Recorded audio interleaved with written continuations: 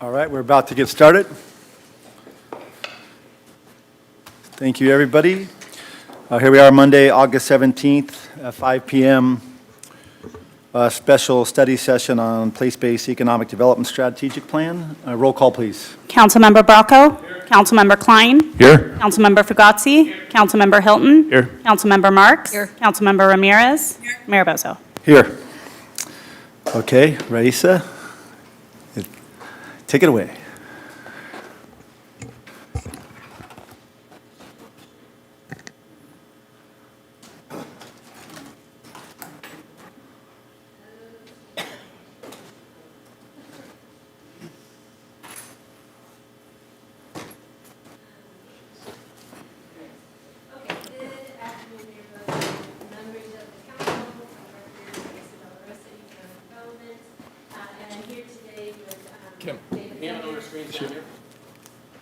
Sorry. 1 second, Raisa. Are the screens off? Yes. They're not on, sorry. Black. It is now. Thank you. Thank you. And now my mic is on. Do you guys have it up there yet? We do. I think they're waiting down. Okay. She just needs to have a single button, red button.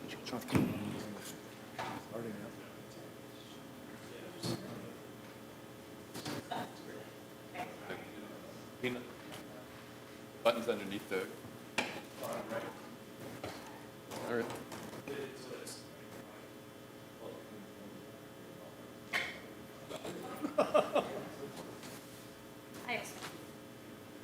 Oh, okay.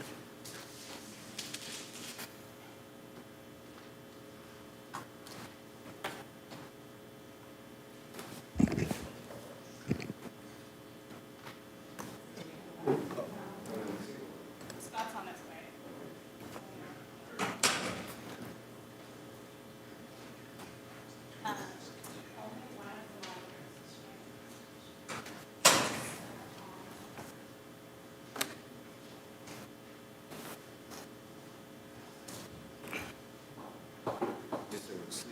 Yeah. Right, so did ours.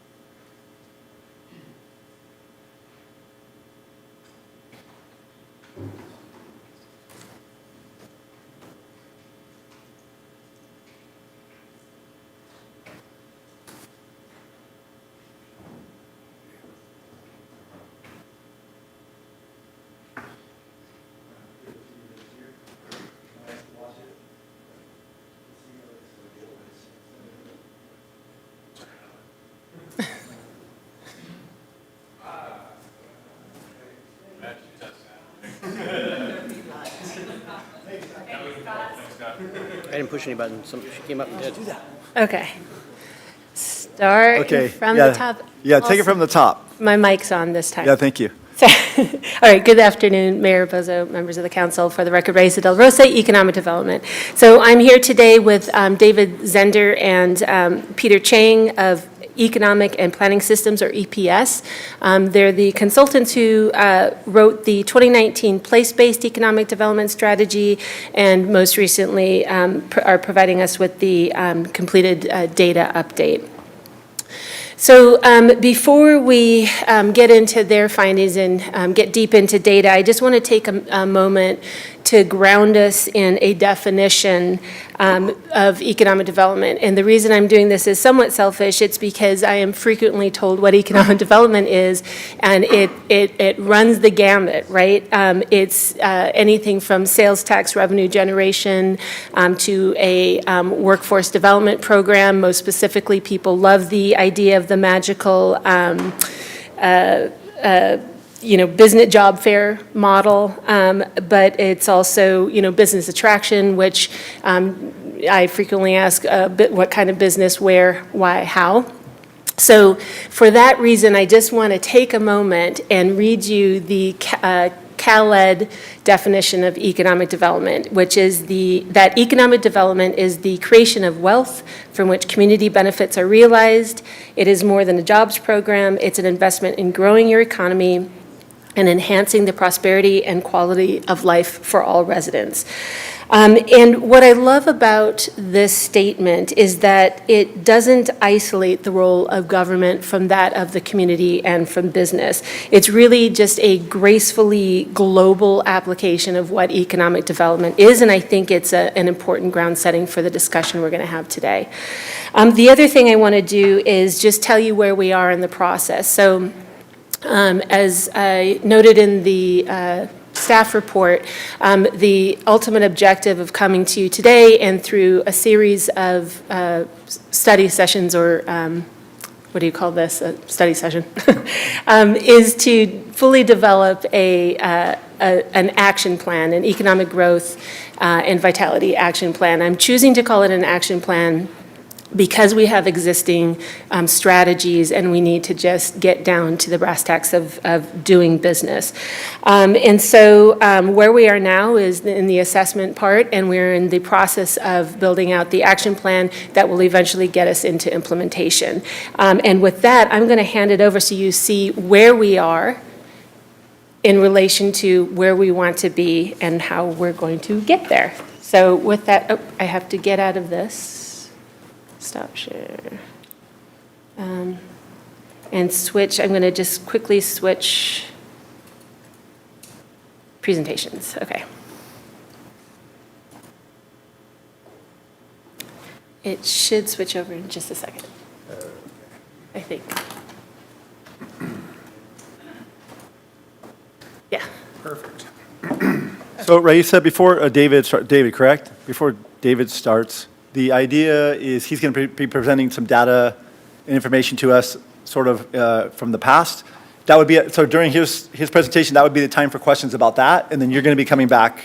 Thank you. I forgot to mention that. So yeah, this is the data update, and it might be helpful to you to ask questions about the data because it is in-depth and data heavy. So if you want to ask questions about the data, that's a good time to do it now. And then I'm going to come back up and then walk us through the outline of the action plan and where we are now. So it's up to you if you want to ask questions now and later. We'll be around. Thank you. Great.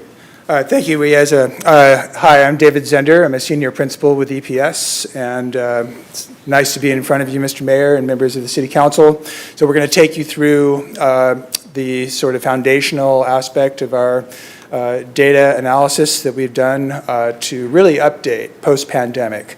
Very few jurisdictions have a clear idea of what's happened since the pandemic, so we're going to bring you up to date with pretty much all the economic trends that are pervasive here in Gilroy.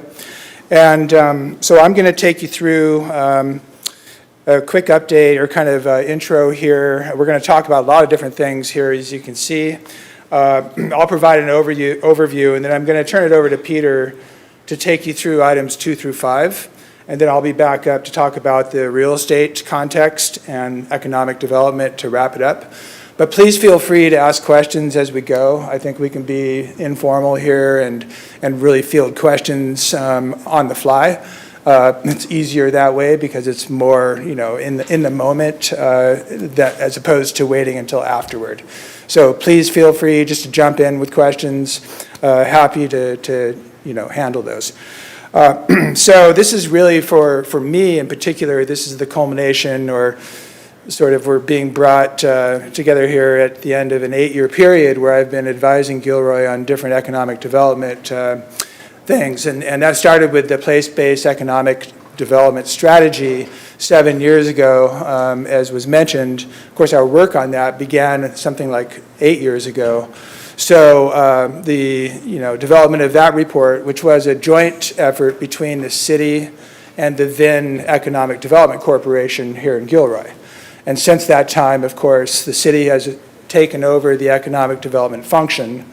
And personally, I think that's a good thing, as it allows for the bringing multiple things to the table in terms of tools and techniques. And so we don't need to belabor this. I'm David, that's Peter.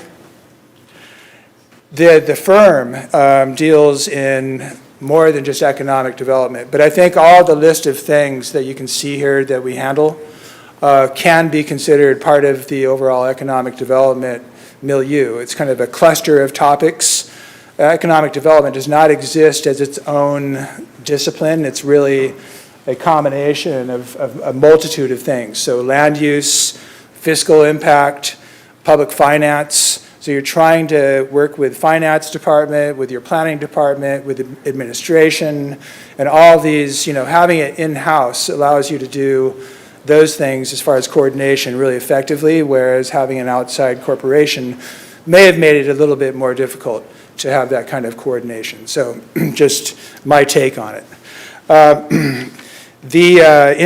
After doing the place-based economic development strategy, we of course worked with you on Gilroy Gardens, the Sharks Ice Project, and a number of other analyses. And so here we are today.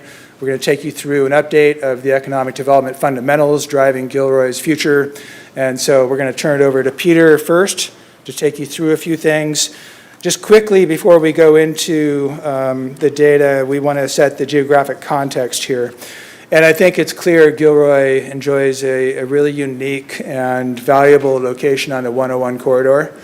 A lot of our analysis looked at your position on the 101 corridor from Salinas to San Jose.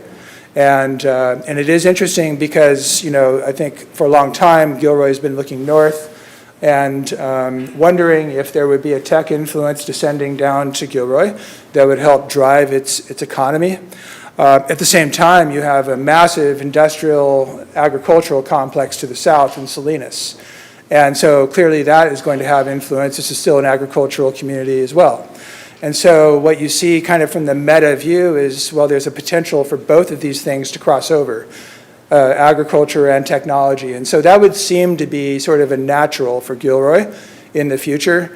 And that's one of the things that we've been looking for as we go through this kind of analysis. And so we'll tell you about sort of what we found as far as influence from these adjoining counties, and then some of the other factors that are influencing what you have currently. But certainly those are a few interesting aspects. And then here, looking locally, clearly you have a very diverse economy in Gilroy. And Gilroy is very different on the west side versus the east side. So we talked about that in the place-based economic development strategy a bit.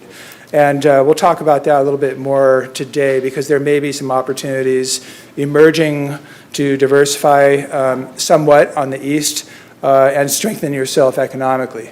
But that's just one of the things to come. So I'll let Peter take you through these next few topics, and I'll be up to talk about real estate. Thanks. All right, we're going to kind of move through some of these data points really quickly because there's a lot of material to go here. The one thing that we found in the data analysis here is that Gilroy, your economic base, and your labor force, they are unique and distinct from Santa Clara County. In fact, you share a lot of characteristics with San Benito and Monterey counties. You're at a very unique crossroads, and so your economic roles and your opportunities are very different from your neighbors to the north, to the south, and to the west here.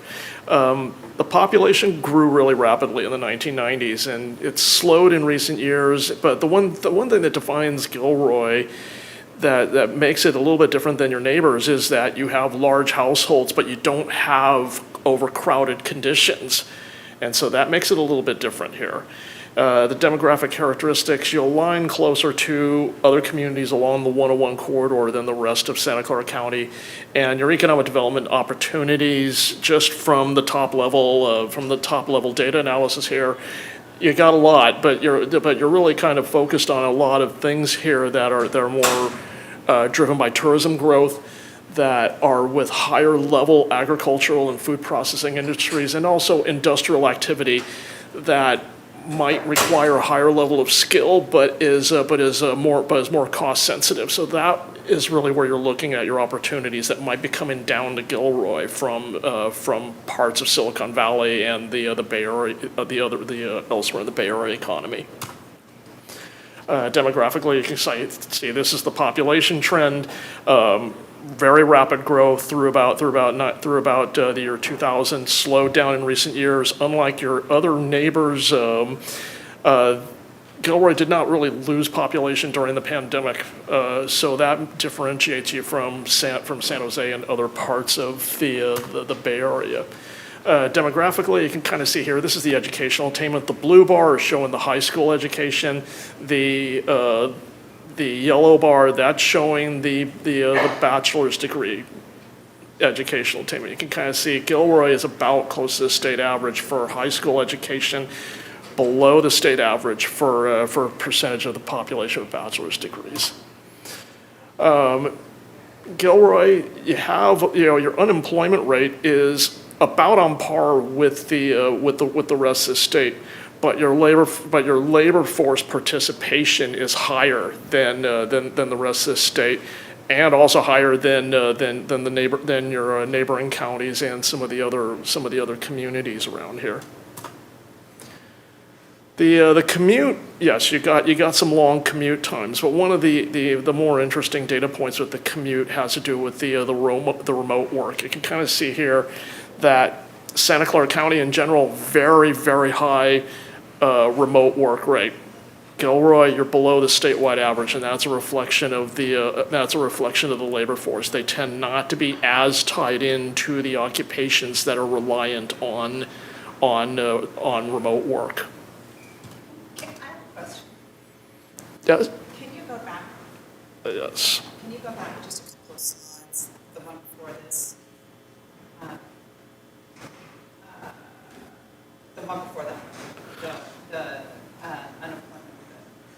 So when I read through this in the packet, I was surprised, unless I read it wrong, which is very possible, that, when you talk about our unemployment rate, it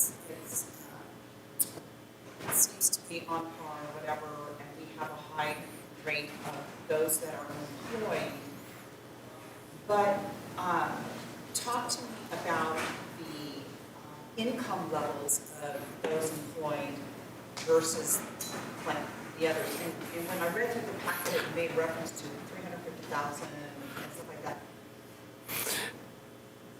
Yeah, I mean. I'm pretty sure I read it wrong. Yeah, I mean, you have a good income level here in the community. I mean, it's higher than the statewide average. It's lower than Morgan Hill and Santa Clara County, but it's kind of like you have, like I mentioned in the beginning here, you have a lot of characteristics here that are kind of crisscrossing between parts of the Santa Clara County economy, parts of the San Benito County economy, and Monterey County. You're kind of an amalgam of all that kind of stuff together.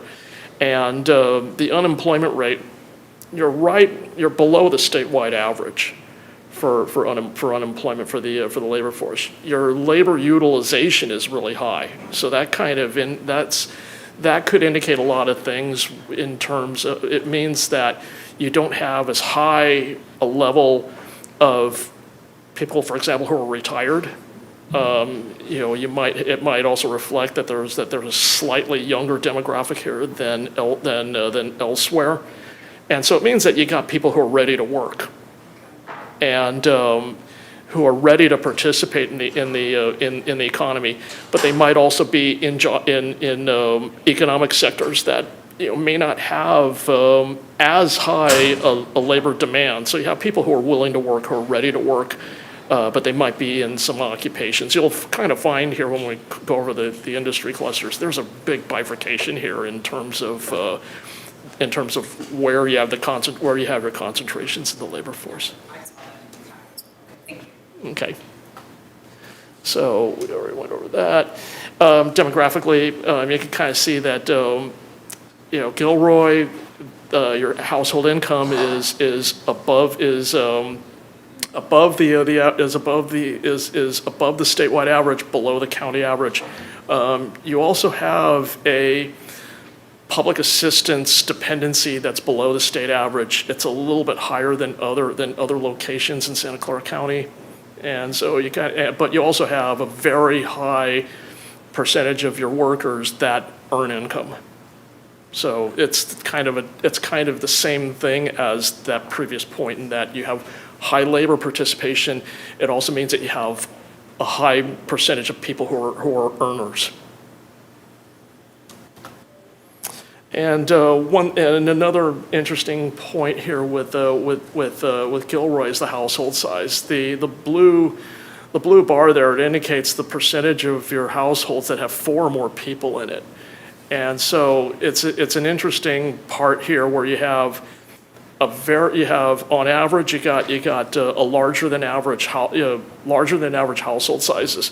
But if you look at the orange bar right there, that's the percentage of households with 1 or less occupants per room. So what that means is that you don't have overcrowding. You have large households, but it's a reflection of the quality of the housing stock here. And so, just kind of an overview of the economic base. Your proximity to both Silicon Valley to the north, Salinas Valley to the south, Monterey County to the west, you have a lot of economic opportunities that are tied into multiple areas here. The economic activity, it doesn't necessarily mirror the rest of the county economy. Your largest job generator is retail trade. That's a reflection of the presence of the outlets, and also just the fact that you have a cluster in visitor serving in the visitor serving sector. So your major sectors here are construction, manufacturing, arts, recreation, and hospitality. Since the pandemic, this is a trend here that just kind of shows what happened during the pandemic. Yes, the employment took a hit in 2020, but you can see that your employment overall has completely recovered to the pre-pandemic levels. And this right here illustrates where the shifts occurred. This is not all of the industries, but it's kind of an indication of, at the top, where are your jobs shifting towards, and then at the bottom, where are your jobs shifting away? And you can see at the top, it's healthcare, management, administrative services, educational services. Go down to the bottom, your jobs are shifting away from retail, trade, and manufacturing. So in general, the job shifts towards services at the county level trend. It's mirroring a lot of what's happening in Gilroy. Gilroy is really not unique in this. Most of the job forecasts that we've been looking at, they are projecting a general slowdown in job growth across multiple sectors. This is over the next decade. But ABAG, their latest forecast seems to be showing things that are more in line with historical trends, and so they are they're presenting a more optimistic outlook for this part of Santa Clara County.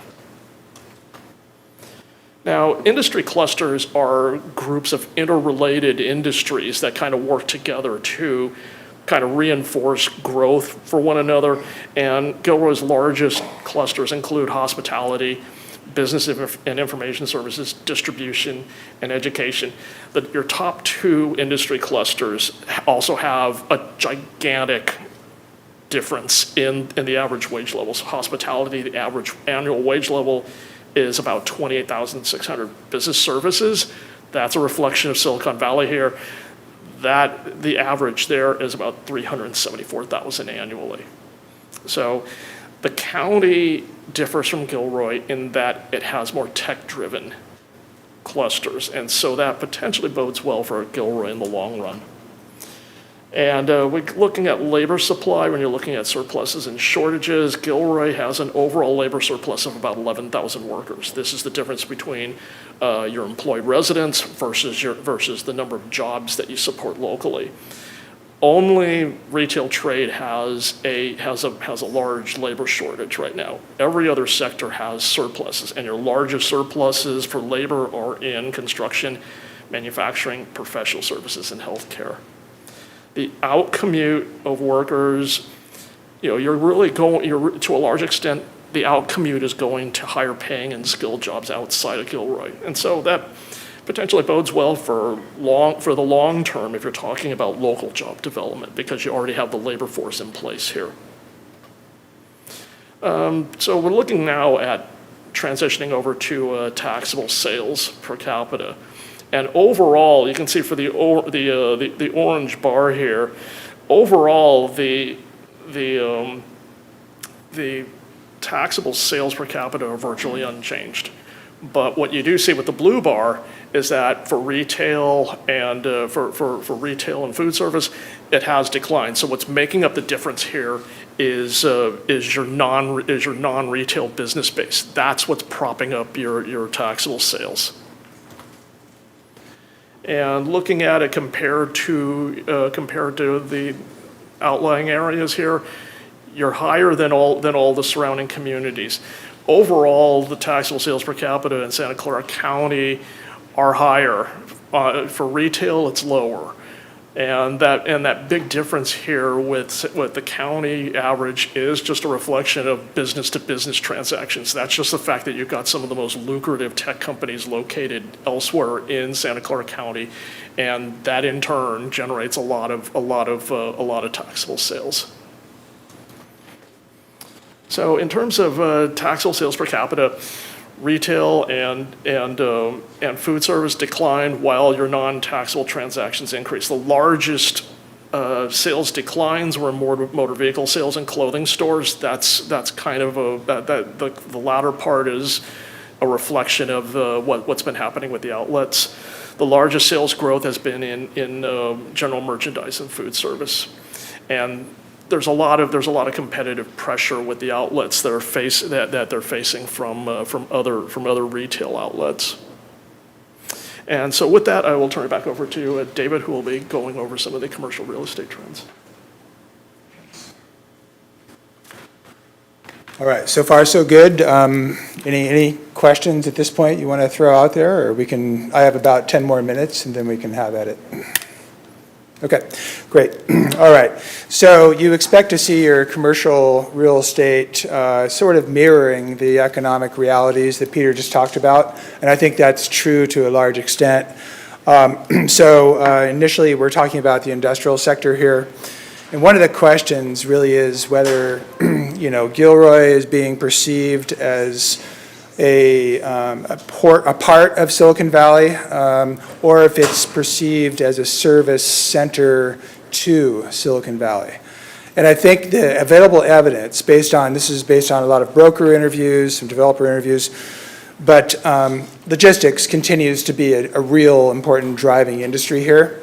And logistics is a classic kind of cost-sensitive industrial use. Logistics is also becoming more of a high-tech sort of use as well, as the buildings are becoming, taller, more sophisticated. You see the improvements replete with robotic systems and really highly automated inventory systems overall. And so if you look at the Cochrane Technology Center that was developed in Morgan Hill, several million square feet by Trammell Crow, I believe, in that area, completely unleased at this stage. They're geared toward a whole wide variety of things, but they are shooting, at least for some logistics, it looks like they're set up for advanced manufacturing as well. And so far, it looks like it's not really taking. And I think that's consistent with what we have heard in terms of interest in value-added kind of knowledge-intensive industry coming south. It's not quite here yet.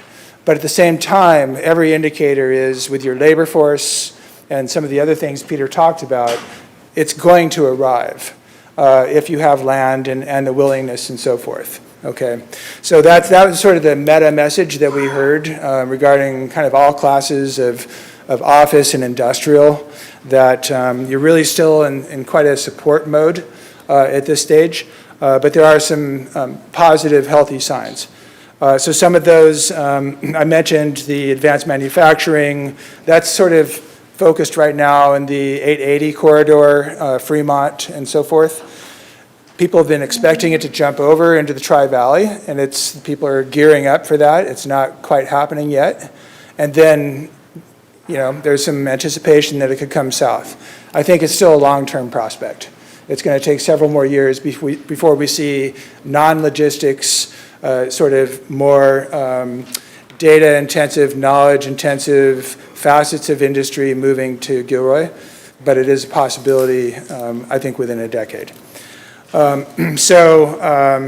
Vacancy rates are still healthy. They were tight at 3%. There's been some product added. We're looking at a healthier 6%. Generally, you want 5 or 6% in your economy to allow freedom of movement. If you're down around 2 or 3%, that's kind of dysfunctional. It means your market's too tight. Often you'll get rapid increases in lease rates under those conditions.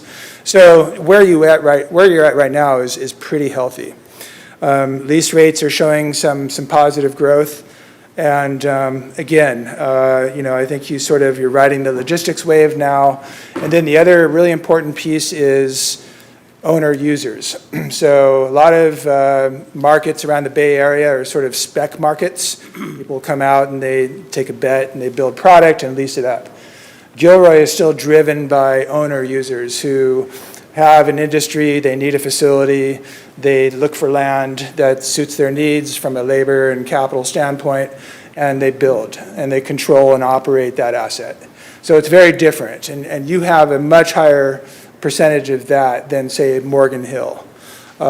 Salinas actually has quite a bit of this type of space as well.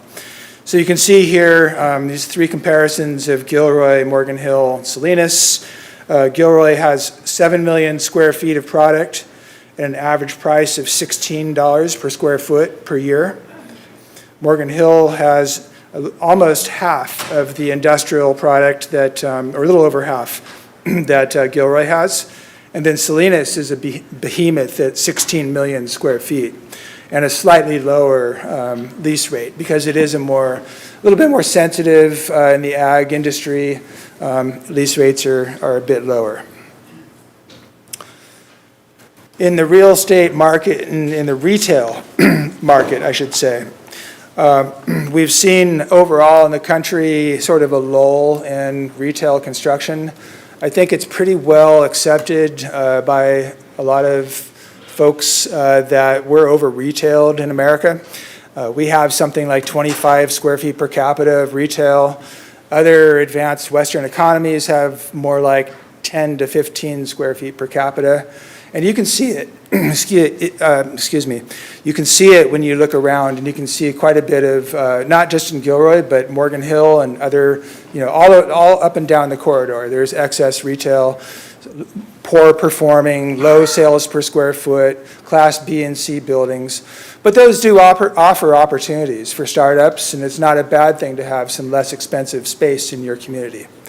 But that said, so where we are in Gilroy right now is we have vacancy rates that have fluctuated, obviously, with the outlets.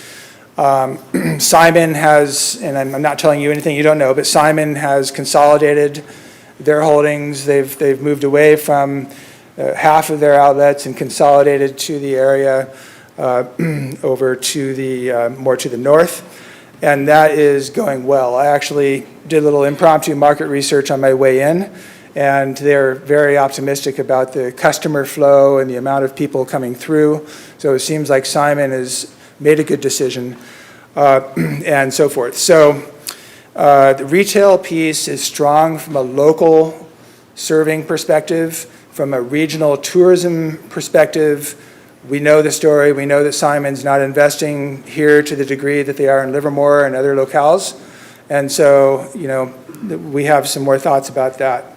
But to move on, market for office is largely unchanged. The whole office market throughout the country, with the exception of really important employment nodes, is pretty dormant. So suburban office space isn't likely to happen here or really on a 101 corridor. Perhaps some space could be speculative built in San Jose, but otherwise it's sort of industry that's dormant for the time being. It's just not a preference for office users. So you can see in the retail, you've got about 4 million square feet in Gilroy, about 2 million square feet, or 3 in Morgan Hill, and then a much larger market in Salinas. And Gilroy, you've seen the precipitous drop from 23 to 25 as the outlets have consolidated. And then I'm not going to speak too much to the office market because there's not a lot of activity there.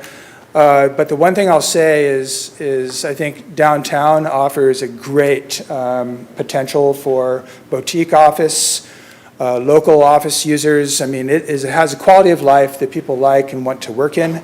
So I think you should explore that as part of the totality of uses that you'll be exploring for downtown in the future. So industrial outlook, slow uptake in the short term. Advanced manufacturing is off in the distance a little bit. Zoning flexibility is a real big issue. People prefer the M2 zoning here over M1. It gives them more flexibility. Almost all M1 is included, but then the ability to have more kind of intensive industry under M2 is attractive. Having options is attractive. So that's something we definitely heard. There's been some, again, reinforcement that the market here is very price sensitive. And then the other thing is, there are some significant development constraints, and power is one of those. And then land is another. So we have some very large lots, and then we have lots that are too small. So there needs to be more investment in connecting the pieces of the east side in particular to create more development opportunities for these employers. Retail outlook, I think, again, we are out of time maybe, but we're seeing that the outlets do need some TLC, and that we think that there is opportunity for some creative repositioning on the east side to perhaps get a little bit more creative with land use and to focus on quality of life and diversify a little bit, and we can talk about that more if you like. So that will wrap up my comments, and thank you very much. Thank you. Okay, I am going to jam through more information for you. Hold on one second.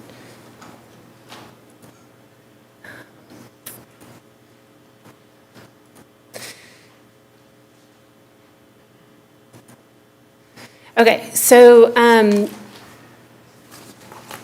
going to get into what I'm proposing. Sorry, this is...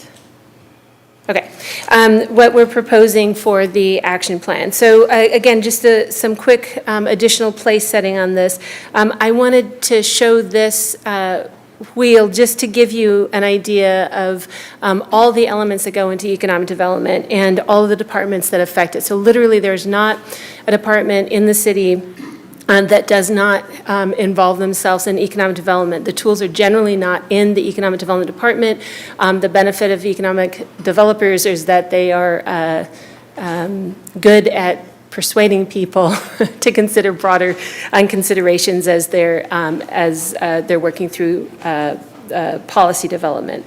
The other thing I want to say is that as we're developing an economic development action plan, we have to do so in consideration of all the existing and upcoming plans, strategies, et cetera, that we have. So obviously, there's the general plan, there's the zoning code, but we are looking at climate action plan. We are looking at the downtown stationary specific plan. We have not a lot of wiggle room around state policies, AB 2011, all of those type of things. So as I'm coming up with the place-based strategies, the broader action plan, it's in consideration of all of these things. So The proposal for you, I'm just trying to jam through this so we can get to some discussion, is building out 3 pillars of a broader economic growth and vitality plan. And that includes the first pillar of which, of course, is the place-based incentives that, or initiatives that were outlined initially in the 2019 plan, addressing what those look like in current context, rounding out with business retention, expansion, and attraction tactics, and then obviously economic vibrancy and resiliency in the purple bubble there. So what do we mean when we talk about place-based initiatives? It is just a fancy word of saying that we're looking to enable and incentivize desired activities on identified opportunity sites and corridors, corridor infill sites. So those were identified in the 2019 plan. Not included on this list is the outlet sites. Those obviously are top of mind. We're always thinking about them, and they're identified in the work plan. I will say that without having an action plan and without a dedicated internal force, the market is just driving a lot of activity. So quickly looking at this, this is going to be relevant in the next thing I talk about, but on some of these sites already, there are a number of developments coming in. So we have a 500-unit housing project that's going to take up the bulk of Los Alamos, the Los Alamos site here. There are some smaller sites or parcels available within that Los Alamos identified area for limited industrial, which will become important to us. We're working on an applicant who's going to take up about half of the San Isidro site. This is actually great. It's anticipated to be to generate a solid sales tax numbers for us. So positive look at what we had originally identified for that site. Both the South Point Business Park site. On maps, I'm sorry. We don't, but I can send you some. They're in the 2019 plan, so I can share that with you because it. But it's fine. Yeah, so these are on the east side, or the South Point Business Park site and Rancho San Isidro site. That's already under development or planned development for some warehouse uses. And then like the TVT site, we got Starbucks and Chick-fil-A. So you can see that there's ongoing movement in the sites that were identified in 2019. In terms of the tactics for this action plan, this pillar of the action plan, it really comes down to policies, financing tools, and partnerships and engagement. So the urban growth boundaries are causing us to look really strategically, or they really require us to look strategically at the remaining land that we have available for development and how are we best using it to get the highest, best use out of it. So that might include redevelopment of sites or assessing sites as they're used currently or as they're zoned currently so that we can understand how to incentivize them. When I'm talking about policies, I'm talking about the land use policies that mostly community development is working on. Financing tools, there are a whole slate of financing tools that are relatively new to California. They have replaced redevelopment, but there are things like enhanced infrastructure financing districts, CREAs, community revitalization, infrastructure, something, but lots of state-level financing tools that we can start tapping into, and then we can do this in partnership with the community. I will tell you that it is going to, the idea of this action plan is that it's a 3-year action plan. Probably about 2 years of that, and when it comes to financing tools, is going to be seeding the idea of participation from a regional level. Those kinds of financing tools don't really make sense unless we have county partnership, and we're going to have to identify mutually beneficial projects and terms in which to try to achieve that. Okay, getting on to the business retention, expansion, attraction. This is the most obvious form of economic development, so I'm not going to spend time on the large business attraction, the small business support, and workforce development. Needless to say, this is where partnerships come into play. I'd like to call out the Chamber, Gilroy Chamber. They're taking on the workforce development element for us, and when Victoria Valencia comes back in October. I had a wonderful 3 months of my 6 months here with her, and I know for a fact that she's amazing at the business attraction components of it. So I'm going to take a moment to talk about the city's business climate and culture. This is an element of a strat plan that is typically not recognized when it comes to business attraction retention. And this is really understanding how we operate, how business-friendly we are as the city. And so we have in this section ideas to build out what that looks like. We're starting with things like permitting, moving all permitting online. This is just a quick graphic of, for example, we're going from a one-page economic development web page to something that is going to be robust, that provides resources so that, in essence, to help people help themselves and be better prepared when they come into the city to do business. I am jamming this because I want 10 minutes of discussion for you guys. Okay, so the last element is the economic vibrancy and resiliency. What we mean by this is that this pillar reinforces the private sector's role in helping to drive growth, and the city, with the city providing supportive frameworks and predictable processes with targeted investment tools. So again, you see financing tools in this section as well, but those are really more things like the PBID, the business improvement districts, that will provide funding to help our private sector help themselves and help us, right? Also, downtown revitalization falls into this category. We're looking, if you think back to the CalEd definition, for quality of life for all people, but also enabling an atmosphere in which it is welcoming to do business within Gilroy. So I am jamming to the end here. I wanted, before I finish, to really take a moment to talk about the tasty pie that is economic development. We are in government but one slice of that pie. We are reliant on community and business partnerships to get us to the place we want to be. And then within the government section, I just want to do a special call out to council and the role that you play, because you are the ultimate in helping us set policy, and then oftentimes, deciding on special land uses or whether they can or cannot go through. I have to tell you, in the again, it's been 6 months. I've been to every council meeting. I've watched them all, and I am just incredibly appreciative of your ability to work through complicated issues to get to solution. And I am hopeful for the continued consistency of this council as we look at policies, because it comes down to setting a vision and being able to get us to the end line in 3 to 5 years. So with that, we are done, and any discussion? I'm not looking on the board here, council, so anybody has questions? Anybody? I'll go.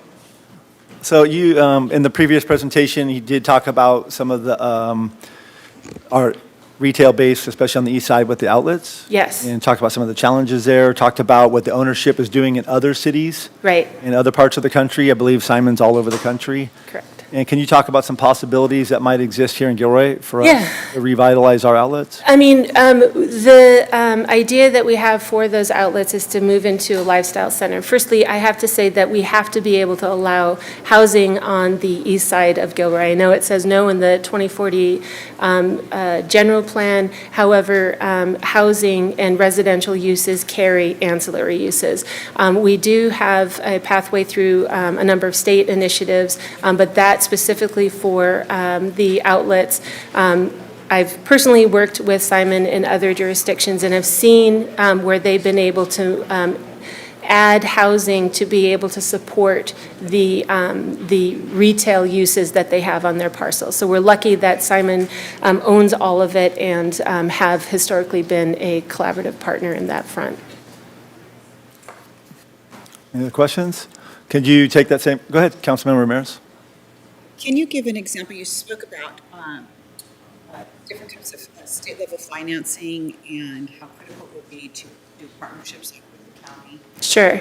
So Yeah, so when redevelopment went away, I forget how many years ago, new versions of like redevelopment came around. But what they did, so it's still tax increment financing. It is not a tax. It is taking the increment of existing ad valorem tax, usually on property, and then creating that same redevelopment model of stabilizing the tax, taking the increment, and then bonding against it. So those are coming into and are being pushed by the state as options, like most common is a version of an enhanced infrastructure financing district. And because it's property-based, the partnership with the county is critical, but does not require, where redevelopment required 100% of the buy-in, right? They had to take the increment and they had to give 100% of that. The county can come in and we can negotiate, say 15%. Even the city wouldn't have to put in 100% of the increment or commit 100% of the increment. You can say 15, 25%, and that's still enough. But if the county does not participate, it means that it limits the amount of revenue through property tax increment that we could bond against or use to get projects like infrastructure projects like roadways, or to help. The benefit is if we put all conditions, say road rate improvements or utility improvements on a new development, or say power for industrial uses, it can sometimes stop a project because they cannot make it pencil out. So it gives the city something to play with in order to meet the developer partway. Councilmember Klein? I just think it's a great job in putting this together. Thank you. with your team I feel like I'm jamming in it out this at short you. time, so I appreciate that. That was the whole focus last year in our getting the economic development department together, so this is a great start. Oh, thank you. I will be back for future study sessions because I want to develop the tactics with you and just get the nudges along the way in order to make sure we're on the right place. And I look to have a completed plan, certainly by the end of the year, early next year. I'd make one suggestion to make it a longer time period than just before one of these meetings, so it doesn't feel like it's crammed, so we actually can work on a study session. That would be my recommendation, especially when there's actionable items coming back from this. Yeah, great idea. Maybe one of the morning sessions like we did last year, where there's more time. Yeah. Okay, Raisa, thank you very much. You're welcome. Thank you. Oh, I'm sorry. Do you have any public comment on the work? I have no speakers. Thank you for the reminder. Thank you. Okay, so we will close the working study session at 5:52 p.m.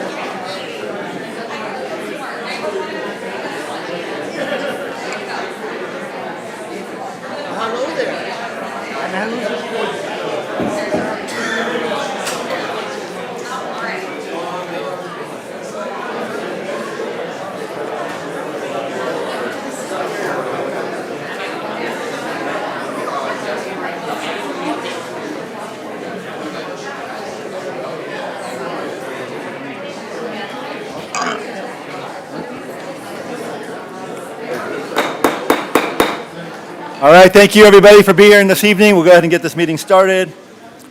6:01 PM, August 17th, 2026. Calling this meeting to order. Roll call, please. Councilmember Bracco. Councilmember Klein. Here. Councilmember Fugazi. Here. Councilmember Hilton. Here. Councilmember Marks. Here. Councilmember Ramirez. Here. Mayor Bozo. Here. City Clerk's report on the posting of the agenda, please. Thank you, Mayor. This agenda was posted on Wednesday, August 12th at 6:15 PM. Thank you very much. Moving on to item 2.4, a Pledge of Allegiance will be led by Councilmember Fugazi, and please remain standing for the invocation by Pastor Malcolm McPhail.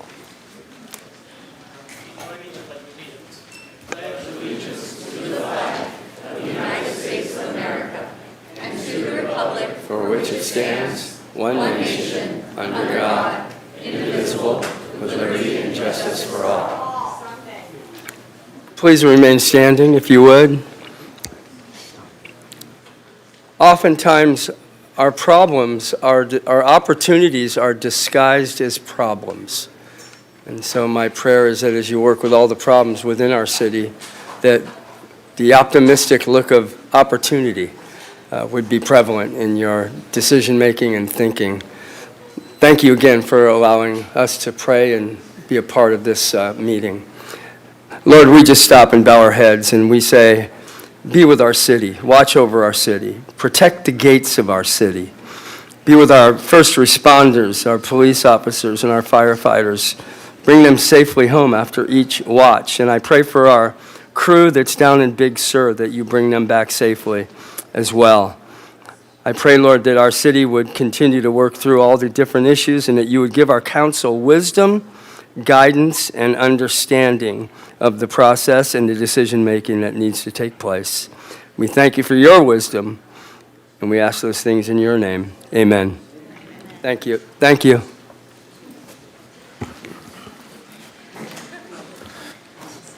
Thank you, Pastor McPhail. Jumping ahead to item 2.7, employee introductions.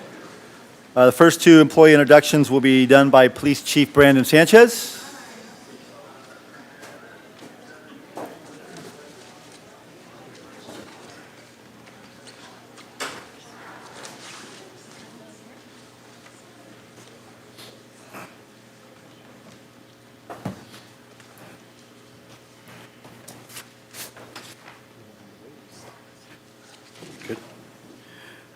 Good evening, Chief Brandon Sanchez. I have two introductions for tonight.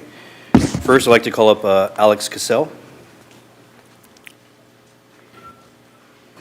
Alex has a background in military, education, childcare, and working with individuals with special needs. Throughout her previous roles, she gained experience in communication, teamwork, problem solving, and working in challenging situations. She's excited to bring those experiences with her as she begins her career in public safety. She is also currently pursuing her bachelor's degree in psychology at Southern New Hampshire University.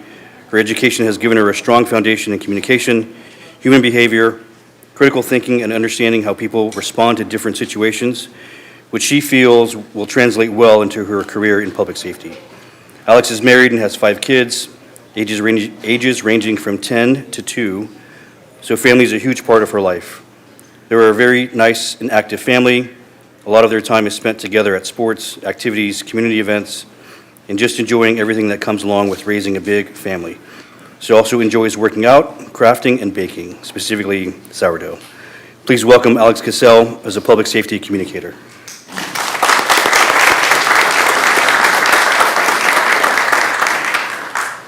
Hi, I'm excited to be here and become a part of the community in a bigger way, especially in a town where I raise my own children, and I was born and raised as well. Thank you.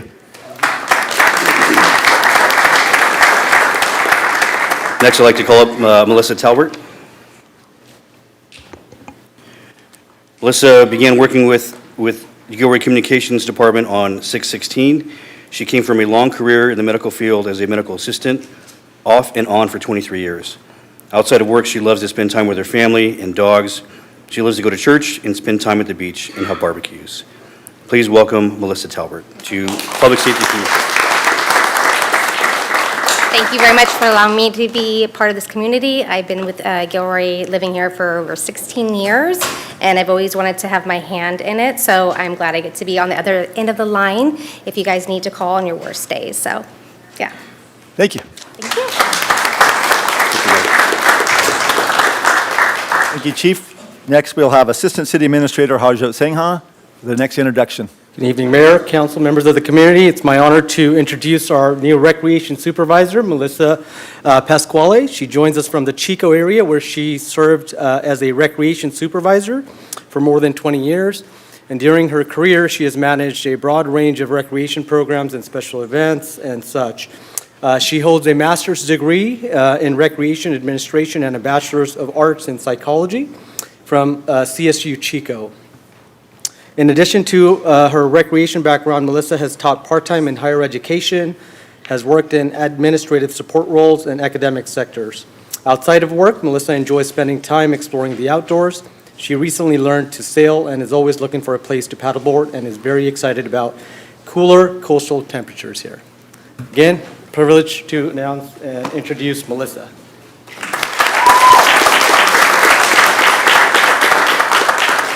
Thank you for the opportunity. I'm excited to be part of this community and serve the community with new recreation opportunities. Thank you.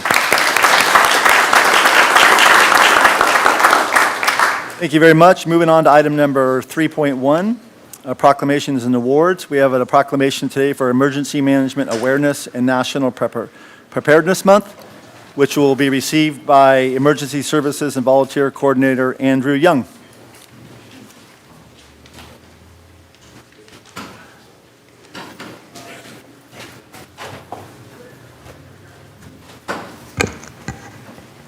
Okay, City of Gilroy proclamation. Whereas emergencies and disasters can occur at any time and affect the safety, well-being, and resilience of the Gilroy community. And whereas emergency management is a year-round effort encompassing mitigation, preparedness, response, and recovery, and depends on collaboration among city departments, first responders, public agencies, healthcare organizations, schools, businesses, community, and faith-based organizations, volunteers, and residents. And whereas residents are encouraged to understand local hazards, make emergency plans, build emergency supply kits, stay informed through trusted sources, know how to evacuate and maintain supplies to sustain their households for at least 72 hours, and ideally up to 2 weeks. Whereas August is recognized as Emergency Management Awareness Month and September as National Preparedness Month, providing an opportunity to recognize those who support emergency management and encourage everyone to prepare for emergencies. Now, therefore, I, Greg Bozo, Mayor of the City of Gilroy, along with my colleagues on the City Council, do hereby proclaim August 2026 as Emergency Management and Awareness Month and September 26 as National Preparedness Month, and encourage all residents, businesses, and organizations to take meaningful steps to prepare for emergencies and help Gilroy remain a safe, resilient, and prepared community. Andrew, thank you.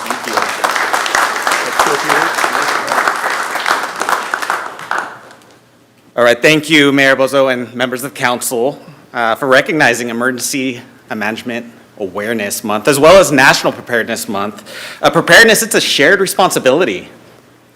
And it begins with simple, practical steps, such as understanding local hazards, making emergency plans, staying informed, and gradually building emergency supplies, and also participating in preparedness training. For example, we have community emergency response team training that our community is welcome to sign up for.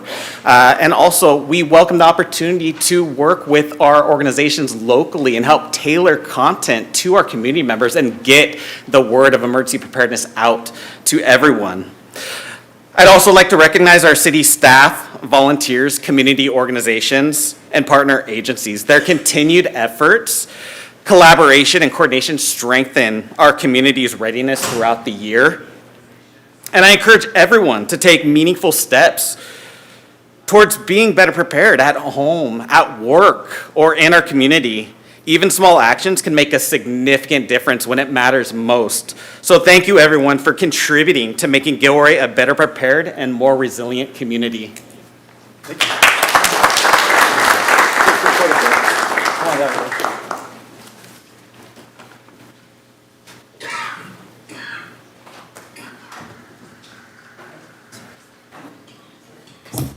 I have to fill in.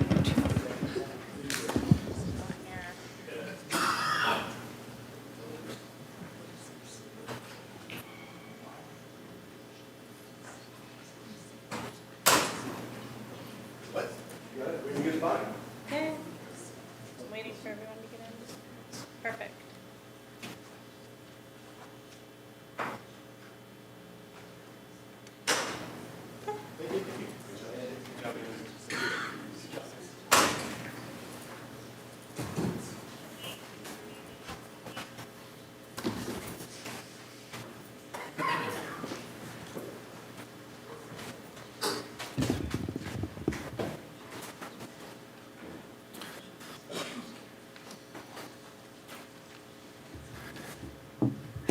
All right, thank you very much, Andrew. Moving on to item number 4.1, presentations to council. Today we'll hear the annual presentation from the Arts and Culture Commission. Take it away, Ruben. All right.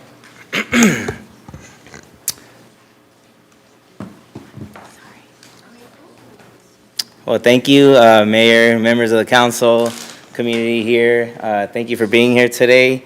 Today, I wear a lot of hats in the community, but today I come to you as the chair of the Arts and Culture Commission. My name is Ruben Dario Villa, also known as Mr. Fuchila, and I'm here to talk about how over the last couple years, the Arts and Culture Commission has worked to move from a commission that simply encourages arts and culture, but one that connects directly with the community and invests in the creatives that make it all possible.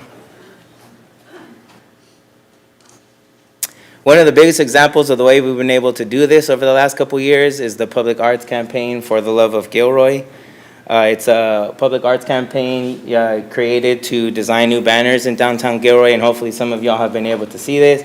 You can see some of my fellow commissioners here holding up banners. These are the actual banners that go up in downtown Gilroy on the light posts there. And I'll tell you a little bit more about the program. In 2024, we launched our pilot for the Arts and For the Love of Gilroy. We pitched a new program to get the community involved in beautifying their downtown and their city. We were able to put out an ask to local artists, local Gilroy artists, and we were able to receive 37 submissions. We selected 14 artists that created 14 new banners in the first year, and we paid each artist $500 to do so. As an artist myself, I know that was very important for our program to make sure that that was possible. We created a new process and strategy around making that possible, something that didn't exist before, and we all convened around a community event that brought a lot of smiles and recognition to the artists and the community at large. You can see some of the banners here on screen, and as they go up every year, you'll be able to see them in person again also in downtown Gilroy. So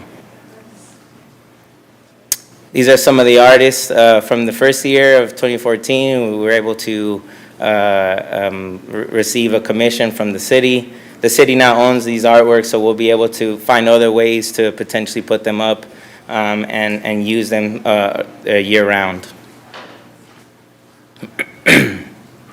All in all, I think what we've been really proud of as a commission is the bridge that we've been able to build from City Hall to the community. Like I said, it's important for us to lead with community outreach as our strategy, as opposed to one that waits for the community to bring us things for us to approve or to recommend approval by City Council. So, and you can see we've had quite a great turnout that day for our unveiling. In 2025, we added it officially to our work plan.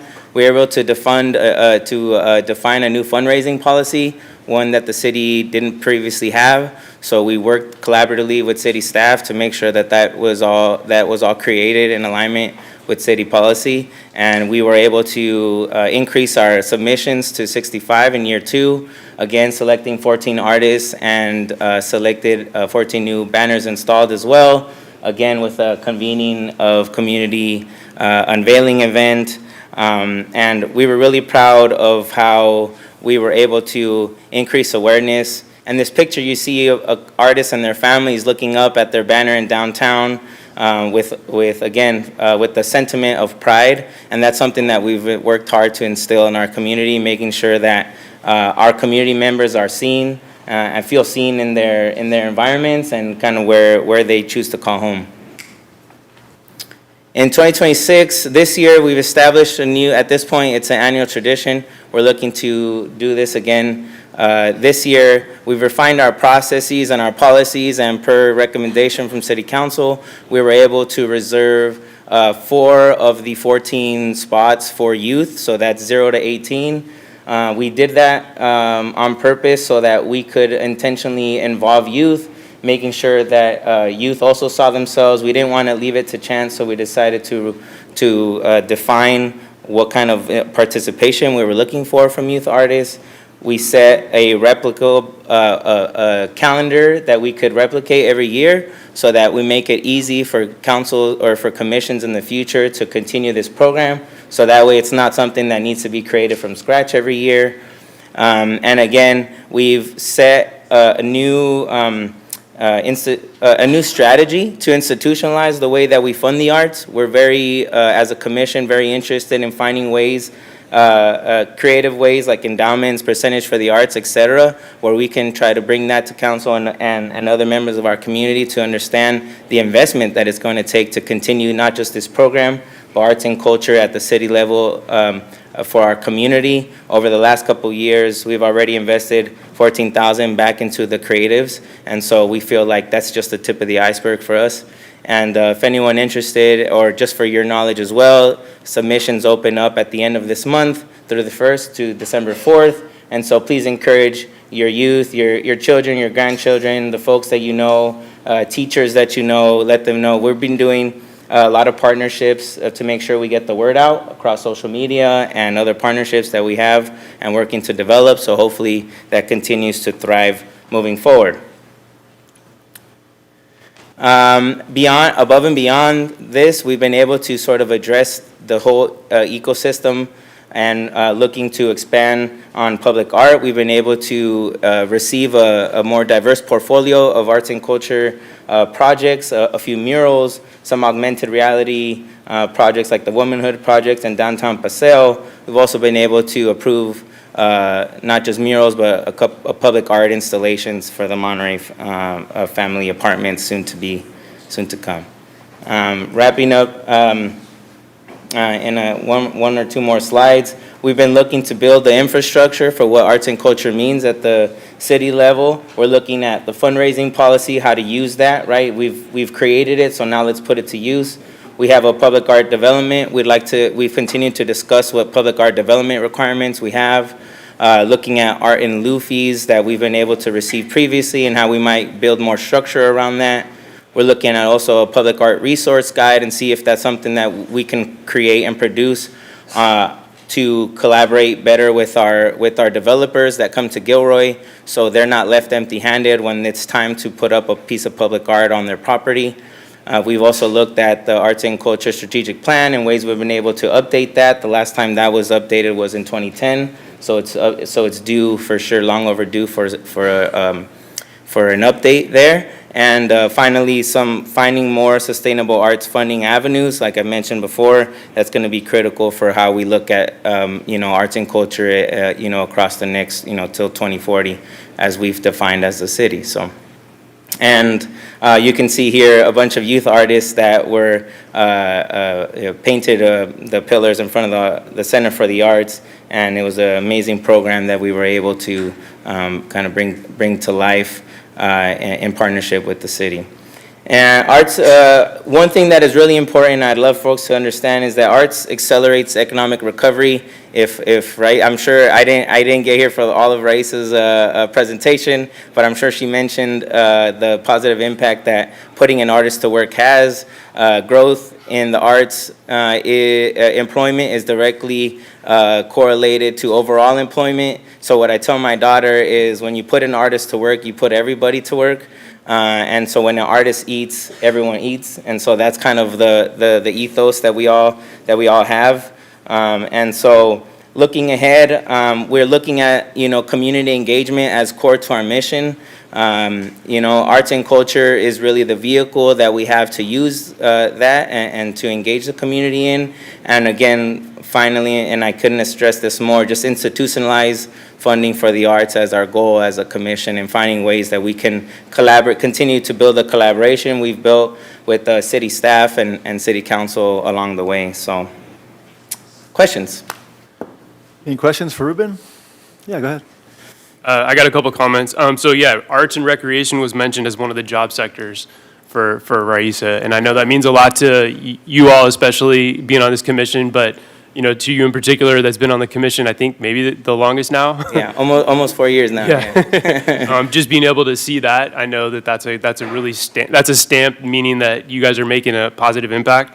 And great report, and I really enjoy seeing you all out in the community too. I think it was a national night out.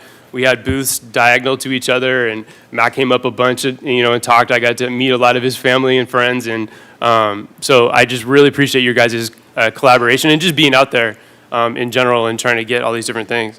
Thank you for those youth spots for the Love of Gilroy banner. I really appreciate that. And lastly, I just want to say, just remember that budget season's coming up with the new council that's going to be seated. Brand new budget starts in January. You've been through this many times, but for those of you that are new, now's the time to start thinking about all these things that you want to, ask for budget requests and things to go in your work plan. So thank you for everything you guys did. Thank you. Any other comments? Oh, sorry. I have a comment that you can comment on, please. Yes, you of talked course. about the ecosystem. You had that on one of your slides, Yes. ecosystem. Yeah. And most of what you talked about today was about the coordination, the collaboration you're doing locally. But Yeah. could you talk a little bit about your relationship with SV Creates, what they do, and how that benefits Gilroy, even though they're not located in Gilroy technically? Yes, so SV Creates is the arts, what you call the Arts Council for Santa Clara County. They've been involved in the steady support of the arts and culture ecosystem here in Gilroy. They've been able to bring outside funding into the city to create the city's first arts grants program called Gilroy Elevates the Arts Grant. It's a grant that that has been able to support local artists here in Gilroy, putting together such events as La Ofrenda Festival, Tamal Festival, and other festivals that have been able to kind of come to life because of this funding. Sixth Street Studios. So there's a lot of folks in the community that have been able to benefit from the involvement of SV Creates, and that collaboration started many years ago. And one of the vehicles that we use at the grassroots level is through the Gilroy Arts Roundtable. So if folks are interested in getting involved and getting like a deep dive into what's going on at the grassroots level in the community per arts and culture, please join the Gilroy Arts Roundtable the last Wednesday of every month. We tend to move locations, so looking us up on Instagram or coming to speak to me after is also a good way of doing that. But we try to approach this collectively from the grassroots side here in City Hall and across the rest of the county. So, thank you. Yeah. Great comment. Thank you. Thanks a lot, Ruben. Thank you.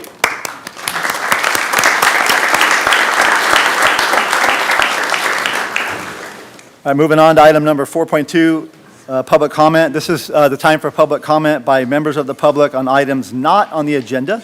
So if you have an item that you would like to comment on this evening that's on the agenda, that time for you to do that would be a little bit later when that agenda item comes up.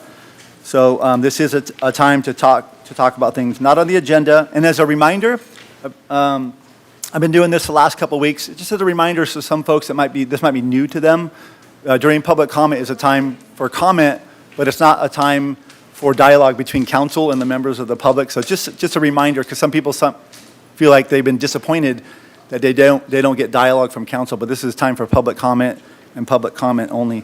And also, I think now we're in our second or third meeting where we are now doing online participation and public comment. So we will be doing that at the end of public comment on each agenda item.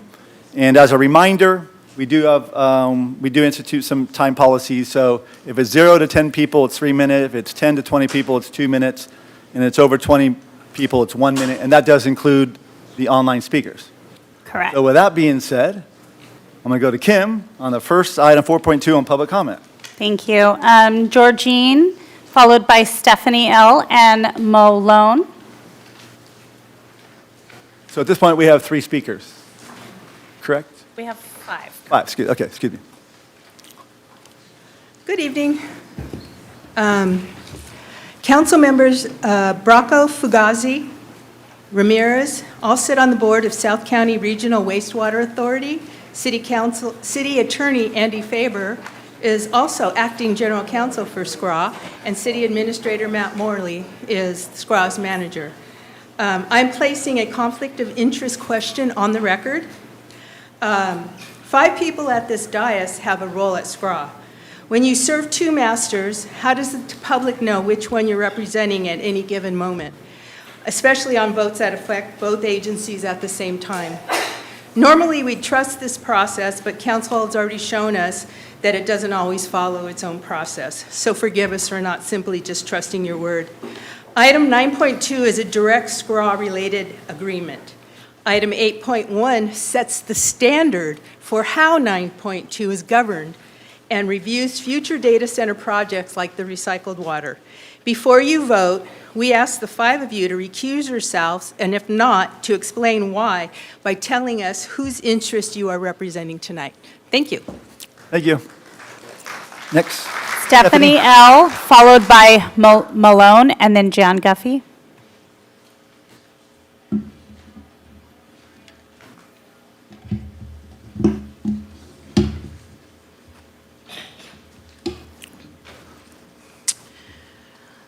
Recently, Mayor Bozo was quoted saying, "Gilroy is adapting to the times," but are we? Councilmember Carol Marks asked for a drive-through ordinance about 4 years ago. Staff has still not deemed that topic fit to be brought before City Council. And while the council waits for the ordinance it requested, the city managed to approve a drive-through. Gilroy is not prepared to be a modern city. We do not have surveillance technology ordinances. We lack clear standards for emerging technologies. We don't consistently monitor completed projects to verify continued compliance. A climate action plan was paid for and begun and drafted more than a decade ago and never completed. And the greenhouse gas reduction plan promised in our 2040 general plan is overdue by 3 years. Meanwhile, permits get issued, projects get approved, and decisions get made. And drive-throughs were invented in the 1940s. Do we need to wait another 80 years to adapt to everything else? People are here now. They're showing up. They're asking questions. They're trying to engage with their local community and their local government, and they continue to feel dismissed. People have lost confidence in Gilroy and our city management. Trust is rebuilt by listening, being transparent, and giving residents a meaningful voice. And that meaningful voice also should include the City Council. And this brings me to the FAIR memo process. This process, for people who don't know, outlines how council members can agendize items. A council member must first consult with the city administrator, prepare a memo, have it reviewed for compliance, then wait 30 to 45 days for it to appear on an agenda. Even then, council is only deciding whether that issue should return for discussion and potential action at least 2 meetings later. At an absolute minimum, that's 58 days just to get an issue before the council for deliberation, and there's no deadline for when that final discussion must be agendized. Staff expertise is essential. But Gilroy elected 7 council members to set policy and determine the direction of this city. And when elected officials face months of procedural delay just to deliberate an issue, when requested policies have languished for years, then the process is working against the people who we elected to lead. The FAIR memo policy needs to change, and it needs to change now. Being a modern city isn't simply about what we approve. We become a modern city when our policies, processes, and government are prepared to govern what's next. Please remove the FAIR memo policy. Thank you very much. Malone, followed by Jan Guffey and Bill O'Connor. Hello, Mayor, and hello, council members. My name is Malone Zoha. I have lived in Gilroy here for more than 23 years. It's a nice city. My main reason of coming out here is just for one issue. You know, the mayor, we have this serious issue of secondhand cigarette smokes. You know, the city or the council has already addressed issue before, secondhand cigarette smokes, but it only applies to multi-unit residents. But the problem is also applicable to private homes. You know, new developments in Gilroy, new homes, you kind of have your neighbor here. It's like a quad. You have the neighbor here and the other guy here, and the other neighbor on the other side, you know, and you have a fence. So your neighbor that is smoking cigarettes, marijuana, can just keep you out of enjoying your own backyard.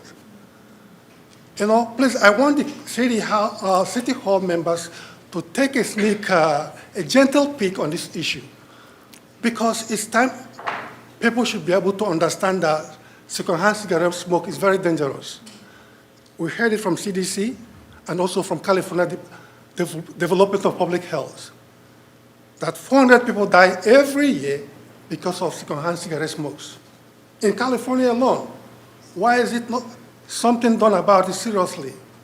And I'm very glad that when I read the laws of secondhand cigarette smokes on multi-unit residents, it was very nice, very, very strong and innovative.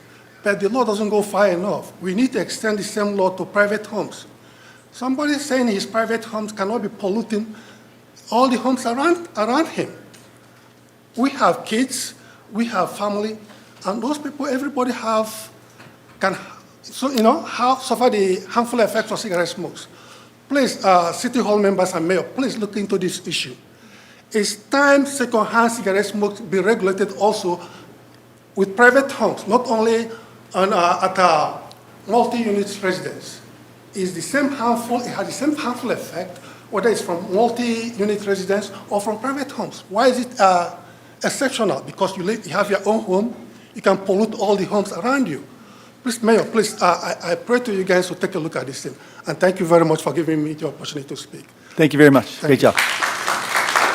Jan Guffey, followed by Bill O'Connor. Before Jan gets started, just a reminder to everybody, the reason why we ask folks not to clap, it's not because we don't want folks to clap against us, it's because we don't want other members of the audience to feel intimidated by clapping. So if you could please refrain from that, thank you very much. Go ahead, Jan. Hi, I'm a Gilroy resident, and I want to thank you all for your service to our city. Regarding the ICE detention center, which is planned for Santa Clara County land just outside our boundaries, I would like you to consider signing on to the amicus brief, as so many of our local municipalities and counties have already done. It was heartening to see county supervisors from Santa Clara County, Monterey County, and Santa Cruz County here in front of City Hall last Friday at the press conference, standing with us to oppose the ICE facility. We know it affects our whole region. In addition to the resolution you've already passed opposing the ICE detention facility, signing on to the amicus brief, even if it costs, would send a very clear message that you stand with all of our Gilroy residents who are persons of color, who are the targets of these ICE kidnappings. If parents are afraid to send their kids to school in Gilroy because they don't know if they'll be targeted by ICE, that hurts our Gilroy Unified School District's bottom line. Our kids can't progress if they don't go to school. Most people who are suffering in ICE detention facilities run by private corporations, which have been documented to provide inadequate food, water, and medical care, have no criminal record. That is, about 75% of people who are suffering in these facilities have no criminal record. 52 people have died in ICE custody under the current administration as of June 2026. Thank you, Jan. Next is Bill.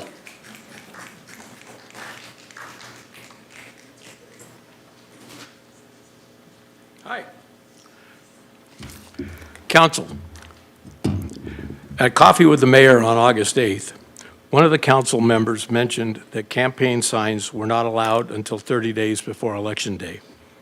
Since there was no rebuttal to this statement, I took it to be true. Seeing campaign signs around town for one of the council candidates, I was disappointed in that candidate. Before jumping to conclusion about the candidate ignoring timing of a campaign sign regulations, I went to find that regulation on the city website. Page 55 in the candidate instruction guide addresses campaign signs. There is no mention of timing on that page. I then went to the web and inquired about campaign sign timing in Gilroy. The information I read indicated there is no guidance regarding timing in Gilroy and that direction is taken from California guidelines. California guidelines are that campaign signs are not allowed before 90 days prior to the election and are to be removed by 10 days after the election. If there is a directive indicating that campaign signs are not allowed until 30 days prior to the election, I would appreciate someone contacting me to tell me where to find it. Misinformation I received at Coffee for the Mayor led me to believe that one council candidate was either unaware or ignoring campaign rules. I am glad that was not the case. Please be careful with your statements. Thanks for listening to my input. Thank you, Bill. Any further? I have no further speakers. Okay, thank you very much. Okay, moving on to item number 5, reports of council members. Councilmember Bracco.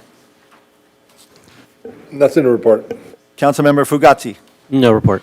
Councilmember Marks. No report. Councilmember Hilton. Thank you. From Valley Transportation Authority Policy Advisory Committee, as VTA prepares for the exciting transition to the new headquarters, we have an opportunity to make a small but meaningful update to the agency logo, one that reflects where we are today.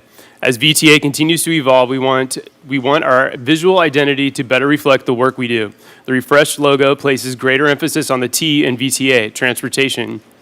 Transportation is at the heart of our mission and the service we proudly deliver every day to the community. This is intentionally a refresh, not a complete rebrand. We recognize the importance of being good stewards of public resources, and a full rebranding effort is not fiscally responsible at this time. Instead, we're making a thoughtful enhancement that builds on the strong recognition and trust the VTA brand has earned. From Silicon Valley Clean Energy, Bay Area Air District Zero NOx water heater rule updates. The board received an informational update on the Bay Area Air District's draft amendments to Rule 9.6, covering the proposed changes to compliance date, the exception framework, and SVCE's role in providing technical input and coordination with other local agencies ahead of the Air District's planned November decision. The Air District proposed changes are designed to significantly reduce the burden of customers while easing rule implementation. The board learned about the results of SVCE's annual residential customer survey. The survey measures SVCE and electrification awareness and informs the agency's marketing and messaging. Results show that awareness of SVCE has improved and favorability is positive. While there is an increase in customers visiting SVCE's website, purchasing all electric equipment is down, with rising costs being the top of mind. The results will guide staff to expand outreach to vulnerable groups, expand electrification education, and improve income qualified offerings to ensure SVCE's offerings are accessible to all residents. From ABAG I'm the General Assembly delegate. In June, I spent the day as our City of Gilroy delegate to the ABAG General Assembly and Business Conference in San Francisco. Association of Bay Area Governments is the official comprehensive planning agency for the San Francisco Bay Area region. ABAG's mission is to strengthen cooperation and coordination among local governments. We determined policy, received a regional housing needs allocation, or RHNA, for the 7th cycle housing element presentation, adopted the annual budget and a work program. In addition, the General Assembly reviewed policy recommendations from the ABAG Executive Board, established annual membership fees, and reviewed the bylaws of the ABAG Association. An early preview of the RHNA Cycle 7 was provided, including phases, timeline, and notable statutory changes prior to the kickoff in early 2027. The recording of the ABAG presentation is on my YouTube page, along with the PowerPoint and staff report. There are materials that I also brought back, and those are available in the library of our council member office. The upcoming 7th cycle of RHNA covers the planning period of 2031 to 2039. Housing elements must be adopted by January 31st of 2021. And lastly, over the next few council meetings, I'll be providing some of the key changes to the process so that council, staff, and the public are all on the same page as and well-prepared ahead of time. Thank you. Councilmember Ramirez. Nothing to report, thank you. Councilmember Klein. No report. Okay, thank you very much. I'll move on to item number 6, consent calendar. Any questions from council, for staff? Nothing? Any public comment, please? No, I have no speakers. Okay. I'm looking for a motion and a second to approve the consent calendar, item 6.1 through 6.5. A motion? I have a motion by Councilmember Klein. Need a second? Second. And a second by Councilmember Hilton. Roll call, please. Councilmember Bracco? Yes. Councilmember Klein? Yes. Councilmember Fugazi? Yes. Councilmember Hilton? Aye. Councilmember Marks? Yes. Councilmember Ramirez? Yes. Mayor Bozo? Yes, motion passes 7-0. Thank you. Move on to item number 7.1. Adopt, this is a long one, bear with me, please. Adopt a resolution approving the plans and specification for the precast concrete fence replacement project, amending the fiscal year 26-27 capital improvement program to include the project, awarding a construction contract to Silicon Valley Paving Incorporated for an amount not to exceed $415,000 with a total construction cost, including contingency, of $456,500, and amending the fiscal year 26-27 capital improvement program budget by appropriating $456,500 of community facility district funds to the project. Staff report, please.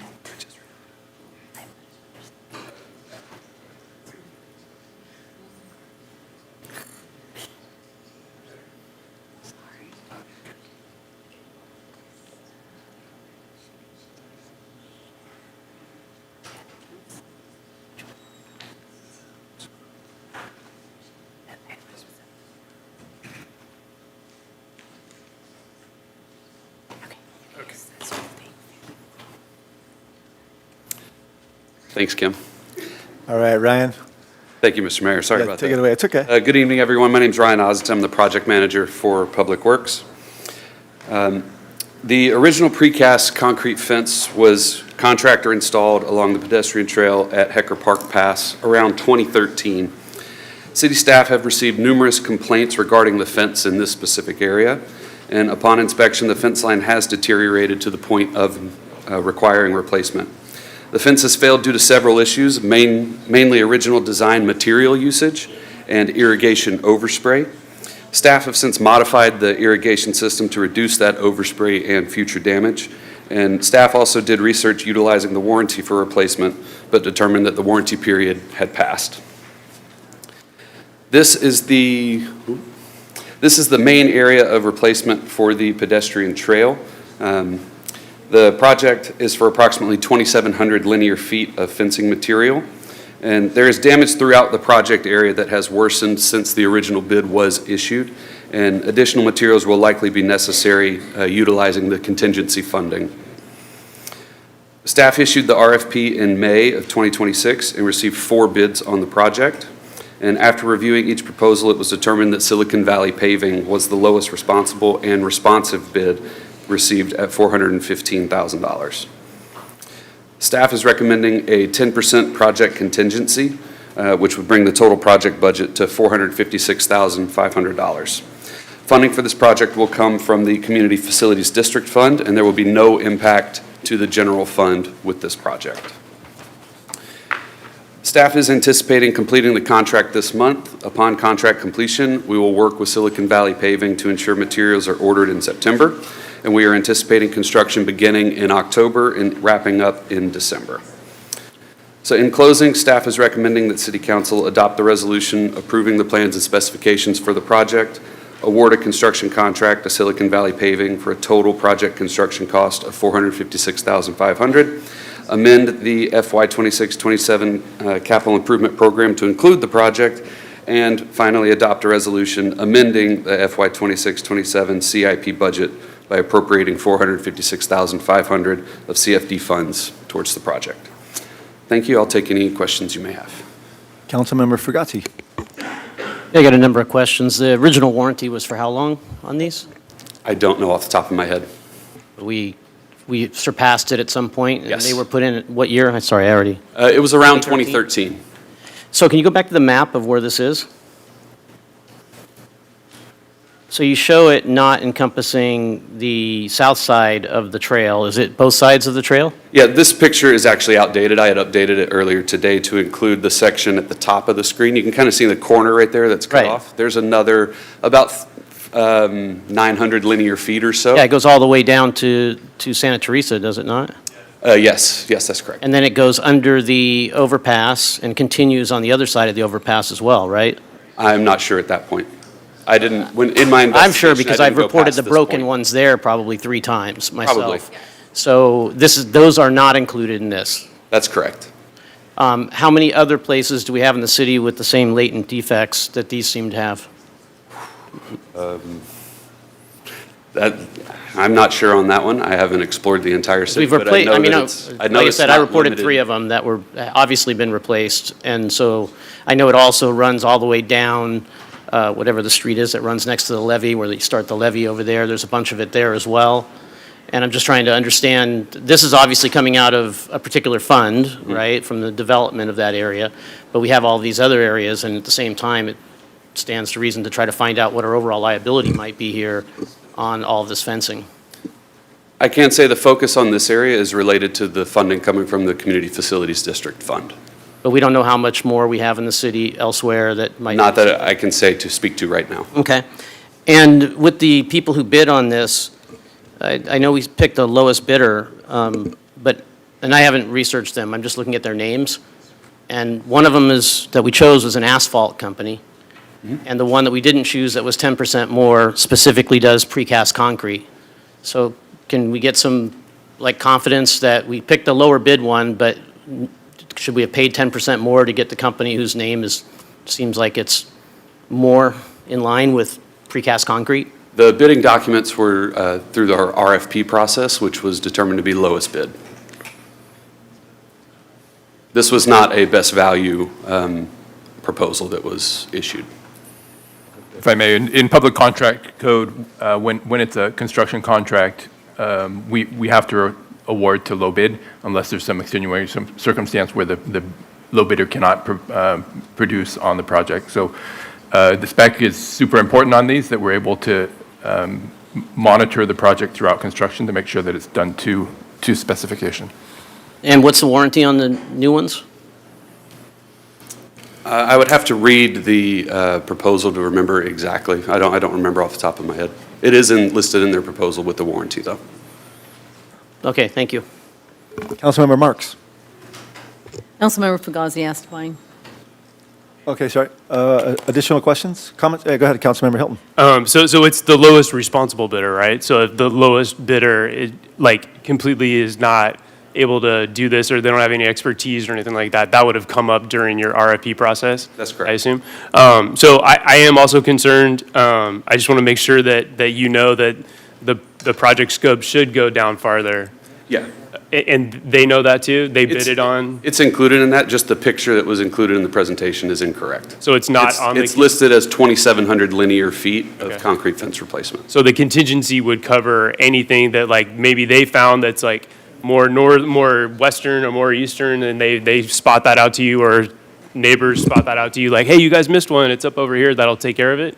The contingency would go towards the additional footage in this area that's unaccounted for, that has been damaged since we issued the RFP, or that we have been notified of the damage since the RFP was issued. Thank you. Further questions? Public comment? Sorry. Go ahead. Most of my questions were asked, but one other. With regards to the contingency, and you said that additional things have been identified, how confident are you that the contingency will cover all of that?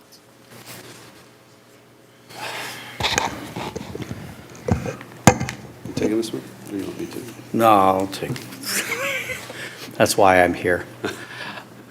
In a perfect world, I would ask for additional contingency, frankly, with that deal, because I think we're going to be at that point. We can still work through this and return back to the council if we need to do a contract amendment to that point. So I'm not asking for that additional contingency dollars a day, but I think it's worth highlighting that I think it's going to ultimately exceed that point. If I could, I just want to say the focus of this was the retention, the basin area there. That is within the CFD. The remaining fence along the walkway, the bikeway, is the city's. And so it doesn't mean we don't have to look at it and deal with it. It did not get the same overspray issues. It's not showing the same amount of deterioration, but there's issues there and we need to be looking at it. I know that there Sunrise Park, there's some other parks that use some of these concrete. We're seeing some of the spalling there as well. We're going to have to be looking at how do we basically deal with replacement and fund that ultimately. Would it have made sense to evaluate that and include this in a larger project in order to get economies of scale or other things that would be associated with being able to do more areas or more frequented areas or, yeah. Through the mayor, certainly it's always nice to be able to do that, but frankly, we did not and still do not have a funding source identified to address that larger issue. And again, I was out with staff today just looking at that area along the walkway. Again, it is at a very different level.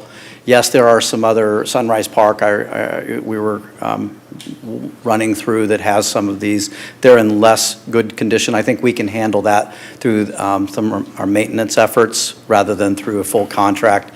Again, optimally, we'd love to try to batch these things together and get the largest bang for our buck, but when you don't have a funding source that's readily identified, and you can see these are pretty expensive, we are looking to defer some of that and work toward that in the future. To finish my question, Mayor? Yep. I can appreciate you don't know off the top of your head the warranty on this, but was the length of warranty a part of what was considered when granting the contract? You know, so if the next, I can't remember the name of it, the second closest, if it had, 10-year longer warranty or 5-year longer warranty or something like that, does that tie into this at all?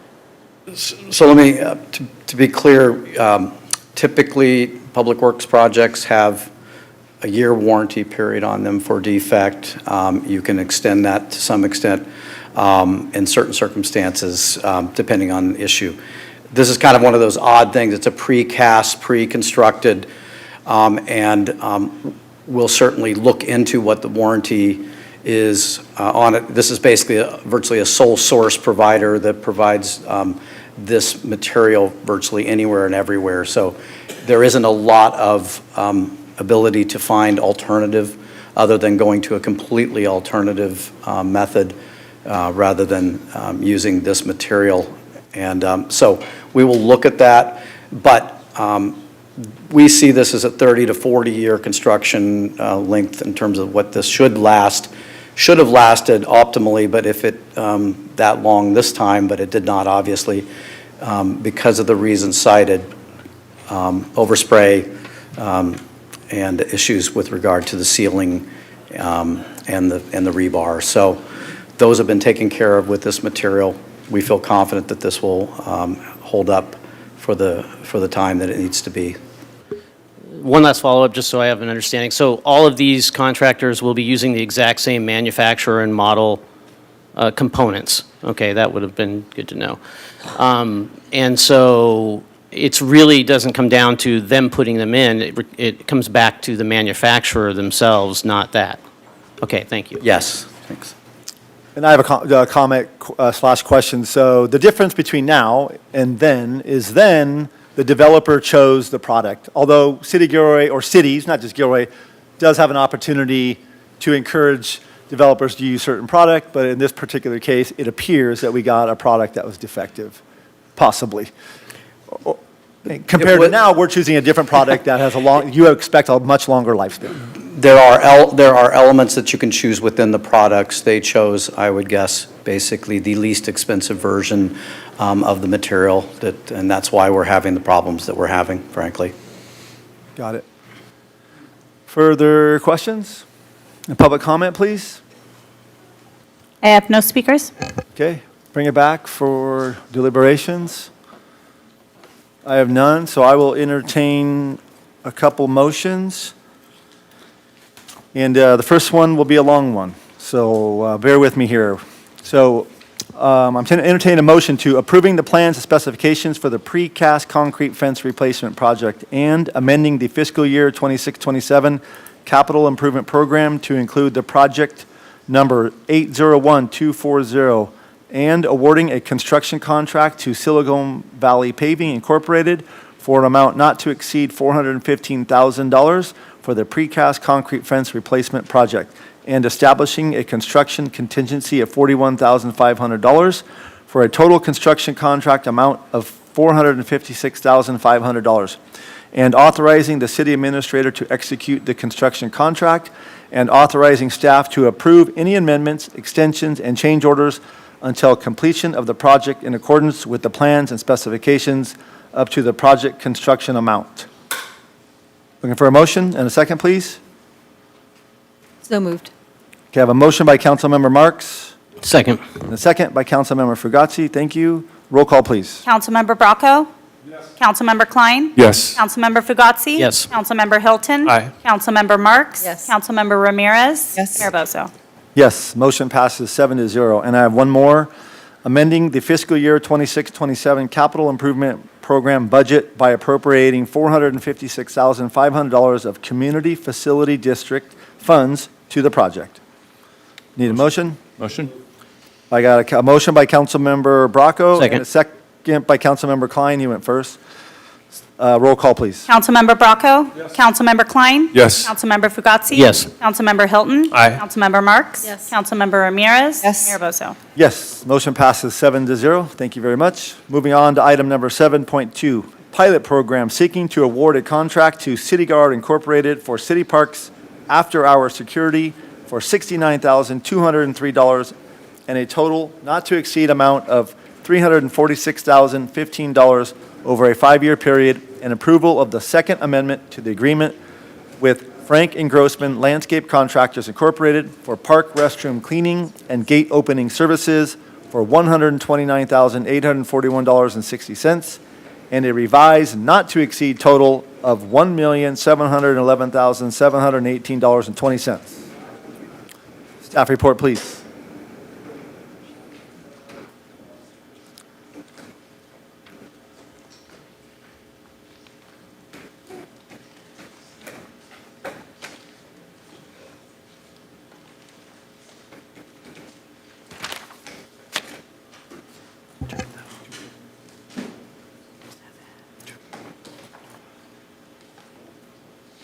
Did you already close the other one?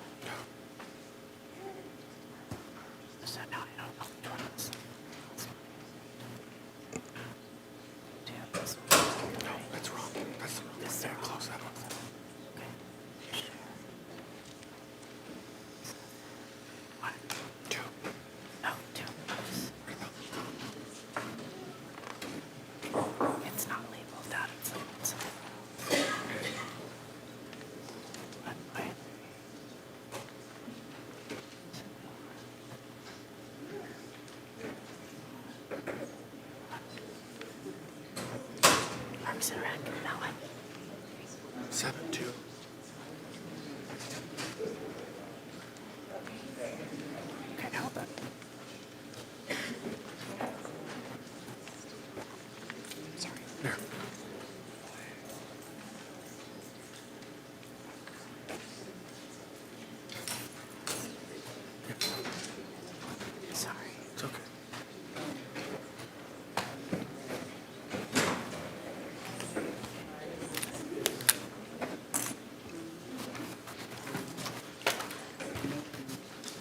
All right, Matt, all yours. All right. All right, good evening, community, mayor, and council. My name is Matt Jones, Deputy Director of Public Works and Operations. Tonight, we're seeking council support for a 14-month pilot program, which is intended to improve evening and early morning park operations with 3 primary goals. Improve after-hours management, 6 a.m. access to clean and sanitary restrooms, and then free up city staff to focus on inspections, repairs, and preventative maintenance.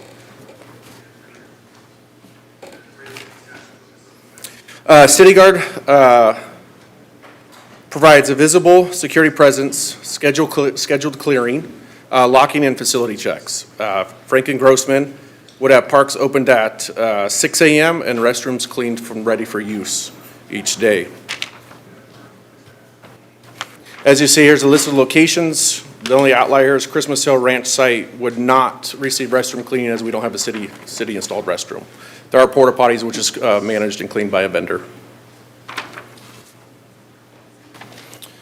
Staff submitted an RFP, a request for proposal. We received 12 proposals. City staff looked at all 12, and then we pulled 3 and interviewed those. And during this process, we identified City Guard as that top vendor to move forward with.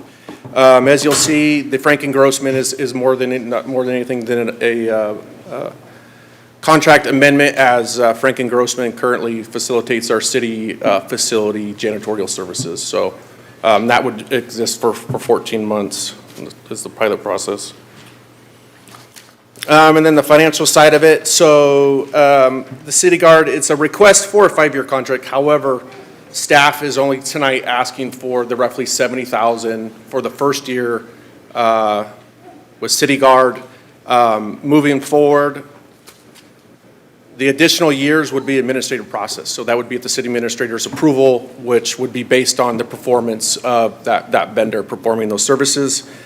And then you'll see the Frank and Grossman again, 14-month, around $130,000.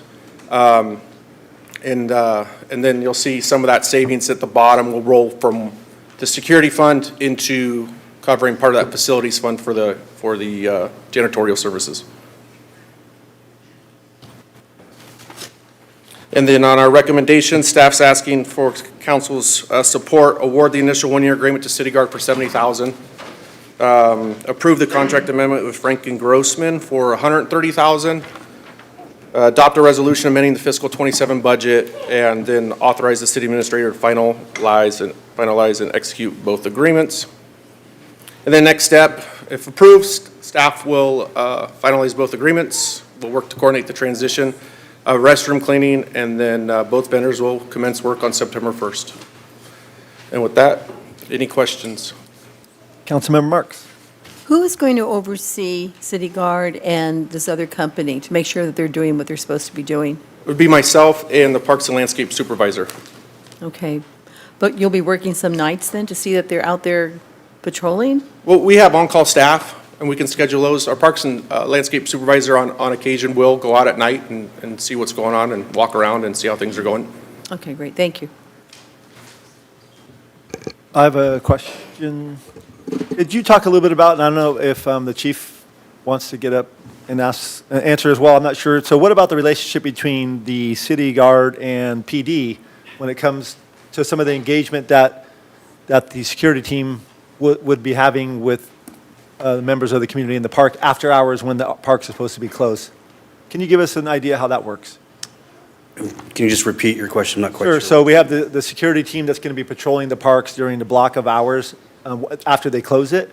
So what type of interaction would you expect between the security team and members of the public who are not supposed to be in the park? And what happens when the security team needs additional help from PD? Thank you, Mayor. It's a layered approach. So essentially, the security team would try to make contact with those individuals that are there after hours, ask them to leave, try to, get them to, follow what the security is asking them to do through the education of the park hours. If they can't get those people to leave the park, then they would obviously call the police. We would come and supplement that to try to get them to move out of the park. Okay, thank you. Additional questions? I don't see it. Sorry, go ahead. Can you go back a few slides to show this? Can you go back a few slides to show the savings? So we're saving, is that one-for-one coverage for what we had before? I would say that this is increased coverage, and what I mean by that is that we with the city administrator and staff, we went back and looked at the previous process, what's working. It's really not working. So we looked at it from a community focus and what we're seeing from the reports from the current vendor, and decided that let's focus on the community parks, those larger parks, the ones that we have the routine issues, the sports courts, the restrooms, the tennis courts, skate parks, large areas, parking lots, and tailored that down to focus on those 4 or 5 parks and really eliminate that routine scan of those 14 or 15 other locations we were asking the previous vendor to get to, which they weren't going to get to anyways. So we went with one person, the 5 locations, in really a 4 to 5 hour window. So if there's drinking in the park in one of the other parks, it's up to PD to take care of that? It would be up to PD. So a little bit less coverage, but better coverage in some parks. What about the hours? We're going to run with Monday through Thursday, I believe it's 10 to 2, and Friday through Sunday will be 9 to 1, 9 p.m. to 1 a.m. Is that the same as the last vendor? No. That vendor was going from starting at 11 p.m. and running till roughly about 7 a.m. So there's a gap in there that PD would have to cover if there are people in the park or something's going on in the park, where I get that the last vendor, you're nicely saying that they weren't good, okay? I get that. But we were paying $85,000 to get a certain time coverage. Would we be better off spending the $16,000 and getting the time coverage, albeit in less parks? Have you considered that? We could look at that. No, we have not considered that. Okay. So back to the chief, if I could. Couple of questions for you. How do you think this will impact your force in terms of this? Obviously, the last ones weren't doing it well at all. So it might be more of the same that you had, but your hope, I would guess, would be that having this in place would alleviate some of the need for you to respond to less critical calls and whatnot. But now with less parks being covered and also this gap in time, how does that affect it for you and your staff? It complicates things a little bit. I mean, our staffing isn't great. Of my 6 patrol teams right now, 3 of them operate at a minimum staffing level of 3 officers. Last year in 2025, we hit that mark 81% of the time. So after hours, where this will be really the time where the issue is, sometimes they'll only have 3 officers working the entire city. That's not 3 calls they're working, that's usually 1 call and an officer that's kind of waiting for the next call. So we really have to really work together with that security team to try to balance, where our priorities should be. We are employing some technology in Los Animas. We bought 2 security trailer cameras. They're going to help kind of bridge that gap. As we start to see some successes with those may be some things that we deploy in other parks to kind of help us. It'll be coordinated with that security component as well, so they'll be able to see the same stuff that the PD will see. What about the rate? Would it be, is contracting this particular group cheaper than the same amount of FTE covering, from the police department? If we wanted those extra 4 hours, for instance, and didn't have, is it a savings actually and an increased level of security for residents if the police are doing the hard stuff and we have less expensive people kicking people out for drinking in the parks, for instance? I mean, without having all the crunch the numbers in my head, I would believe that having security do it as opposed to PD to do it would be cheaper. Okay, and one last question for you. What is the mayor asked, how you're going to coordinate, but what is exactly the way that they would be contacting? Would they be using a non-emergency line, or would they have a hotline, or how would that work? Yeah, great question. I think we're still working through some of those specific details, but essentially. How did it work in the past, so far, up to now? I don't have the answer to that in the past, but I can tell you that I think going forward. Well, it's actually current, but Yeah, I think going forward, one of the ways that we would collaborate and coordinate is giving that security supervisor or that security person direct access to the watch commander that's on duty at that time. Okay, thank you. Further questions for either Matt or the chief? None? We'll go to public comment, please. Britt Smith? Mayor, I'm sorry, hang on one sec. I did have some of the questions on the cleaning thing because you stacked both of these things together, so. Would you like to do those questions? Or you want me to take them in Well, comment? now that we have Britt up, let her fine. do a public comment. You could do a question, and then we'll move on to deliberations. Go ahead, Britt. Hi, thank you. Just a quick question about this. It sounds like, from the discussion thus far, there is going to be redundancy in staffing regardless. So if there's an emergency or somebody calls GPD, GPD is going to get dispatched. What's the point of spending all this money if, at the end of the day, if there is anything that warrants escalation, is going to be met by GPD anyway? Can you answer that, or am I posing that as like a hypothetical? Yeah, let us try, yeah, thank you. It's a hypothetical. Let us try to handle that through our deliberations as we come Okay. through. If Thank that's okay, thank you. Great. So why don't you go back to your I question? do have one more speaker. Oh, I'm sorry. That's okay. Sorry, council member. Joshua Thompson? Thank you. Just a quick question. Do we have like a rough estimate of which parks will actually be covered by this new system if it goes into place?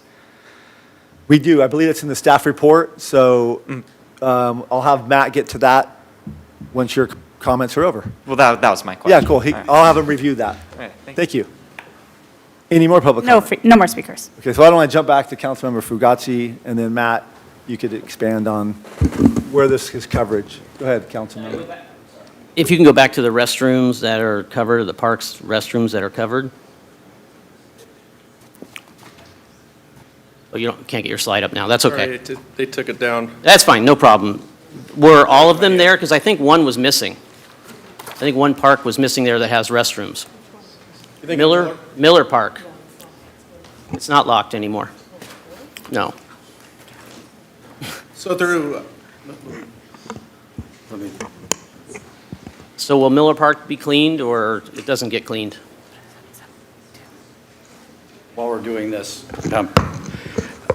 the staff report includes a brief conversation to that point, and our recommendation is that from an operational perspective, we are having significant problems with the restrooms there. What our suggestion and recommendation and operational standard is suggested to be at this point is to proceed with closing those bathrooms Monday through Friday, leaving them open and operating using our part-time staff to operate when we have reservations on the weekends, Saturday and Sundays. So we have issues there, and what are those issues? Just significant vandalism, damage. Is that one of the parks that's going to have security? That was removed. Miller is a neighborhood park. We basically focus this entirety on community parks. But if we have vandalism there and whatnot, I would. We have vandalism because they continue to be open and they're not getting locked appropriately and dealing with that. We don't have vandalism throughout the park. What we have is vandalism focused basically solely on the restrooms. We have vandalism in the other restrooms that are open and closed, or? We do, but there's more of a presence there in the other sites to some extent, or there's less of a focal point to that location, perhaps.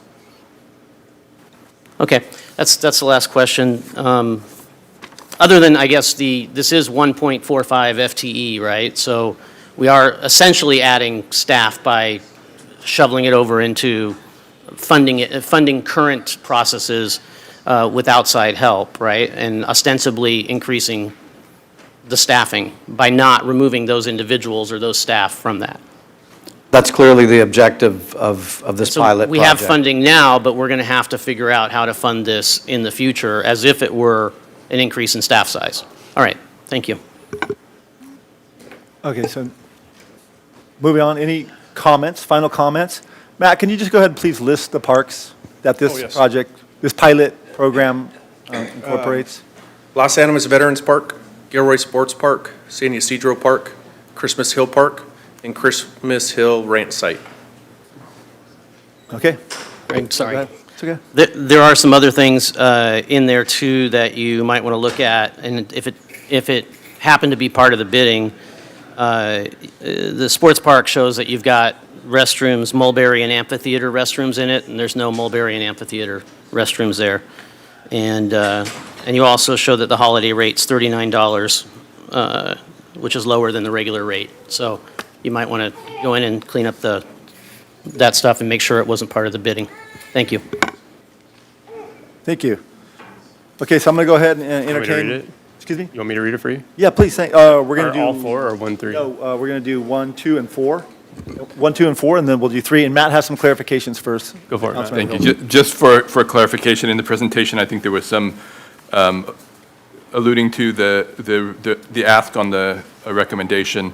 The ask is for a total not to exceed of $346,015 over the course of 5 years, so $69,000 a year. That would be a one-time contract ask for that amount, not the smaller amount that was referenced of $69,000 and change. The recommendation in the staff report and on the agenda is correct. This is correct. Yeah. Okay, so the first one would be award an agreement to City Guard, Inc. for after-hours park patrol services at 5 city parks. The agreement would have an initial 1-year term of $69,203 for up to 4 additional 1-year administrative extensions for a total amount not to exceed $346,015 over 5 years. Next would be approve the second amendment to the agreement with Frank and Grossman Landscape Contractors, Inc. to add park restroom cleaning and gate opening services from September 1st, 2026 through October 31st, 2027, increase the agreement by $129,841.60 and establish a revised total amount not to exceed $1,711,718.20. And then authorize the city administrator to finalize and execute both agreements and related documents, including any authorized administrative extensions subject to satisfactory performance and available appropriations. And I'll make that motion. Is there a second? Second.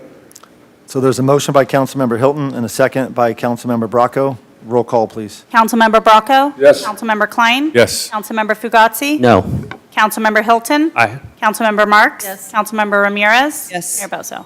Yes, motion passes 6-1. So next would be adopt a resolution amending the fiscal year 2027 adopted budget to increase appropriations in the Facilities Fund 615 by $92,744.40 and decreasing appropriations in the General Fund 100 by $16,489. And that'll be my motion. And looking for a second? Second.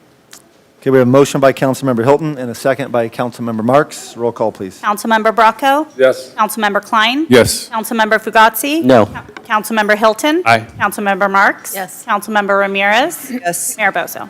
Yes, motion passes 6-1. Thank you very much, Councilmember Hilton.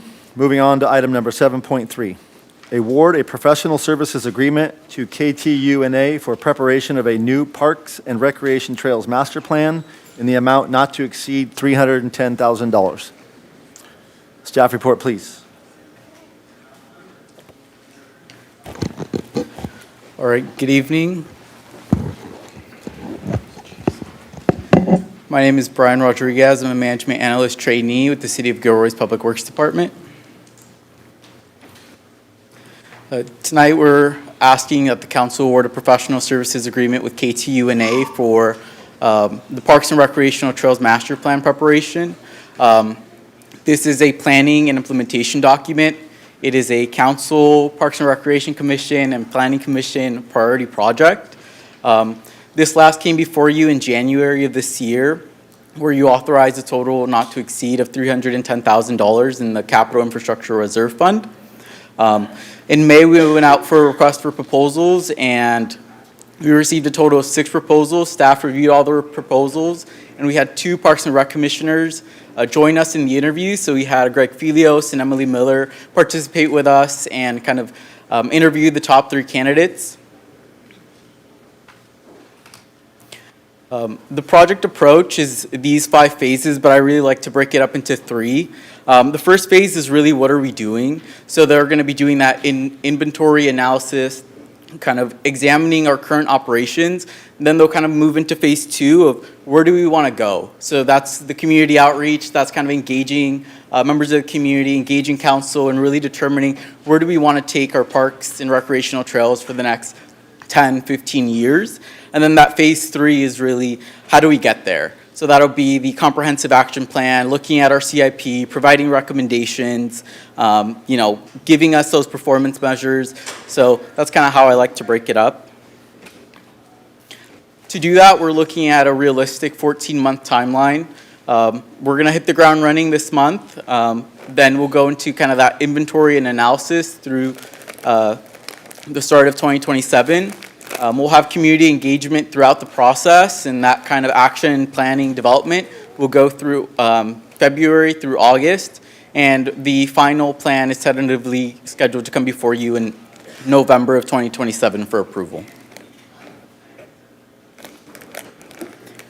Before we engage in embarking on a new master plan, we thought it'd be good to kind of reflect on the previous master plan. It was last updated in September of 2004. So it's been a few years, but kind of as we looked back, we noted there were about 30 parks-related capital projects that were really guided by the master plan. Since then, there were about 4 parks that were built. I'll see if I got it in order. It's Sunrise, Heritage Hills, Los Arroyos, Hecker Pass. All of those parks are really guided by the initial master plan that was done in 2004. We did a rough kind of back-of-the-napkin calculation on numbers-wise, how much did we invest? And it was about $20 million through grants, donations, and city funding. And additionally, the master plan really talked about trail access expansion. And so it kind of helped, guide us through that process. 20 years ago, who would have guessed that we'd be building a pickleball court at Los Animas Park or kind of doing a disc golf demo pop-up at Christmas Hill Park? And so as we move forward, those are going to be the questions that we engage in is, how is the next master plan really going to help us through the next, 10, 15 years? So the recommendation before you tonight is really to enter and award a professional services agreement with KTUA for an amount not to exceed $310,000 to prepare the new Parks and Recreational Trails Master Plan and authorize the city administrator to finalize and execute that agreement. I'm available for any questions. First member of council up on the board is Councilmember Fugazi. Just a quick question. When you give them kind of our overall requirements in the city, is a level of resources given to them that brackets, for instance, hey, our city is going to have this amount to about this amount we project available. So as you're coming through this and going through this and you're thinking about, making suggestions, et cetera, it's within the scope of what's reasonable for our city either now or maybe it's, worst case, likely case, best case kind of thing. How will that work? Yeah, that'll definitely kind of come into that phase 3 of implementation and kind of really drilling down what do we foresee. Of course, it's kind of hard to foresee what funding is going to look like 15 years down the road, but we'll definitely kind of be having those conversations of what's realistic, what is that kind of short-term 5-year window of, what CDBG funding do we have down the pipeline that we could potentially tap into versus 5 to 10 years, and then ultimately that 15-year kind of down the road, we're going to put it on there and kind of have that be our guiding star, but acknowledge that the funding may not be there at this time. Further questions for Brian? Moving on to public comment. Greg Felios. Thank you. I was one of the members on the committee to interview the finalists for this project, and we chose KTUA, KTU&A, they had already been working with the recreation department. They were the ones that were doing, the people that you saw doing the recreation assessment, that was KTUA. So they already had it in. So they have an idea as to what kind of things we already have, what kind of things we need. These people will work tremendously with us. They've already got a great head start. They know what we've got and what we need and what people want.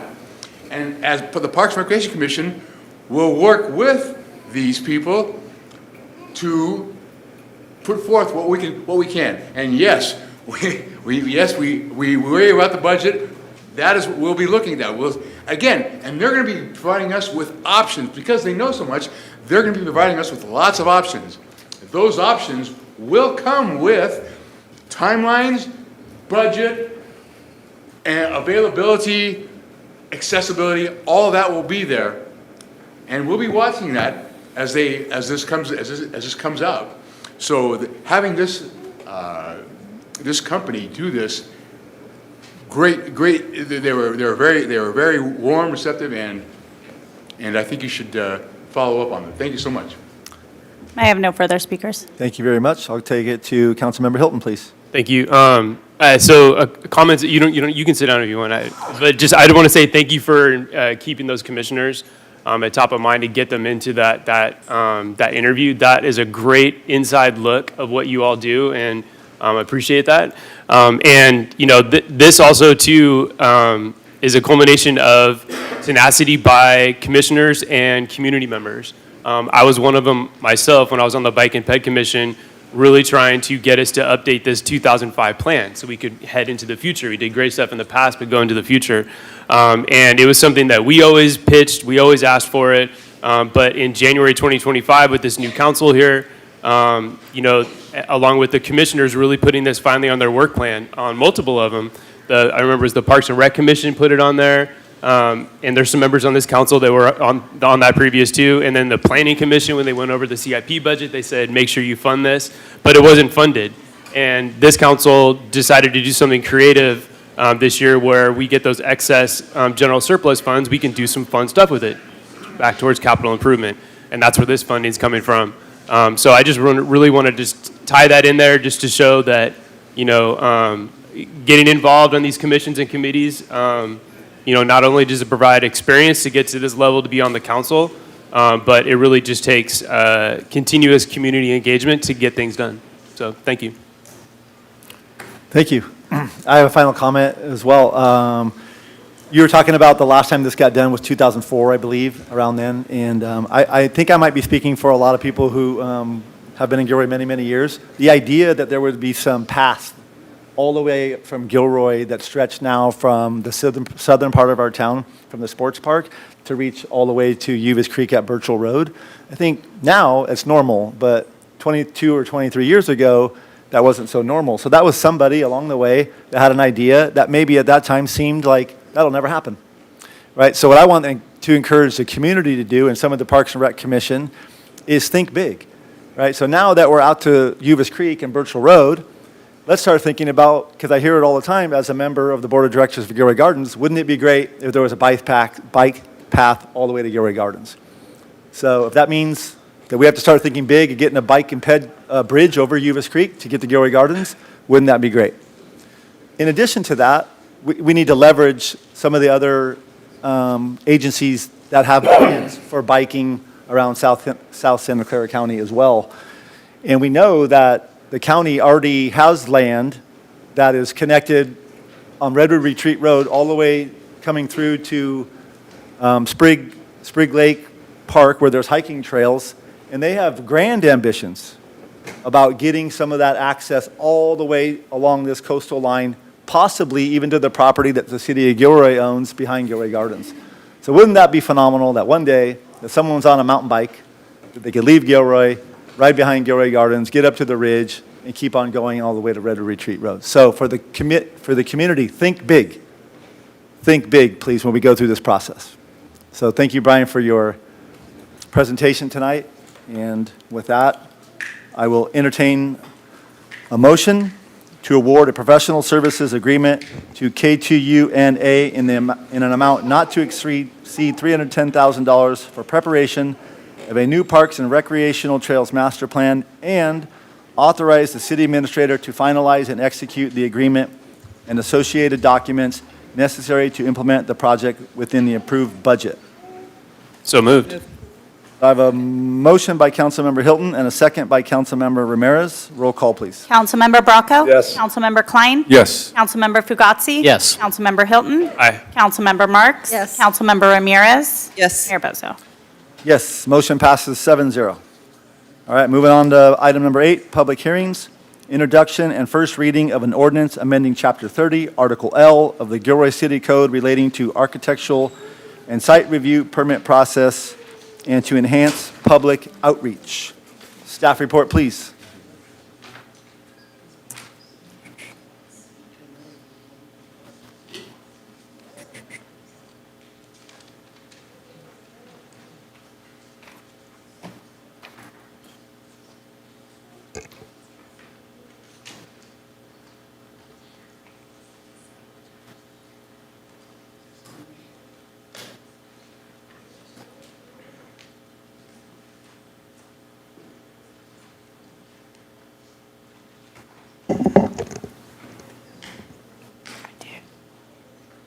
Didn't do it the first time. All right, good evening, Mayor, Council members, and members of the community. Sharon Goey, Community Director, and tonight we'll bring you in a draft ordinance relating to zoning amendment about the architectural site review permit process and to enhance community outreach.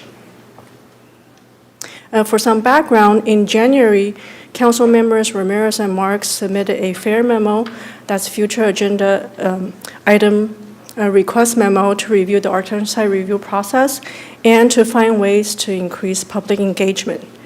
That item was agendized for the March 16 council meeting. At that meeting, staff reviewed the current process and council directed staff to come back with options. At the June 15 council meeting, staff brought council some options and council selected those options and directed staff to proceed with implementation. In July, staff presented those draft amendments to the Planning Commission at the July 16 Planning Commission meeting. This slide is a refresher. At the March 16 and June 15 council meeting, you saw this slide which staff is presenting the current process. So under the current city code, many architectural site review permits are reviewed administratively at the staff level. There are some applications that are reviewed at a public hearing by either the Planning Commission or City Council. So for example, if you look at a project that's in the Murray Los Alamos Overlay District, that kind of project, architectural site review permit, would go to the Planning Commission for their decision at a public hearing. Another example would be a project with a planned unit development zoning designation. For a project like that, the architectural site review permit will go to the Planning Commission at a public hearing for their recommendation. And once they make their recommendation, that application will go to the City Council at another public hearing for their decision to either approve or disapprove the architectural site review permit. Under the current code, staff decisions may be appealed to the Planning Commission decisions may be appealed to the City Council, and anyone may file an appeal. At the June 15 council meeting, staff presented options to the City Council, and council selected some options. One of the options is to enhance public outreach. I just want to clarify that for this proposed public outreach for projects, it is applying to projects regardless of the approval process. So whether an application is subject to staff approval or Planning Commission approval or City Council approval, this public outreach process is being proposed. Here are some of the components of the proposed outreach. Staff will continue to update the online development project list with current project information, and will also continue to create project web pages for large non-residential and multifamily residential projects, as well as the projects of interest. And we're adding another element to the outreach to feature projects in the Email Express newsletter. The new component of this plan is to create this policy, which is one of the components in front of you tonight, to require applicant-led neighborhood noticing and community outreach. Another option staff presented council at the June 15 council meeting is regarding establishing a threshold for planning commission review. This option will require planning commission review and approval for architectural and site review permits with an environmental impact report that identifies significant and unavoidable environmental impacts under CEQA. Other architectural review permit applications are still proposed to be reviewed at the staff level administratively. And the appeal structure, which is the two-step appeal structure, Planning Commission and then City Council, would remain in place. This approach provides public hearing for the most environmentally significant projects. And for other projects, this approach provides a more efficient and more cost-effective administrative staff review.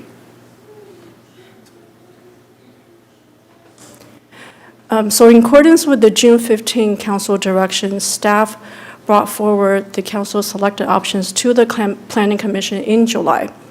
At the July 16 Planning Commission meeting, staff brought forward what I just mentioned on the prior two slides to the commission.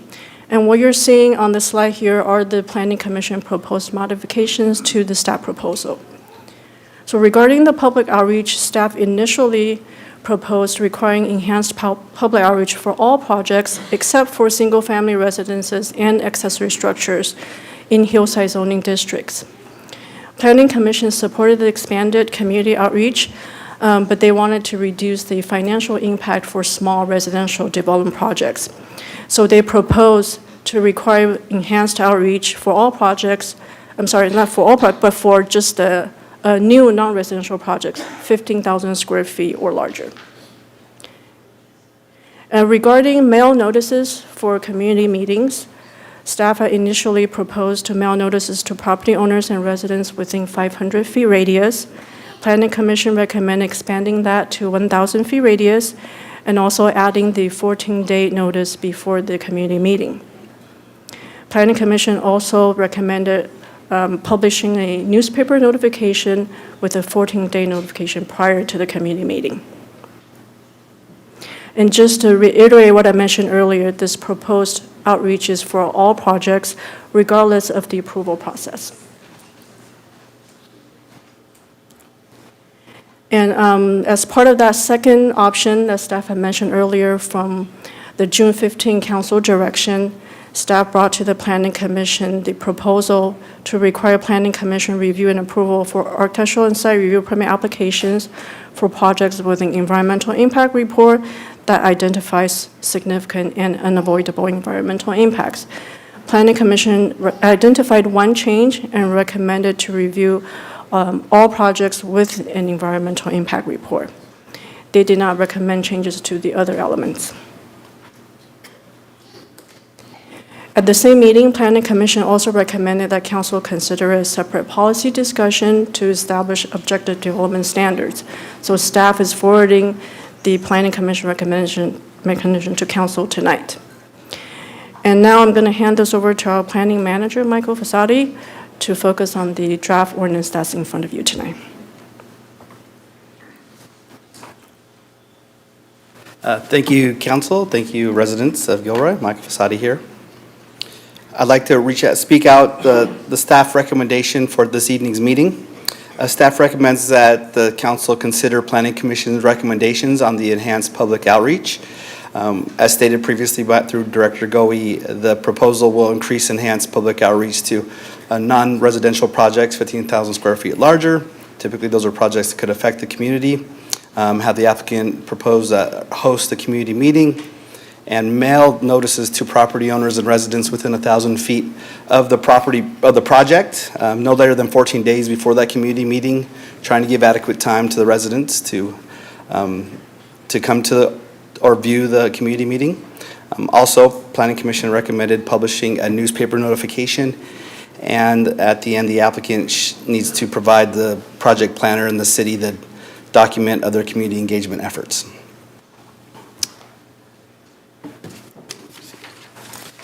Staff recommends City Council move forward with your initial June 15th recommendation, and I wrote down some notes on why. The EIR does not mean a project has unavoidable impacts or that CEQA authorizes denial. The EIR is the city's tool for identifying impacts on the environment that may require enforceable mitigation. When the EIR analysis demonstrates that feasible mitigation reduces impacts to less than significant levels, the city's responsibility is to adopt and enforce those measures, not to create a scenario where we do not certify the EIR. We should avoid giving the impression that environmental review by itself is enough to deny a project if the CEQA findings do not support that decision. Community input is essential to identifying real-world concerns and making sure appropriate protections are included. At the same time, the city must follow CEQA's legal framework. If environmental impacts can be reduced to a less than significant level through enforceable mitigation, CEQA does not provide a basis to deny the project solely because the EIR was prepared. The city can still evaluate whether the proposal complies with the general plan, zoning design standards, public safety requirements, or any applicable rules. As with all zoning amendments, projects require, as with this particular zoning amendment, we did add language in the zoning code to effectuate these changes being proposed. And as with all zoning amendments, the amendment itself needs to be consistent with the general plan. We determined that there's 3 goals and 1 policy in the general plan that this zoning amendment proposed is consistent with. In summary, staff recommends the City Council find that either amendment you choose is exempt from CEQA, read the ordinance by title only and waive further reading of the ordinance, and introduce the ordinance amending Chapter 30, Article 50, relating to the architectural and site review permit process. This concludes staff's summary of the proposed project. Both myself and the Community Development Director are here to answer any questions. Thank you for your time. All right, thank you very much. I'm going to go to Councilmember Ramirez and then Councilmember Fugazi. And then Councilmember Marks. So thank you for this presentation, all the work you have put into it over the last several months. Thank you to the community for all of your emails, phone calls, conversations. Just to kind of, as a reminder, we brought this forth, Councilmember Marks and I, the impetus was a concern about the data center, but we did not want to limit this to data centers. So I appreciate that that was not mentioned throughout because we're not sure what emerging technology may come and so we wanted it to be clear. So my question is, to be clear, if impacts identified if impacts can be mitigated to be less than significant, the project cannot be denied based on state law. Is that correct? Legally standing, it should not be denied. Okay. If a project is either approved or denied by either administrative approval, or if it goes to the Planning Commission, then it can be appealed by anyone. It can be appealed by a member of the community, it can be appealed by a group from the community, it can be appealed, if it's denied, it can be appealed by the project developer. Is that correct? Yes, but I first want to go back to your first question about the denial, because an EIR cannot be, you cannot certify, non-certified EIR. You can deny a project if it doesn't meet the findings associated. So the project's separate from the. Right. And I kind of wanted to make sure. These are 2 separate questions. Yes, okay, great. Completely separate questions. So that was, you answered number 1. Thank you for that. That it cannot be denied. Now I'm just talking in general about the appeal process. Okay, so if either at the staff level or at the Planning Commission level, if the project goes to the Planning Commission, and if it is either approved or denied, it can be appealed. So if it's approved and someone in the community doesn't want it to be approved, they can appeal it. If it's denied and the project developer wants to appeal it, they can appeal it. That is correct. And then it moves to the next level of of the process, right? So if it's denied at the staff level, it moves, and there's an appeal, it moves to the planning commission. If it's, a determination is made at the planning commission level, and there's an appeal, it gets moved up to council. Yes. How much does it cost to appeal? Do you have like a rough idea? Is it $100,000? Is it $100? No, that was a very good question. I believe, It's a few thousand dollars. It's with all the staff fees combined with some of the standard fees that's applied on top of each So permit. it differs between the, between projects based on the size of the. No, actually, I don't think so. I think it's Okay. the same fee, yeah. Okay, but it's, you know, it's pennies to a developer to submit an appeal.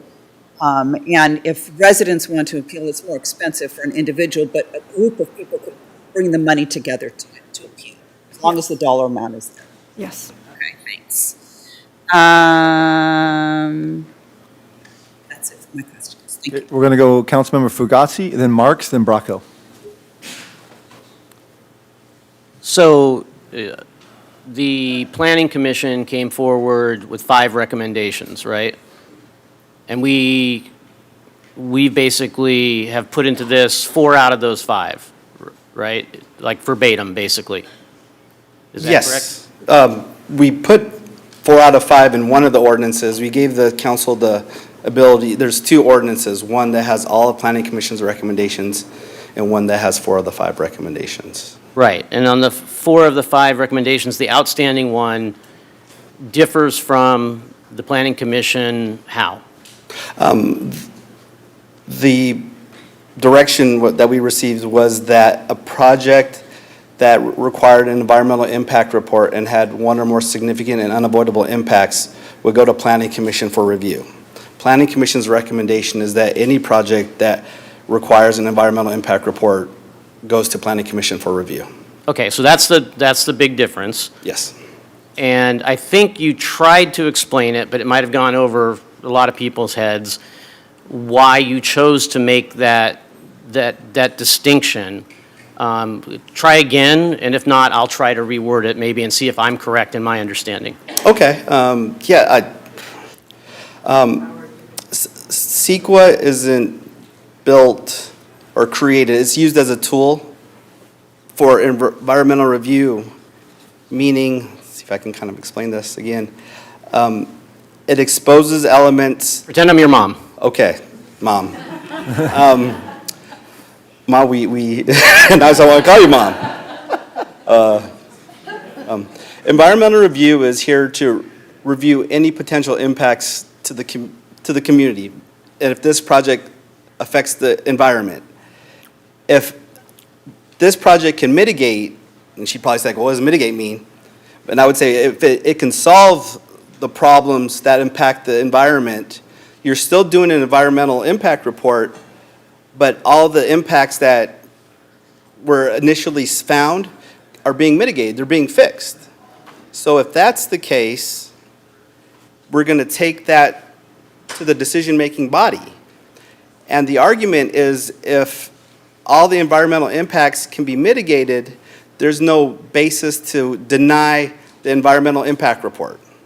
So to bring this back to kind of here and now, what I think what you're saying is if you brought it to the Planning Commission, because any EIR would end up, in project when the EIR go to the Planning Commission, you could have all the public involvement that you want. You could hear about all the reasons why they don't like it, valid reasons even, but it did what it was supposed to do. It comes to the Planning Commission.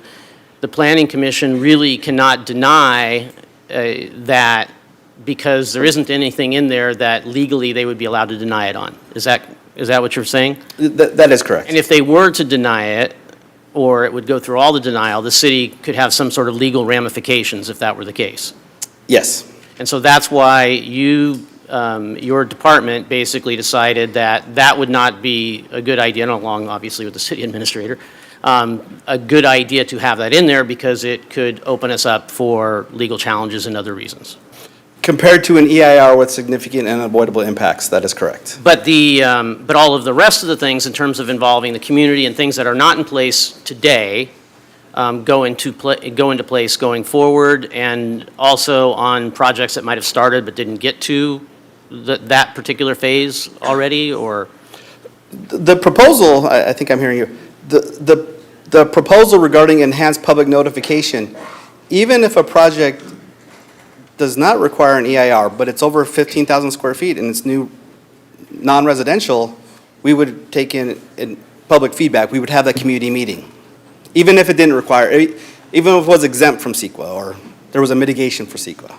But it would be kind of like, yes, you can say what you want to say, but really if this has got an EIR and it passes through, thank you very much for your input. Is that?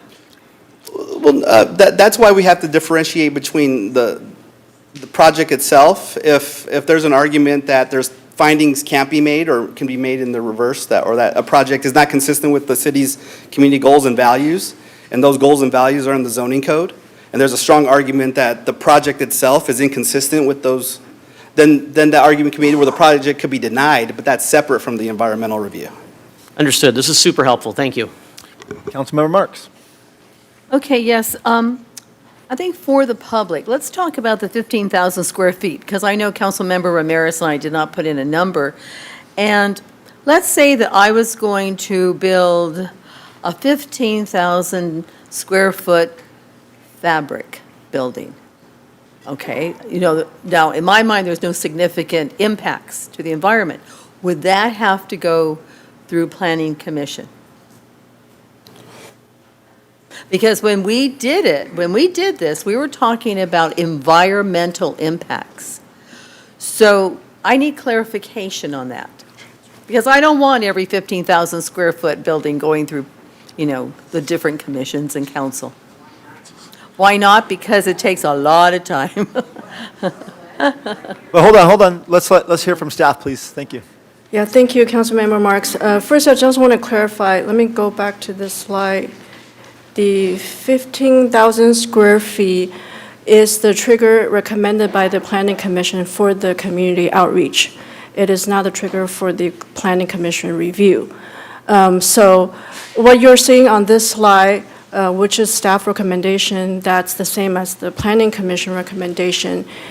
This is the criteria that, where a project will be required to have community outreach conducted by the applicant. It will be applicant-led neighborhood noticing and community meeting. So then if I understand you correctly, then every project that comes through at 15,000 square feet and above will have to go through this process? New non-residential projects, at least 15,000 square feet. Because staff originally actually we were being more conservative. We were recommending to require community outreach for all projects except for single-family and accessory dwelling units in hillside zoning districts. And the Planning Commission supported, this expanded community outreach, but felt that that could be putting too much financial burden on small residential projects. So they wanted to require the community outreach just for non-residential projects, 15,000 square feet or larger. Maybe this is my problem here. I guess I picture a lot of 15,000 square foot projects coming through. How many do you normally get 15,000 and above? Because maybe it's not a real burden to the Planning Commission. This is not the trigger for going to the Planning Commission. I just want to clarify. This is where the applicant has to conduct community outreach by doing the mailing to the residents and property owners within 1,000 square feet, and hold this community meeting where they will engage with the residents and get their feedback and to document that and submit that to staff. Okay.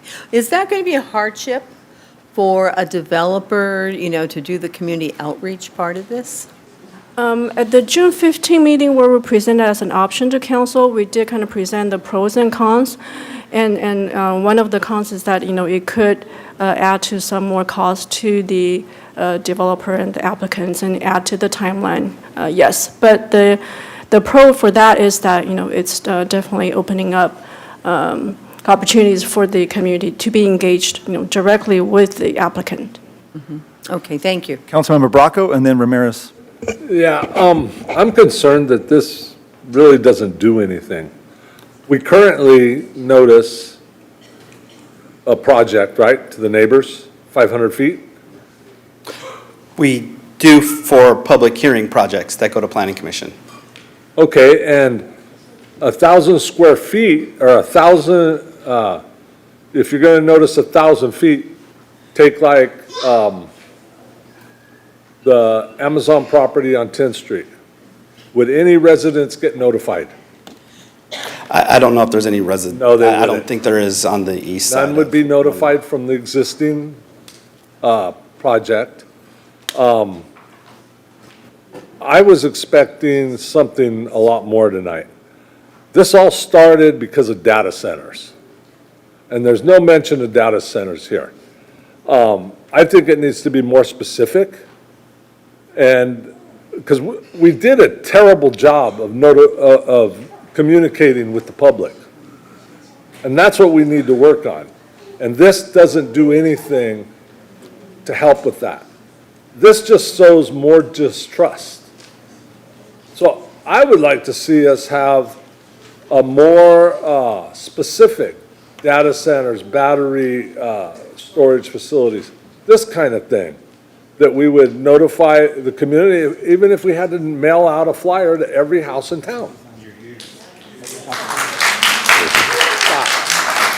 So can I just clarify, because we wrote the FAIR memo, it is, correct me if I'm wrong, but it is intended to do that if it does have significant, how is it? And unavoidable. And unavoidable impacts. So we didn't. Within 1,000 feet. I don't care if it's 500 feet or 1,000 feet, but it's not, it's with projects that have these unavoidable, significant and unavoidable impacts. And we didn't want to narrow it to a data center or a battery or something like that, because new emerging technology 2 years from now, who knows what it is? And then the developer says, well, it's not in your zone. We can do it without doing all of these things. We wanted to make sure it was broad enough so that it was any kind of an industry that came in that had these impacts. So it's not, correct me if I'm wrong, it's not, if I'm going to put, and give me an example, Carol and I did some research, and something that is approximately 15,000 square foot would be perhaps the size of a car dealership, right? That's roughly 15,000. Like Costco's nearly 150,000. Right, a 15,000 square foot is definitely a kind of a mid-size. office. So if I wanted to go back to the fabric shop that Councilmember Marks talked about, there are no unavoidable significant impacts, so it wouldn't even trigger this. So I'm gonna leave it there. Thank you. Before, I know you still want to finish, but remember, we're still in questions mode, not in deliberations mode. We still got to do public comment, so have at it for your questions, please. Okay, go ahead. You're done? Yeah, I'll hold. Yeah, you got it. So any further questions for staff at this point? Thank you. Then I'm going to go to public comment. Looks like we have a lot of people going to do public comment tonight. Yep. Well over 20, so we're going to leave it to 1 minute. Open the public hearing. Yeah, excuse me, open the public hearing for public comment, right? We have a lot of speakers tonight, as a reminder, so we'll go to 1 minute, and then we'll let the speakers speak here, and then we'll go to online, see if we have some speakers online. And take it away, Kim, who's the first three speakers? Serena, followed by Georgine, and then Britt.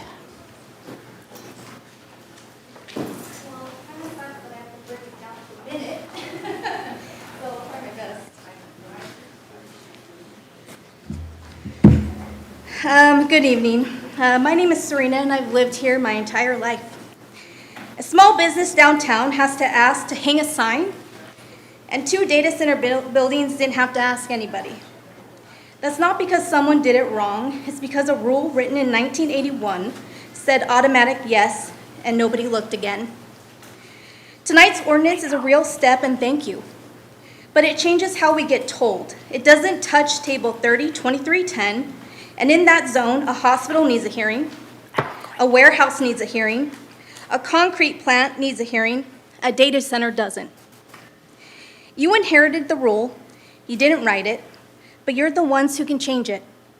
7,400 people signed their names, not to fight the building going up, but just to be asked next time.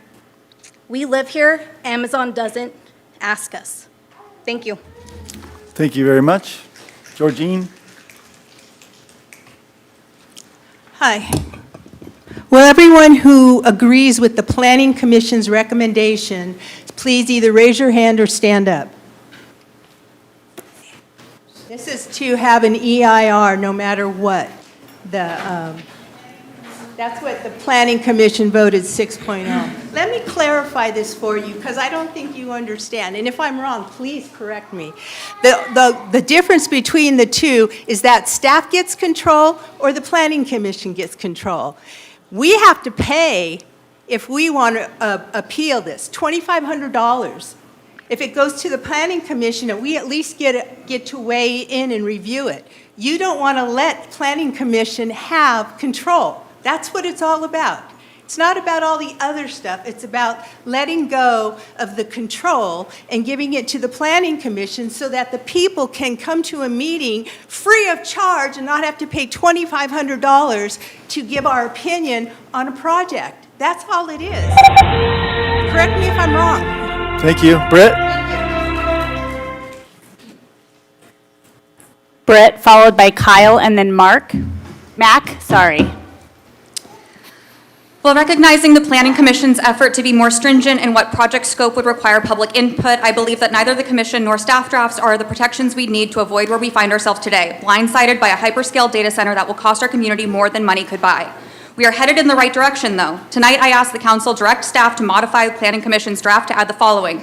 Expand the community meeting notice range from 1,000 feet of property line, which is, by the way, from here to the front of the library. That's not adequate. To what actually Rocco said, would be great if everyone within Gilroy city limits and 1 mile of surrounding unincorporated properties of Santa Clara County were notified. Applicant must also host a minimum of 6 community meetings, at least 1 per district, across 90 days to ensure maximum awareness and involvement. Finally, community meetings must be accessible in person and digitally via live stream, to be publicized via City of Gilroy project page, newsletters, social media channels, and at least 3 local newspapers. Meeting recordings must be shared via project webpage. With these added considerations, that would ensure everyone has a chance to join the conversation, and I'd be happy to support amending this ordinance. Thank you, Britt. Kyle, followed by Mac, and then Linda. Hello, City Council. My name is Kyle. I'm a teacher at Gilroy High and a member of the Gilroy Teachers Association. I strongly encourage the City Council to look at improving this proposal, including expanding notification to all residents of the City of Gilroy, including those in the unincorporated areas, as well as limiting any fees that are required for the appeal process, as that hampers the community's efforts to participate, which I think we should be encouraging the community to weigh in more rather than limiting their access. Thank you. Thank you very much. Mac, followed by Linda, and then Jack. My name is Mac. Thanks for giving me time. First of all, I want to send a thank message to Matt Morley, City Administrator. Their message to the public was written so beautifully, so well done, so clear, in a very simple language. Thank you for that. And we do read it, so please feel free to write anytime anybody feel doing so. On the data center, I took some time, read about pros and cons about data center being built throughout the US, different states, different cities. And as I studied it, I felt pros are more than the cons. So my request to all of you guys is please look at the pros and cons, other than just saying, me, I agree and disagree. Please read more and make a very, very good decision. Our city does need a revenue, and revenue comes from improvement, technology, and building the business center. We cannot continue sending the technology. Thank you. Thank you, Mac. Linda, followed by Jack.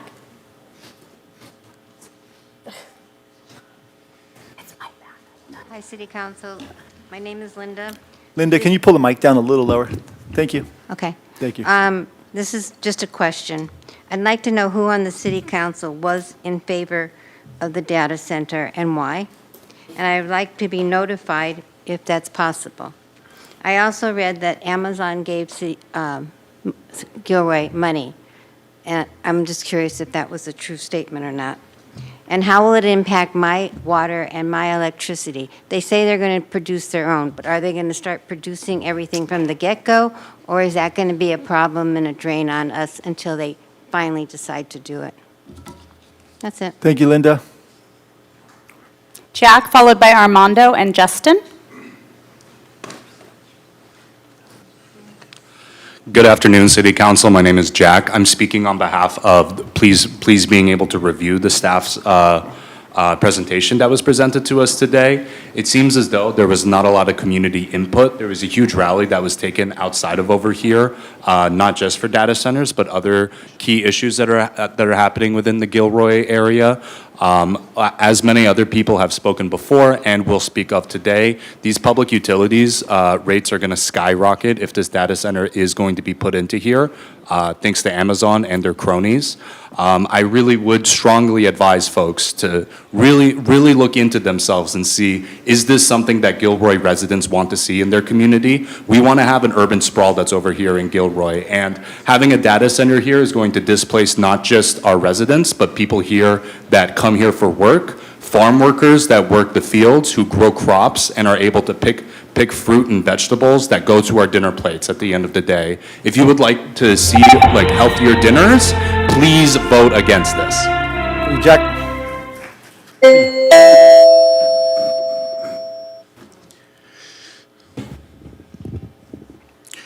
So I want to say that the Gilroy community is basically sending a clear message that data centers are problems. You're talking about, oh, we don't want to change the rules because there may be emerging technology in the future. Well, the emerging technology is here, and that is data centers.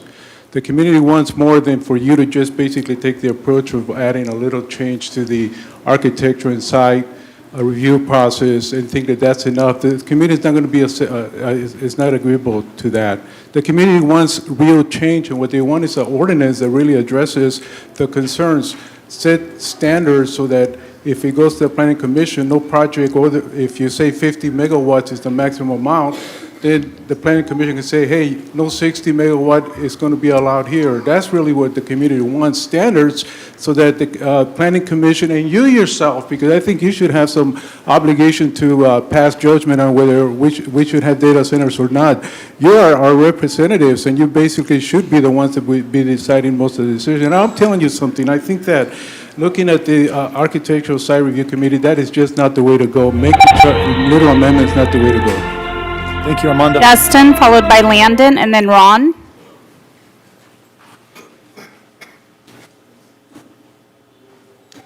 Good evening. We want to say in what happens in our hometown, especially when it comes to extremely powerful corporations who have a well-documented history of predatory and duplicitous business practices. We are not against AI or against innovation. We are against unregulated resource extraction and obfuscation of public process, which seems to have been happening, and steps are being taken to change that, and we deeply appreciate that. But I'm here to urge you to modify the Planning Commission draft by adding the following stipulations.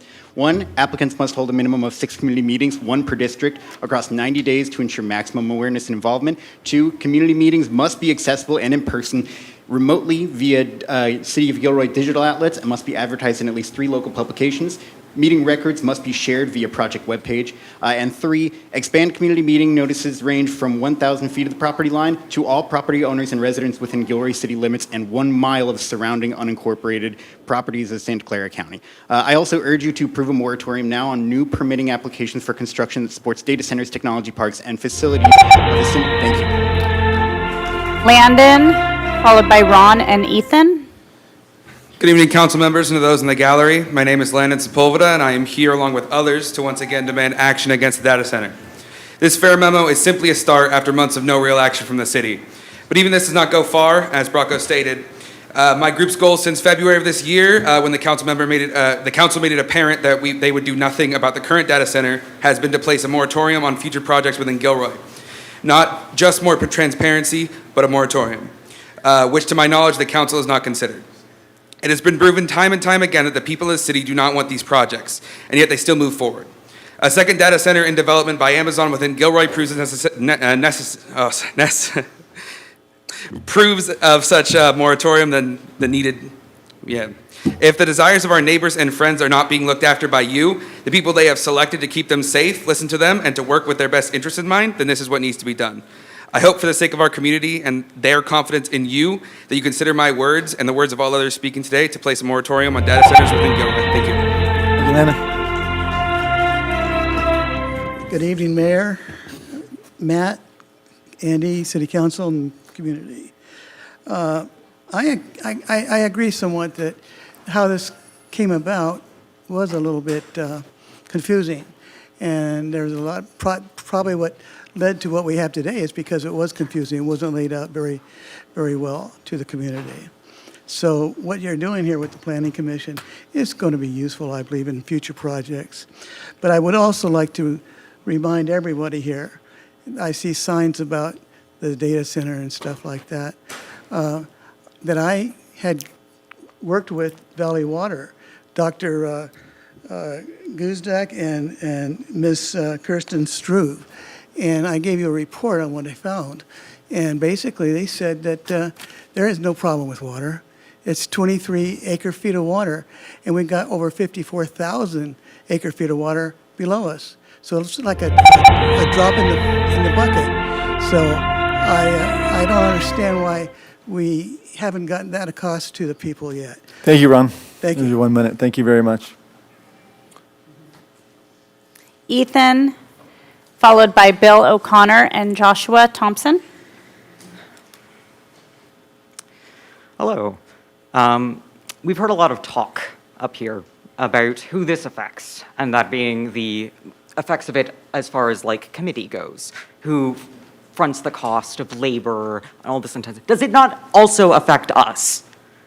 Do we not get an actual say? Like Britt said, a couple of feet, like out to there is nothing. Do we or do we not get a say in what goes up in our community, in what happens to our water, in what happens to our land? Is this our city or not? Are you our representatives or not? We are asking not for piecemeal ordinances. We are asking for a moratorium. I cede the rest of my time. Thank you, Ethan. Bill, please. Bill, followed by Joshua, and then Cindy. Council, at a previous council meeting, it was determined that the permitting process needed to be amended to enhance public outreach after public response regarding the data center. Public concerns around the data center concerned electricity usage, water usage, and noise, among other concerns. During the discussion among council at that meeting, it was noted that there should be various triggers to create the need for public outreach. Potential triggers that were mentioned included square footage, total cost, level of electricity, level of water usage, noise level, and specific types of enterprises. If this is the response to the citizens of Gilroy regarding their participation in what could be the permitting of significant and impactful projects in Gilroy, it fails in two ways. First, the only trigger is the square footage of the project. Second, it only reaches out to neighbors within 1,000 feet. Remember, the objections to the data center are not based on its square footage, and it was mostly from citizens, almost all of who reside more than 1,000 feet from the project. There's probably nobody from Gilroy living that close to the data project. Thank you for listening to me, and by the way, I support the data center. Thank you, Bill. Joshua, followed by Cindy and Connie. Council, amendments to the architectural review system are just not enough. They're a good start, but they're not enough. We need a full moratorium for 12 months so we can take the time to establish standards, thresholds, maximum square footage, maximum amount of water used, maximum generators, noise, pollution, light pollution, power usage. We need to do this because, geez, I'm completely and totally blanking. Most of these reasons have been discussed already, but we need these for any projects that are use over 5% of shared resources in the city, and we need to institute them now. So for the data centers, this would be extremely helpful. This includes the new data center that is being planned on the corner of 152 and Camino Arroyo. I appreciate the effort to extend public outreach. We also need a moratorium. We can't just stop short of outreach. Thank you. Cindy, followed by Connie and Basil.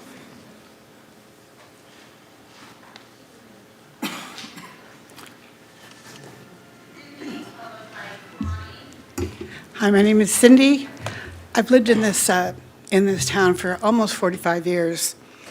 My son is 45, and, I hope to go out of it leaving him something to be proud of. I'm not proud of this. I'm not proud of what you have done, and we've had no say in it. The first thing I did when I found out about a data center is I drove to it, and then I drove to my house. They say the noise is 5 miles away. I'm 4 miles away, so guess what? Noise is coming. I'm unhappy, and I think it's wrong. I think it's wrong what you guys have done, and I'm disappointed. Thank you very much. Connie's next. Connie, then Basil, then Lauren.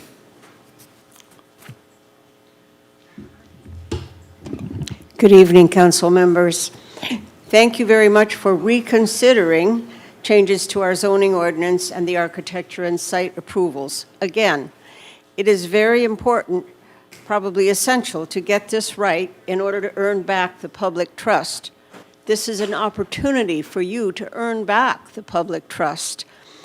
The Planning Commission has recommended that every architecture and site permit that requires an EIR be subject to a public hearing at both the Planning Commission and council levels. The staff has recommended otherwise, citing the reason that applications offering economic benefits can be approved faster. That should not be the criteria. We, your residents and voters, and our health should be the priority. Your purpose in all legislation should be first to protect the citizens, then pursue economic impact. I'm sorry to say that EIRs do not always include the effects that should be measured. The one the Amazon Data Center did not include the heat effects, the exterior lighting, or low-frequency noise effects on our health. It also did not include information about how the ratepayers would be affected in regards to electricity and water usage. If a public hearing had been held, then these effects could have been topics for you to negotiate with Amazon. Community meetings can be very beneficial, but the one conducted by Amazon was very ineffective and not useful, not in place of a public hearing. Thank you, Connie. That's 1 minute. Thank you very much. Basil, followed by Lauren, and then Sana. Good evening, Mayor and Council Member. My name is Basil Romero, IBW Local 332, and a Gilroy resident who supports the data center, and I also support the proposed ordinance before you tonight. I understand why residents feel a project of this scale should have generated greater public awareness earlier in the process, requiring community meetings, additional notices and planning commissions, review when an EIR identified significant and unavailable impact seems like a reasonable way to improve that process. At the same time, I think it's important that the greater public participation is grounded in accurate project-specific information. This project underwent an extensive environmental impact report covering water, noise, energy, traffic, air quality, fire risk, and other impacts. Some of the most alarming claims we have heard simply do not match what was actually studied for this project. We also have decades of real-world experience. Nearby Santa Clara has one of the largest concentrations of data centers. Thank you, Basil. Lauren, Sana, and then David.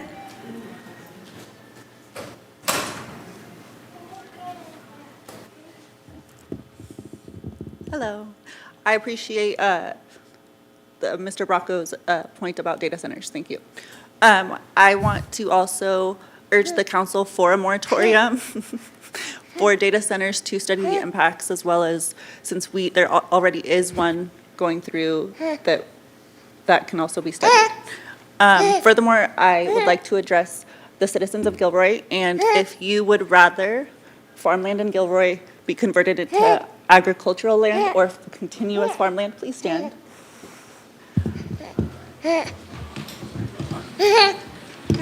So the citizens of Gilroy want a sustainable future, right? Data centers do not create that, do not help that. My son and my other son and all of the children of Gilroy cannot eat data. We can't drink data. Data centers do not help us. And there already is over 4,000 active data centers in the country. Thank you.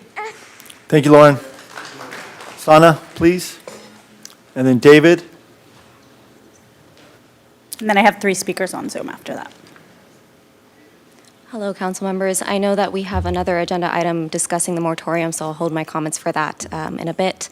But I wanted to address 2 things right now with my time. One is this idea that I believe Councilwoman Ramirez brought up of it takes a lot of time.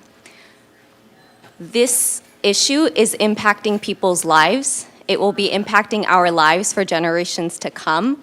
So when an issue like this is impacting our livelihoods, it may take time, but because it is important to us, we believe it is incumbent upon all of you as our elected representatives to represent the people and our concerns with an issue like this. I agree with the decision that you guys are proposing of, yes, let's include the public more, but let's not stop there. Let's increase the bounds to be all residents as well as a mile outside of Gilroy, as well as extend the criteria to 6 meetings with the community. Thank you. Thank you very much, Sana. David.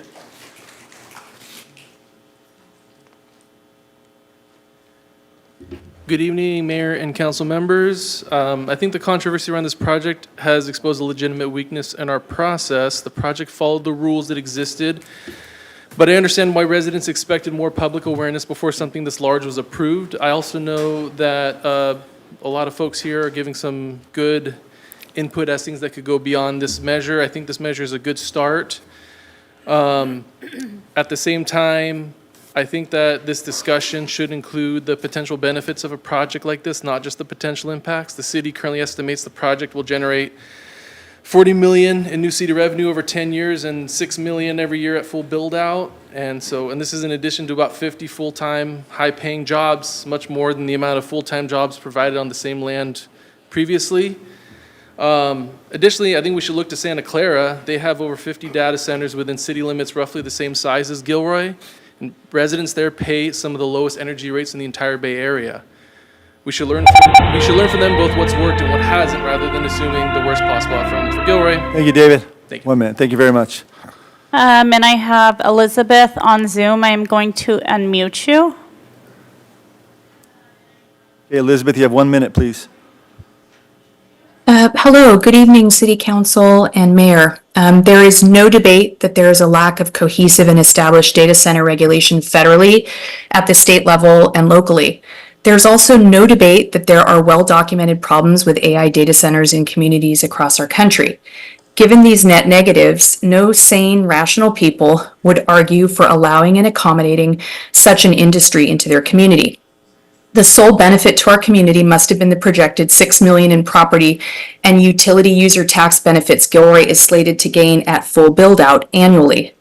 It appears that we have auctioned off our precious resources and our precious community environment to the highest bidder. As elected council members and our mayor, you were elected to be the stewards of our city and community, to protect, guide, and safeguard its development with the engagement of your city constituents. This week, City Administrator Matt Morley stated that the City of Gilroy strongly supports current state bills aimed at providing sensible guidelines and regulations for data center development.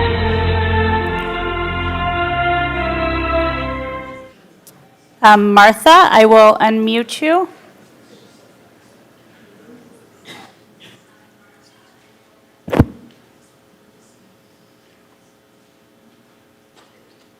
Hi, good evening. The Amazon data center was approved under old rules. I am against it. Most residents are against it. The fact that it was approved by one person. Why is this a dictatorship when we are a democracy? Gilroy residents all should have been included and should have a vote. You be our voice right now. The current data center brings a great disappointment, especially to lifelong residents like myself. We didn't need it in Gilroy, and we don't want any more future data centers. And the fact that most of you aren't supporting the residents of Gilroy, that's a big disappointment. Be our voice. I'm the voice of Gilroy. Data centers are bad. They affect residents. They affect residents' lives and especially wildlife. Please stop being sheep. Manage our city better and stop future data centers. Get it out of our cities.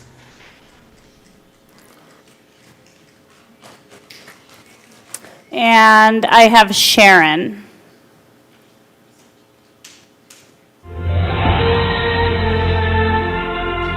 Good evening, council members. My name is Sharon Luna, and I'm a San Martin resident. San Martin may be outside Gilroy city limits, but we are your neighbors. Large-scale developments can have regional impacts on water, electricity, roads, emergency service, agriculture, wildlife, and other shared infrastructures. Those impacts do not stop at city boundaries. I know that you have fiscal responsibilities, but it is important that you look out and that you are the stewards of the land. It is important because we have had problems with chloride. Never, we were told that there would be no problems with the Olin Blair Company. We also have had human waste on San Martin properties as they go to your waste station. Please consider helping your California residents, Gilroy residents. Thank you.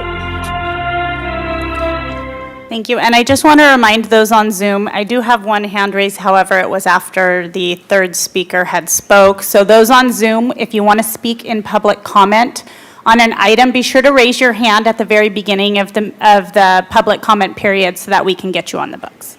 And I have no more speakers. Okay, thank you very much. So I'm going to bring this back to council for deliberations, but I want to do a little reminder or review first. So remember the items that are under consideration tonight. I'm going to briefly say them just as a reminder. So the first one, we're trying to determine the proposed ordinance is statutory exempt from the CEQA pursuant to CEQA guidelines. That's what Michael talked about first. We're also going to be taking action on a motion to read the ordinance by title only and waive further reading. And third, to introduce an ordinance amending Chapter 30, Article L of the Planning Department applications related to ARC and site review. This is where staff presented two options, right? Attachment 1 in the staff report, and Attachment 2, the staff recommendation and the Planning Commission recommendation. So I just wanted to make that clear that we're on track for that. And I did hear some stuff from Councilmember Bracco about some design standard specifications. That would not be action tonight. That would be direction to council that we could also talk about, but I think we should keep that separate. That we'll give direction to staff based on design review. That sound about right? Okay, so who wants to go first? Okay, Councilmember Bracco.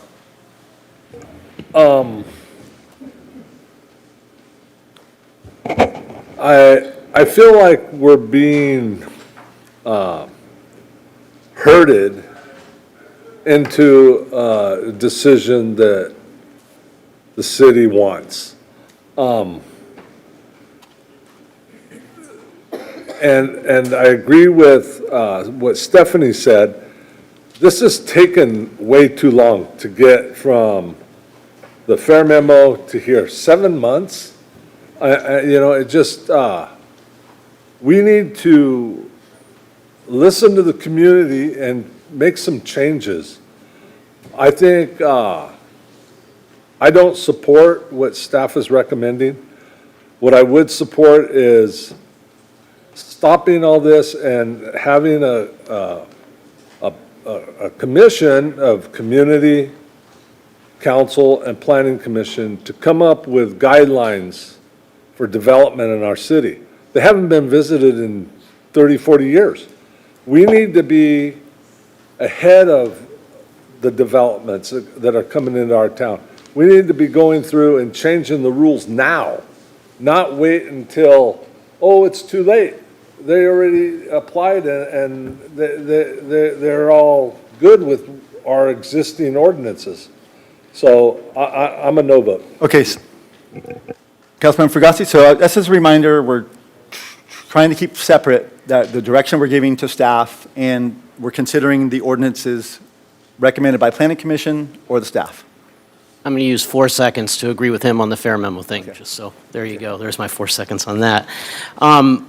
One thing I'd like to say to begin with is we started before this meeting with an economic development study session, and whether or not everybody really understands the predicament or how the city is funded, how budgets work, where the money comes from in general, and be clear, I'm not even talking about Amazon right now. I'm talking just in general of how money comes from different places all around the city. And when we zone certain areas to allow businesses to come and set up in those areas. And although it's novel to want to have farmland everywhere, it's not going to generate the revenue. I would like it, it'd be quaint. But we absolutely have to have these particular areas. And then we need to strike a balance. We have to strike a balance between understanding that if you could not have any industry at all and still pay your bills, I would love to have zero industry and pay my bills. It would probably be the best. But it's not the case. We will have to figure out how to strike the balance with industry and strike the balance with the variables that are in this right now to say, how big of a range do we want to have? The idea that 6 meetings for 15,000 square foot building with going a mile outside the city is just completely unreasonable in terms of economic development. People will not come and want to put business in Gilroy with things like that. So we have to keep that in mind. I am not sold completely on the variables in this, but I'm going to support it in some form. We need to understand that there are multiple steps here. This is one step of it. I think there's also a lot of room for objective standards in a different talk, in a different meeting, even possibly the way that Councilmember Bracco suggested there. I think that's something entirely different to look at. But in terms of notifying the community, in terms of not getting ourselves into a pickle, in terms of the things that we didn't have already, that the Planning Commission, which, by the way, I watched the Planning Commission, and there were some speakers at the Planning Commission, but I wished all of you also would have gone to the Planning Commission and spoken there, because you might have influenced them even more to change the way that those variables end up coming to us. So, in some form, I will probably support this, but I would like to hear from other council members what they think about those particular variables. Councilmember Marks. This was not really what I had in mind when Councilmember Ramirez and I started this fair memo back in January. We wanted to have that ordinance updated. We wanted to make sure that whatever industry came to Gilroy, the public was going to be protected by environmental protections. Whenever there was electrical, water, battery storage, whatever. And we purposely did not say anything about data centers because, as Councilmember Ramirez said, we didn't know what was coming down. In 5 years, there could be a similar project coming that's not a data center, and we wanted all those projects protected.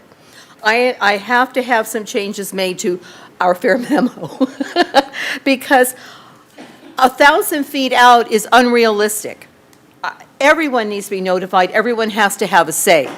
And I don't even like the idea of having, I'm losing my train of thought here, even having it in 6 districts. We need to be all together. And this is where I want this to go to the Planning Commission. They review it. They either say yes or no. But I want it to go to City Council. We wanted City Council to also hear this and be the final say. And it's at these Planning Commission and City Council meetings that the public needs to be all together, no matter where you live in the city. You need to be here voicing your opinion. So for me to vote yes tonight, there has to be a few changes made. Oh, and one last thing. I don't like the amount of money that's being charged for an appeal. There would be one appeal. All one person has to do is say, no, I'd like to appeal this, and it goes to an appeal, and then whatever that decision is made is final, and you would have to accept that.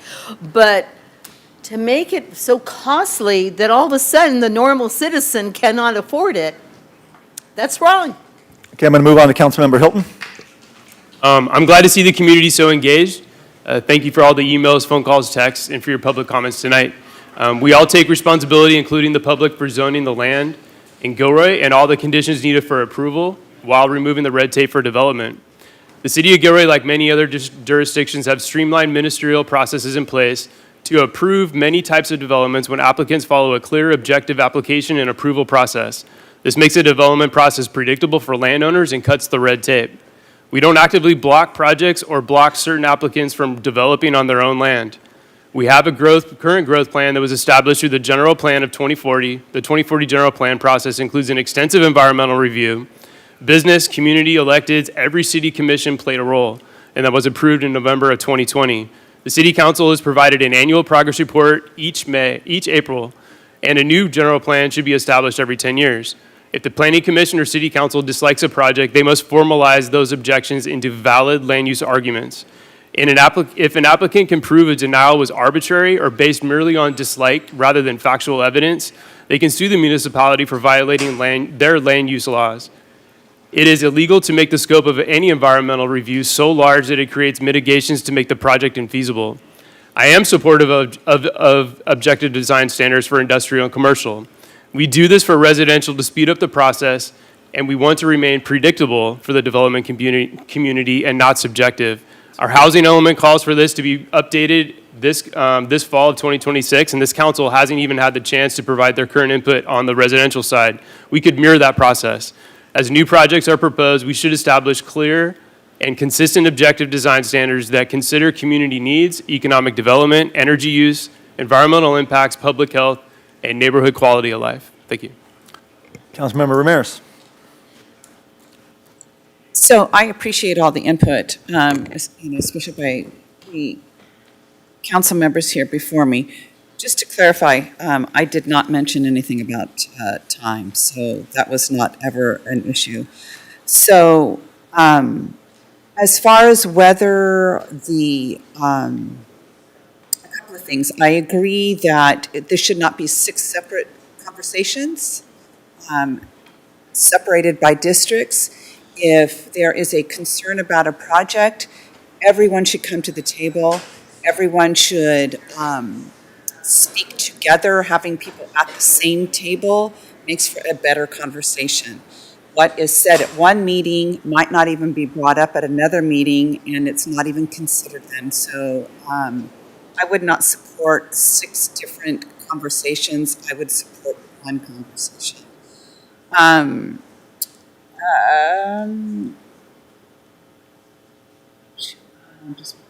Hold on. I'm here.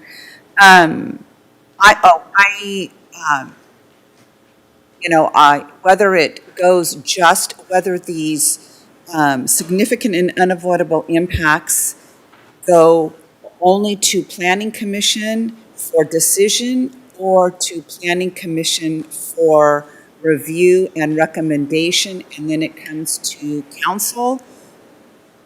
Either way is fine by me. Where I am concerned, though, with that is when we cannot deny it based on state law. And when it comes before us, it is often implied that we can make that decision. And so that is the concern that I have. I know Councilmember Fugatsi and I dealt with this on a number of occasions at the Planning Commission level, where things came to us and there were certain planning commissioners that didn't like the project and argued. We had nothing to say. It's not a matter of whether we like the project or not. It's a matter of whether we can legally deny it. And so my concern is that if it comes to council and people come and they share their concerns, we might share the same concerns, but our hands are legally bound. So that's the concern I have. Councilmember Klein, I'm sorry. That's it. Okay, Councilmember Klein. I do appreciate everyone coming. You've been coming over all the meetings we've had, and share your thoughts about this. I appreciate this council because we take the time to deliberate and talk this issue through. This is a first reading. This is the first conversation. I agree with Councilmember Fagazzi about that, and what Councilmember both Hilton and Ramirez said too. I mirror that too. I think this is just, again, the first reading. It's not the end. It's just the beginning of the process that we're taking this through to upgrade this ordinance. Thank you. So one of the items that I've focused in on, Councilmember Fagazzi brought up earlier, and we've heard from public comment, is that the staff report and the Planning Commission's recommendation are not that far off from each other. They're really, really close. So to start this conversation, to see where we're going to get tonight, because let's remember, at this moment, we're not doing design review standards and objective standards. We are trying to determine, it sounds like this is boiled down to the staff recommendation or the Planning Commission recommendation. Planning Commission recommendation includes that all EIRs go in front of the Planning Commission. If I understand correctly from the staff report, very few EIRs don't have unmitigated impact, significant unmitigated circumstances. Not with development projects, that's correct. Right. So, some of the conversations had, what I'm hearing from So what you're people saying, is can I just add one thing to that to make it more clear? So what you're saying is almost all of them would end up there anyway. Correct. Yes. Okay. Thank you. So as it's, I'm leaving it to you guys to discuss it further, but based on what I just said, I would recommend that we recommend the Planning Commission recommendations. We're voting on that tonight and not on staff recommendations. So did Planning Commission say the 1,000 feet? Or was that Correct. That is staff? correct. Correct. Can we amend that? Just that part of it, of Planning Commission? That's what I would like. We're here to talk about that. Hey, can I ask a question on that one specifically to help you out? So if it went from 1,000 to 2,000, what would be the burden of impact on the applicant? Well, Sharon's looking for that. The burden on the applicant. More or less. If we went to 500 to 1,000s. So no. You're at 1,000. So if we doubled that to 2,000, what would be the increased burden on the applicant? Approximately. Yeah, we actually kind of did this math at the Planning Commission meeting. Because right now, the city code specifies 500 feet radius for a public hearing. So for this is a community outreach, not public hearing, but we did the math. If it's 1,000 feet radius, so it's double the radius, and if just looking at the the area, right, pi r square, that will be 4 times the area. And I know that doesn't necessarily represent the number of parcels, but just assuming, pretty uniform size, then that's 4 times the amount of the notification. And so if you're going to do from 500 to 2,000, that's 4 times. No, I'm asking you from 1,000 right now, okay, to 2,000. There's 4 times as many people on average, depending on where it is in the city. I get that. What is the uptick in cost to that? Assuming if it's, uniform parcel size and things like that, will be 4 times of what. I know, I get that point. I'm saying, how much does 1,000 cost on average? And I'll do the 4 times. Yeah. That's what I said. I mean, more or less. Okay, so then take it to the next step then. Everybody in the city, what's the upcharge going to be to an applicant to do that notification? Is it $1 a resident? Is it $5 a resident? So if we sent it to every home, it would run in the tens of thousands of dollars. Because just simply look at it as a postcard has noticing, it has to be created. No, I get that. I'm asking you the question. That's why. So it's $1 a resident. So on any, I'm trying to put this into real terms so we can understand what real terms mean. So on any development that's over 15,000 square feet, if it was supposed to go to citywide, forget about the mile outside the city for a moment here, it would cost $65,000 or $63,000 to notice everybody in the city. No, you wouldn't do children and. Right. Now you're in households, okay, so that's why I Right. get it, okay? I'm trying to help everybody else here understand this as much as me, okay? Because not everybody's as quick as some of you. Not everybody shares it in a house. So Yes. You would be talking thousands of dollars, not tens of thousands of dollars. Okay, so that's what I was getting at, too, okay? So it might go from maybe $1,200 or $1,500 to $6,000 or $10,000, right? So it may be a big impact for somebody with a 15,000 square foot facility, relatively, but it's certainly not going to be a big impact for somebody with a 30,000 square foot facility, more or less. I mean, in my business sense, right? So if that's helpful for any of you, it's certainly helpful for me.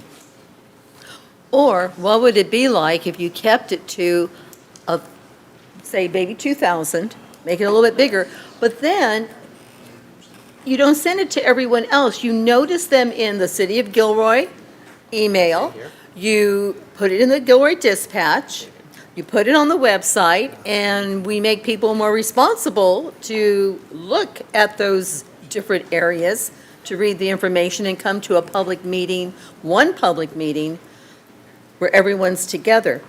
And even if you send it out to those 2,000 people, people will start talking and the word will spread.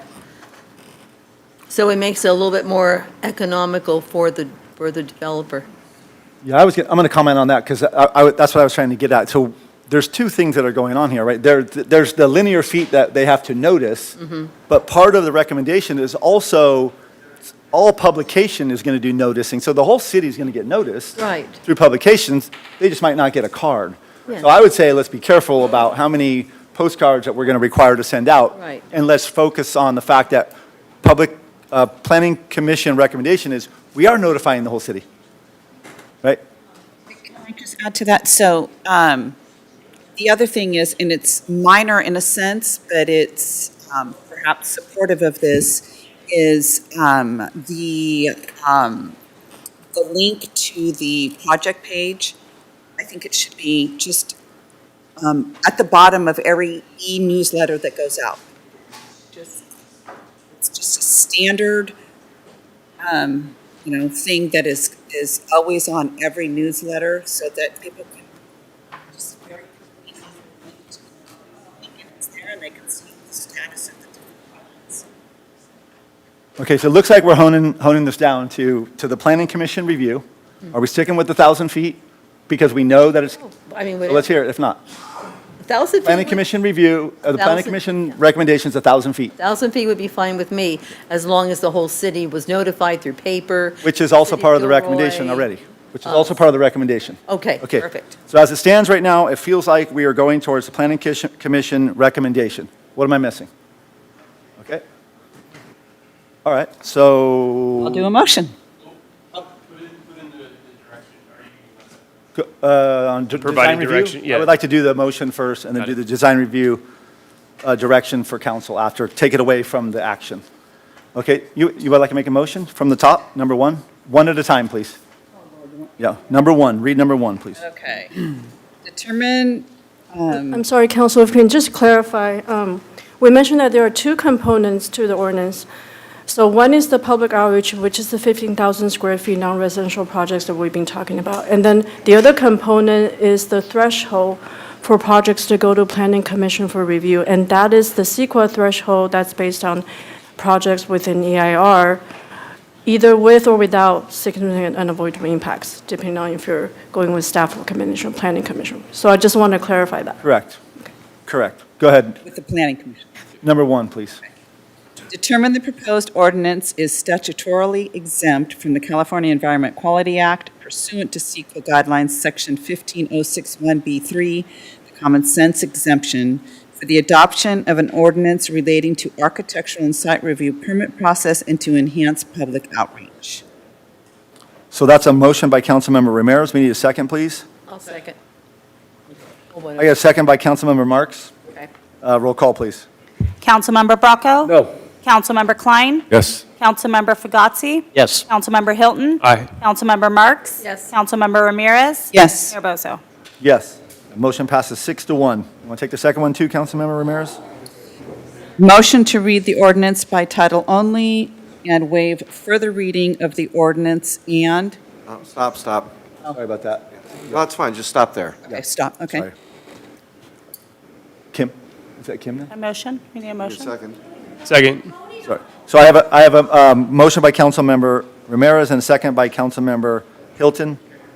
An ordinance of the City Council of the City of Gilroy amending the Gilroy City Code. Hold on a second.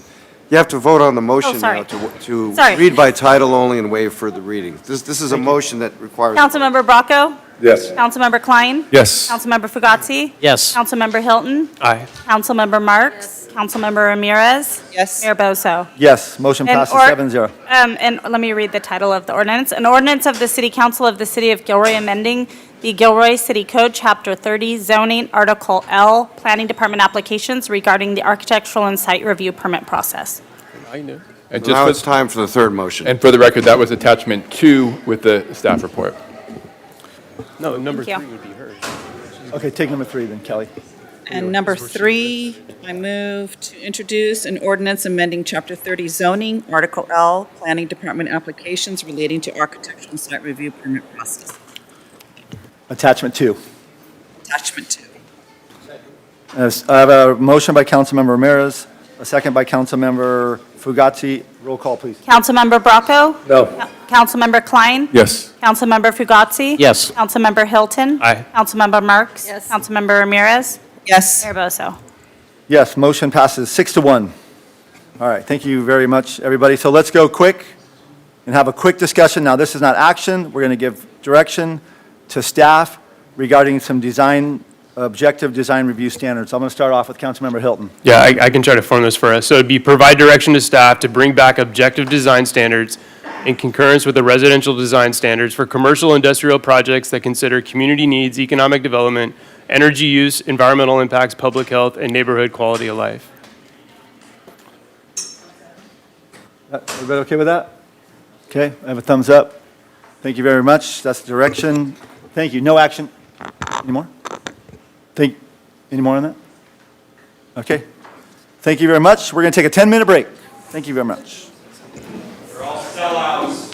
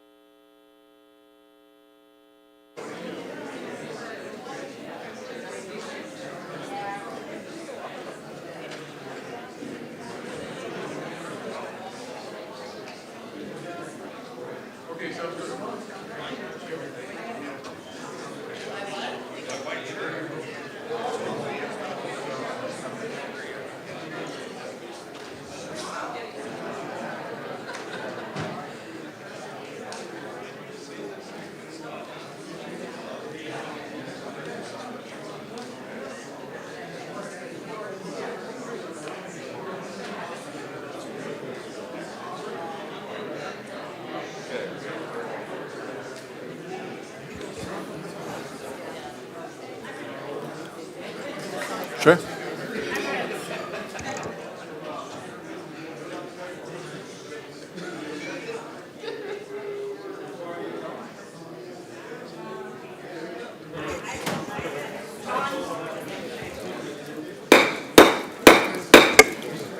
Okay, let's resume our meeting.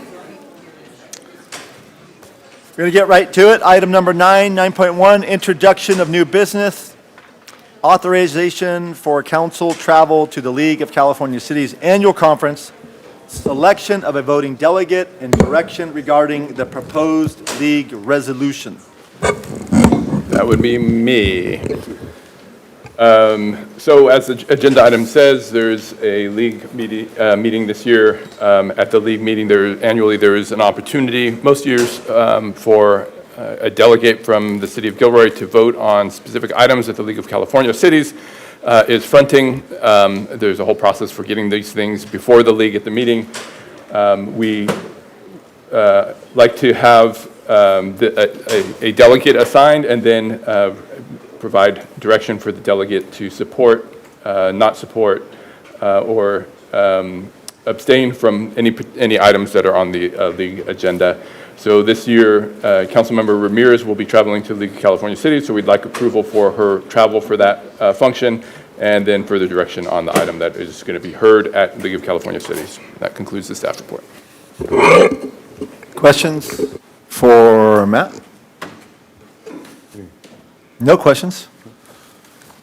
Okay. Public comment, please?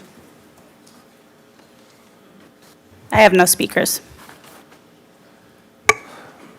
All right, so we're gonna break this up into two different motions, and I'm gonna start with the first two, and then we might need a little explanation from Councilmember Ramirez on number 3, if you don't mind.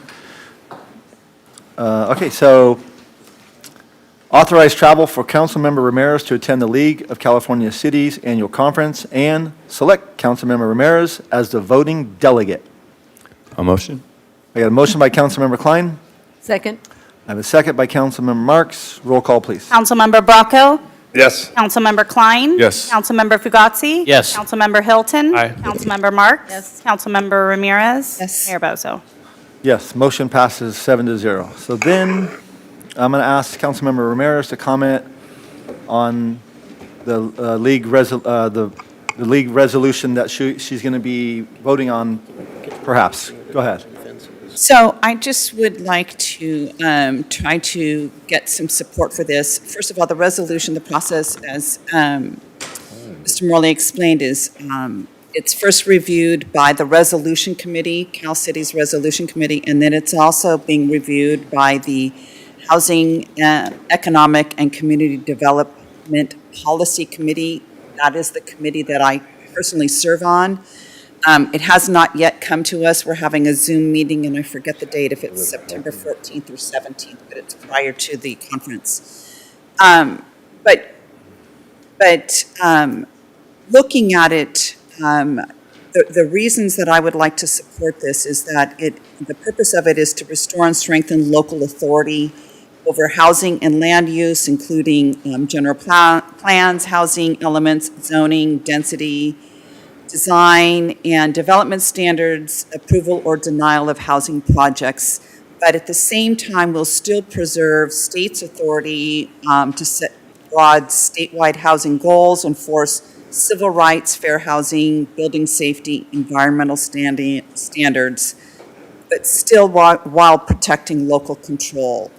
And what they're proposing is a very collaborative statewide working group or committee to conduct the legal, fiscal, and policy analysis and to engage cities and other stakeholders. So again, it's really the impetus is to try to get some local control back so we can basically follow our general plans. And they are recognizing the negative impacts that are associated with all of these state laws in terms of, impacting public safety, infrastructure, et cetera. So I think it's something that I recommend that we support. Questions for Councilmember Ramirez? None? Okay, I'll entertain a motion to identify if council desires to support and voting on the league resolution identified by Councilmember Ramirez. Oh, are you still reading? I'm looking for a motion. So moved. A motion by Councilmember Marks. Second. Second by Councilmember Fugazi. Roll call, please. Councilmember Bracco? Yes. Councilmember Klein? Yes. Councilmember Fugazi? Yes. Councilmember Hilton? Aye. Councilmember Marks? Yes. Councilmember Ramirez? Yes. Mayor Bozo? Yes. Motion Mr. Mayor? passed 7-0. Yeah, council member, I just want to say, I really appreciate that you came and asked us. This is Because the first time we've heard. Most of the time, we don't know what gets done. In my defense, I got information as soon as you did in the packet, and I was on vacation. But you still asked us, and that was very nice.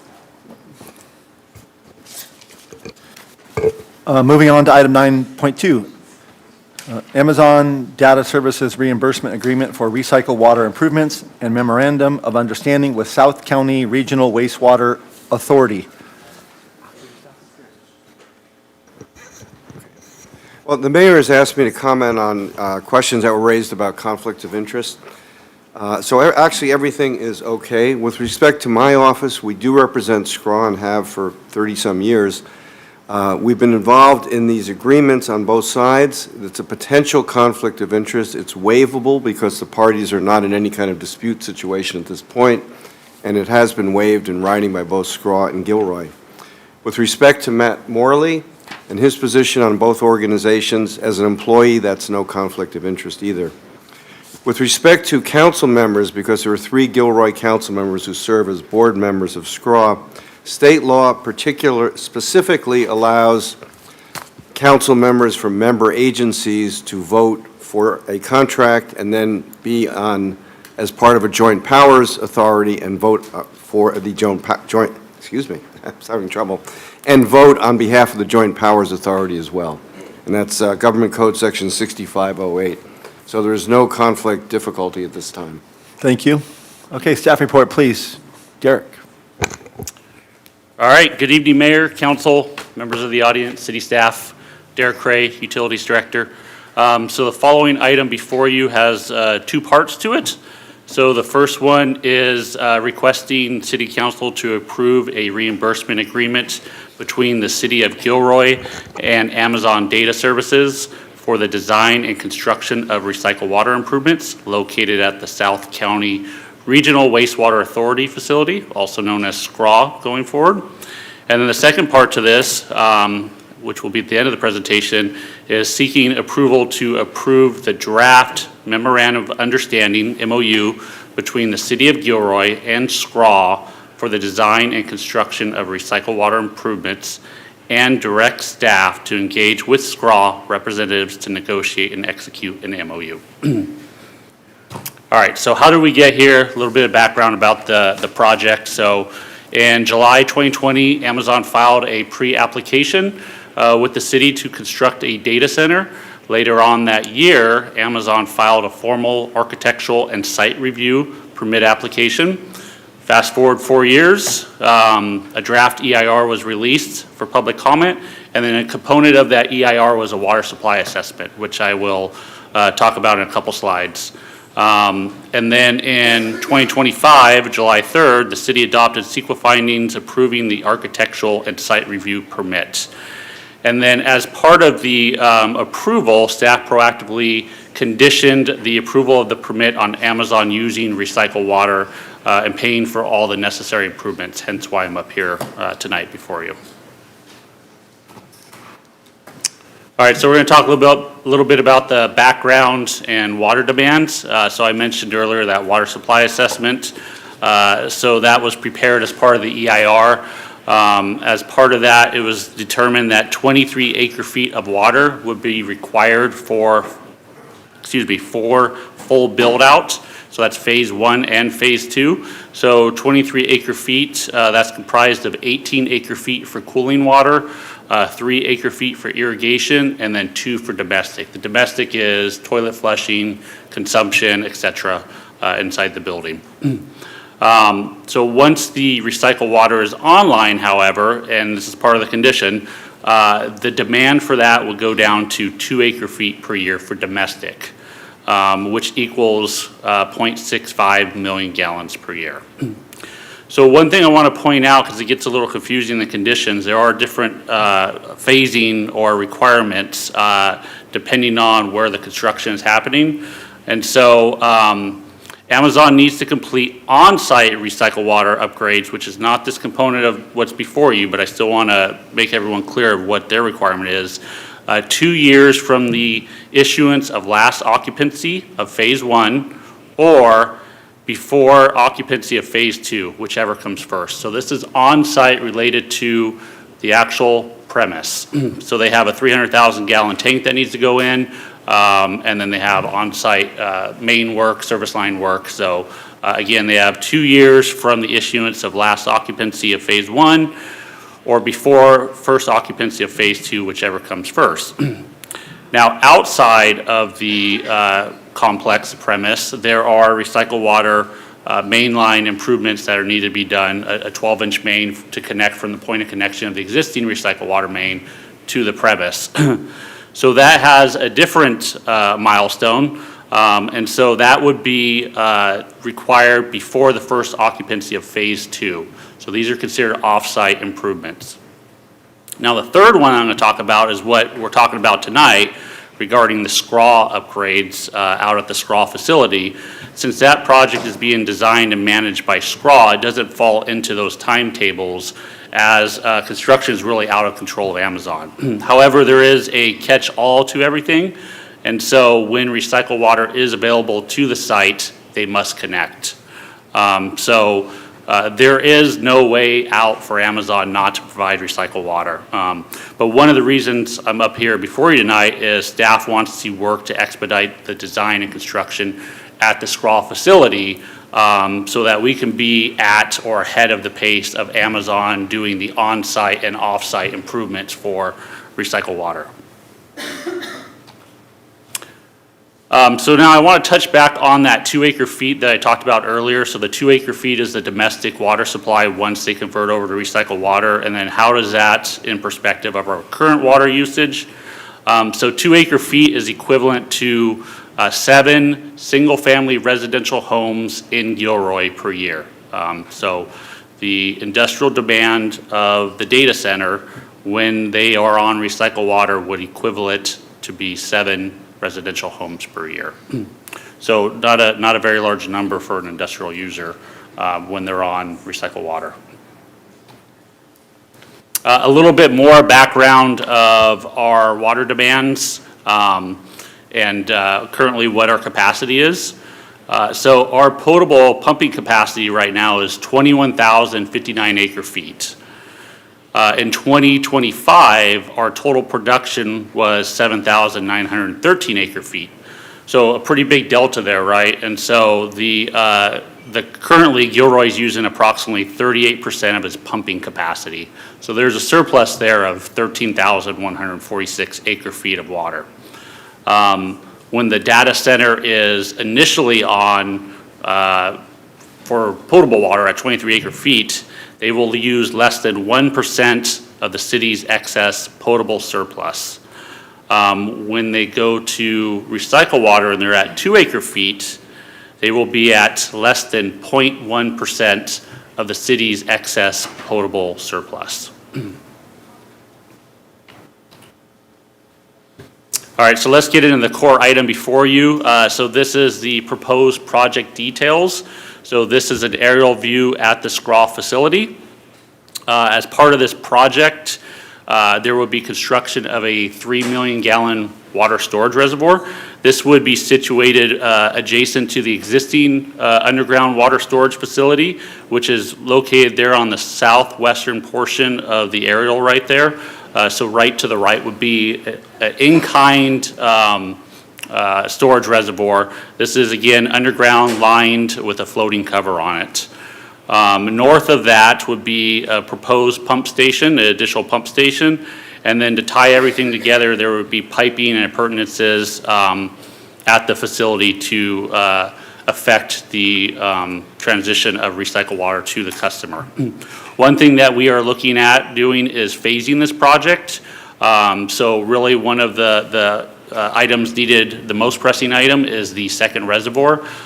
So if that is built first, and usually your long lead times are your pump stations because of your MCCs and electronic components, that we could allow Amazon to use recycled water with that second reservoir in service because it would be tied into the existing reservoir and the effluent piping.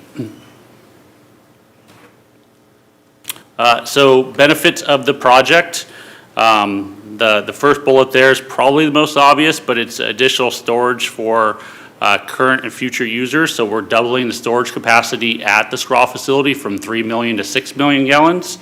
One thing I want to touch on, this project was already identified in the recycled water master plans going back to 2004, 2015, and in the latest 2024 recycled water master plans.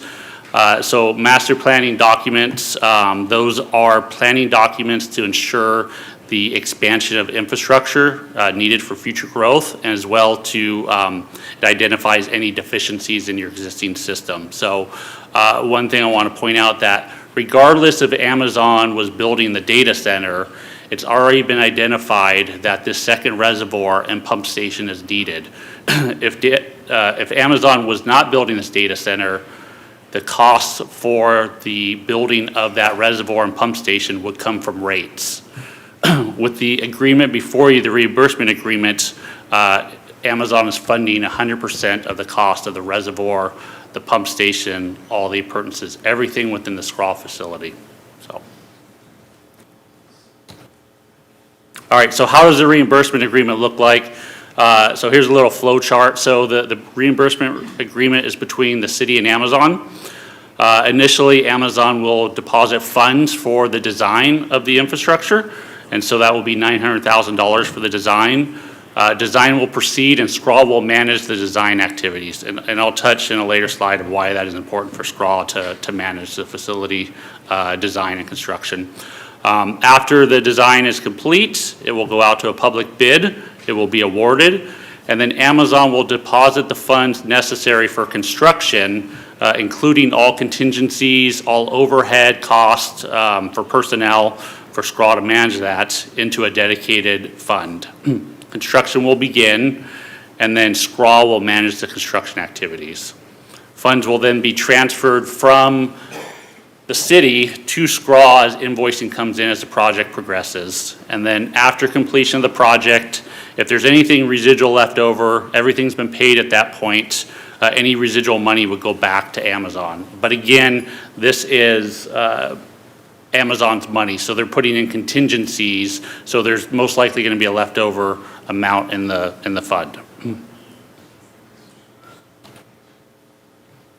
All right, and then there are some fail-safe measures built into the reimbursement agreement. So should Amazon pull out of the project, the data center, mid-construction, they are required to either put the site back to its original condition or make it safe and stable at the city's discretion. And they also have to provide a 90-day termination notice to the city of their intent to terminate. And so what does put it back safe and stable, stable or original condition mean? It really depends on how far along the project is underway, right? So if the project just started going, maybe 10% into the project, we would most likely ask them to go back to the original condition. However, the project's further along at 90%, per se, then we would most likely, we would meet internally, discuss, but have them make it safe and stable, and then at a later date, the project can be completed. Now, just because they're going and making it safe and stable doesn't say they just back out at that point. They still have to pay for all costs that were incurred up to that condition, all costs to make it safe and stable, all costs required to, if any equipment was purchased in the meantime. And then at the last bullet point, again, if there's any outstanding fund balances upon either making it safe and stable or back to its original condition, those would go back to Amazon once everything has been paid. So that completes the presentation on the reimbursement agreement. Now we're going to touch on the memorandum of understanding. So this is between the city and SCRAW. SCRAW will use its expertise to manage the design and construction of the facility. And the reason behind this is a very critical facility. As you can imagine, it's a wastewater facility, 24/7 operation, 365 days a year. And so it's really essential that SCRAW manages the design and construction activities out at that facility. So as part of that, Amazon has no authority to manage any component of that project, nor can they direct any staff on the project. So, and again, I just want to touch that the city will pay SCRAW for all monies in this. Nothing is coming out of rates. This is all being funded by Amazon. And that includes all soft costs and hard costs, including all SCRAW time and city time to affect the project.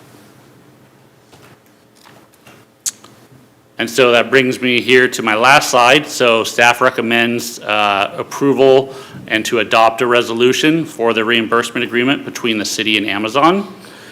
And then to approve and adopt a resolution for the draft MOU between the city and SCRAW. And then authorize the city administrator to execute the agreement and negotiate the MOU between the city and SCRAW. And with that, I'm happy to answer any questions. All right, thank you, Derek. Looks like first person on the board is Councilmember Fugazi.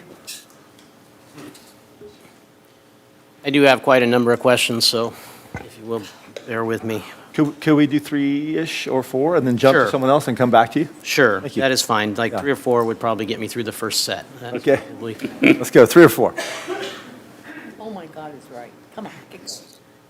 All right, go ahead. So, in terms of timeframes and whatnot, the timeframe for them to do the pipeline itself, okay, not just design the pipeline, but actually build the pipeline, has no timeframe associated with it whatsoever. Did I understand that correctly? No, that is incorrect. It does have a time frame. So When does it have to be built by? Because I'm only reading 53. yeah, hold on here real quick. I want to state it completely. So Amazon, to complete the off-site recycled water upgrades, need to have the pipeline done before first occupancy of Phase 2. That Correct, is but the that's not a off-site- date. That's the pipeline from the Amazon to the point of connection. But that's not a date, right? So it is, if Amazon decided to not do Phase 2, they won't have to build the pipeline.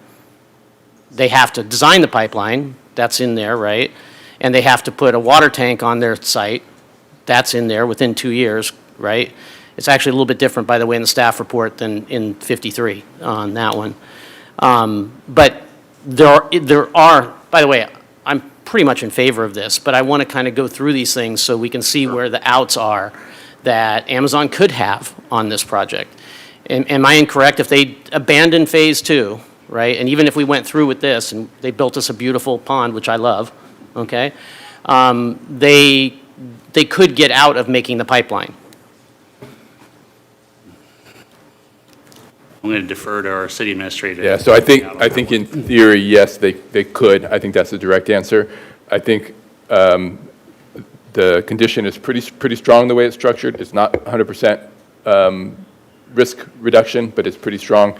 And it does factor in that the design on the pipeline is 60% done, funded by Amazon at this point. So the intent and the direction that the project's headed is looking good. Understood, but that's a fraction of what the actual pipeline will cost. Sure. Very small fraction.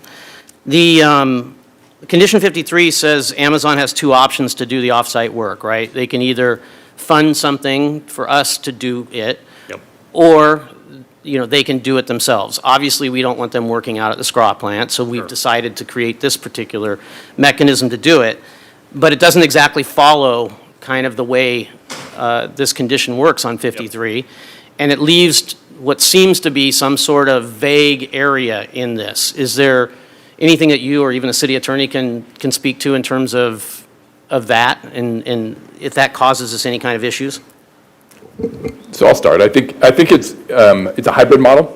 So in the condition, it envisions sort of one or the other, and we're implementing both, right? Some on-site, some work constructed by the city by way of SCRAW, and some work constructed by the contractor, by the developer by way of the pipeline. So if you were to flow map this out, sort of like this, everything aligns at the connection to SCRAW site and that needing to occur. And the conditions within 53 align with timelines that match up at the finalization. And of course, the biggie is the last sentence, I think, in condition 53, which says once the water is at the site, they have to connect to it.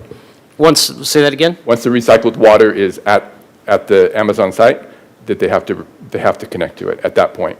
Yeah, that's when they get the pipeline done, yes. They have to connect to that, I understand. All right, I'll leave it right there for right now, and then come back to me if you will. Thank you. Councilmember Ramirez? Yes. Go ahead.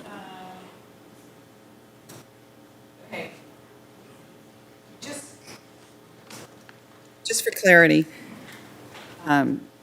is it a condition of the agreement that AWS will pay 100% of all costs associated to build the pump station at the wastewater treatment facility, including design, construction, and any improvements? That is correct. That is correct.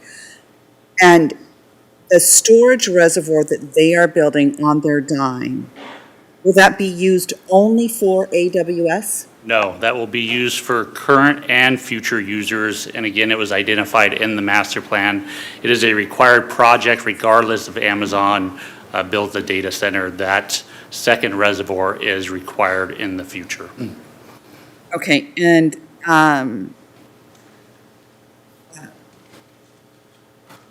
in regards to, we've already established that the SCRAW staff, the staff out at the treatment facility, they will be overseeing this and providing their expertise. It's not AWS staff that is actually doing the construction and monitoring. But who will monitor, on the pipeline, the design, construction, and upkeep of that? So that will fall under the Public Works Department. So the city will manage that, the inspection process of the construction for the installation of the pipeline. And I know that you spoke about if for some reason they decide to pull out. But what if they fail to comply with something within the MOU? I don't know, I can't even think of anything, but we're monitoring it, they fail somehow to comply with it, then what? Well, they're not a party to the MOU, so the MOU is between the city and SCRAW. Okay. So that there wouldn't be an issue there. I think maybe if you're talking about the reimbursement agreement, if there was an issue with that. So it goes back again to the conditions that were put on Amazon as part of the project. Okay. And so they would be in violation of that.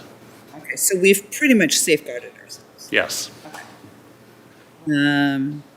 You referred to the 23 AFYs.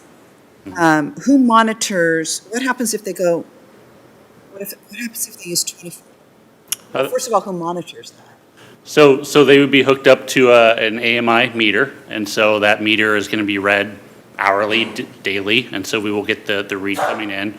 And so if they're going over slightly their allocation, or not necessarily allocation, their water supply assessment, it's not a significant issue because we're tracking it, and as I talked about, we have an excess in potable water. If that number were to increase significantly, then we would work with Amazon to see why are they going over significantly, and then there are other mechanisms in our ordinance if they go way over, causing an issue in the potable water system. But again, we have such an excess of surplus, that number would have to be drastically above 23 acre feet to affect the potable water system. Okay, so let's say they went to 100. Could we shut them off? Potentially, yes. Okay, so we can say, you know what? The agreement was 23 AFY, you've gone over. We have the right to shut off water. You're going to have to figure it out. It gets into your water contingency plan, shortage contingency plan, so there may need to be a declaration from the council.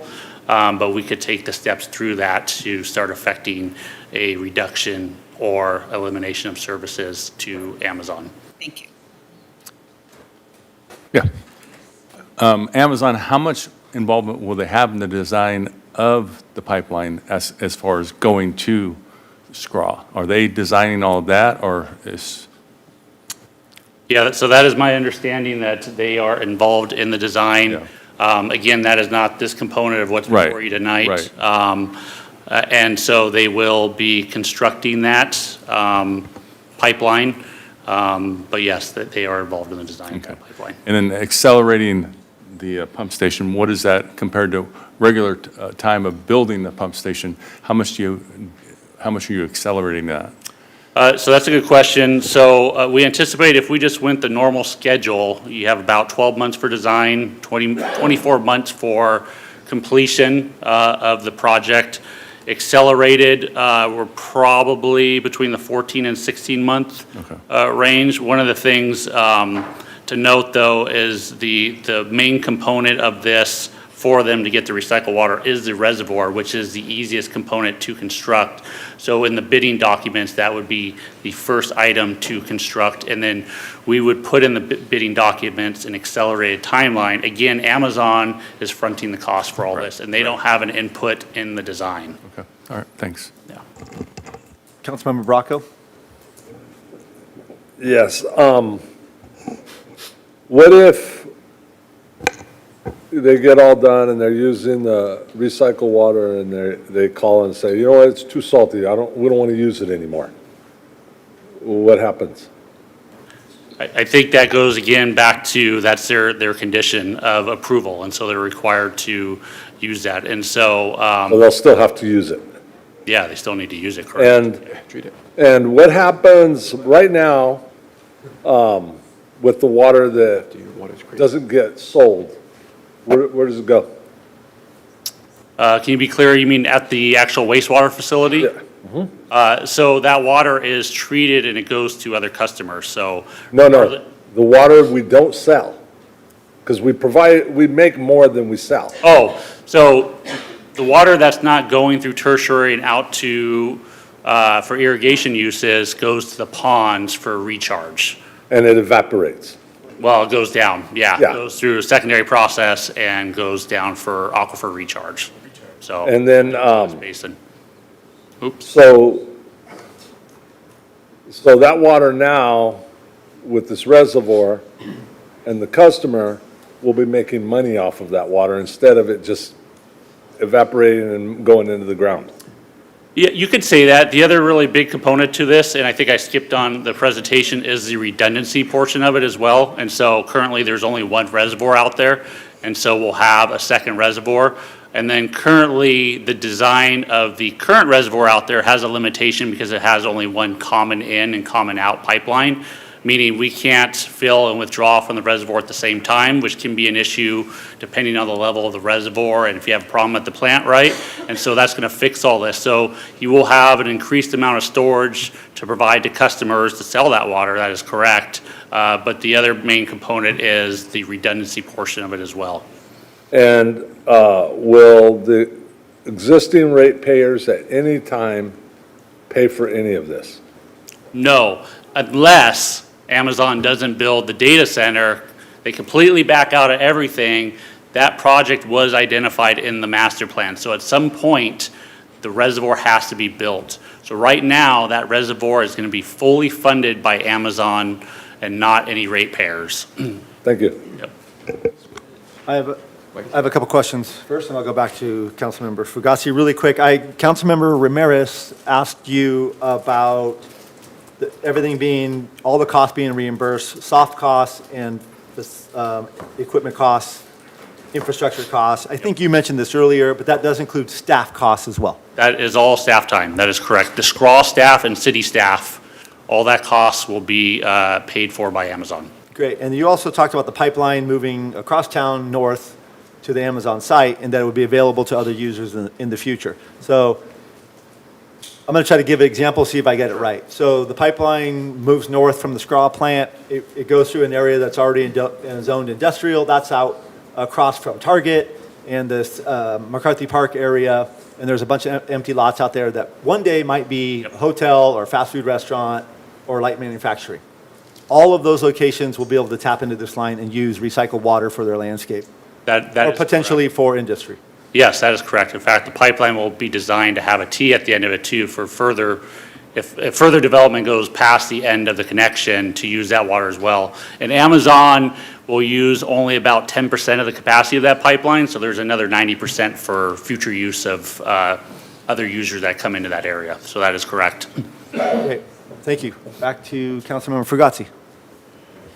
I know I had some emails recently to the city administrator and even to the city attorney regarding EIRs and CEQA out there for this, and there was a little bit, I'll blame it on my own confusion, but I didn't exactly get it straightened out.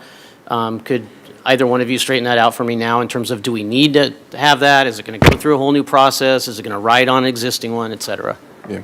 So every project that we do goes through a CEQA analysis. Usually, we call it a CEQA checklist. It's a document that takes us through the individual steps of identifying what the level of environmental review needs to be for a particular project.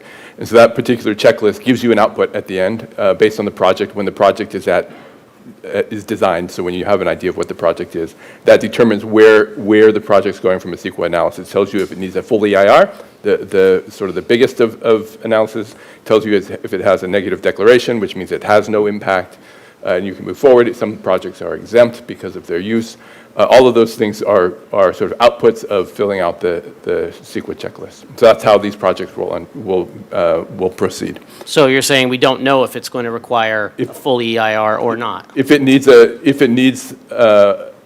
review by the council or by SCRAW board, then it would go to those bodies depending on the project. So the work at SCRAW would go to the SCRAW board if it triggered the review by the board. But we don't know at this point what that level of analysis might be. And all the costs related to that would be within this contract? Oh, yes.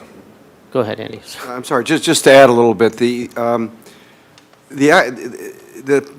this particular exact project isn't fully designed yet, of course. That's major, the early part of the project is to do the design.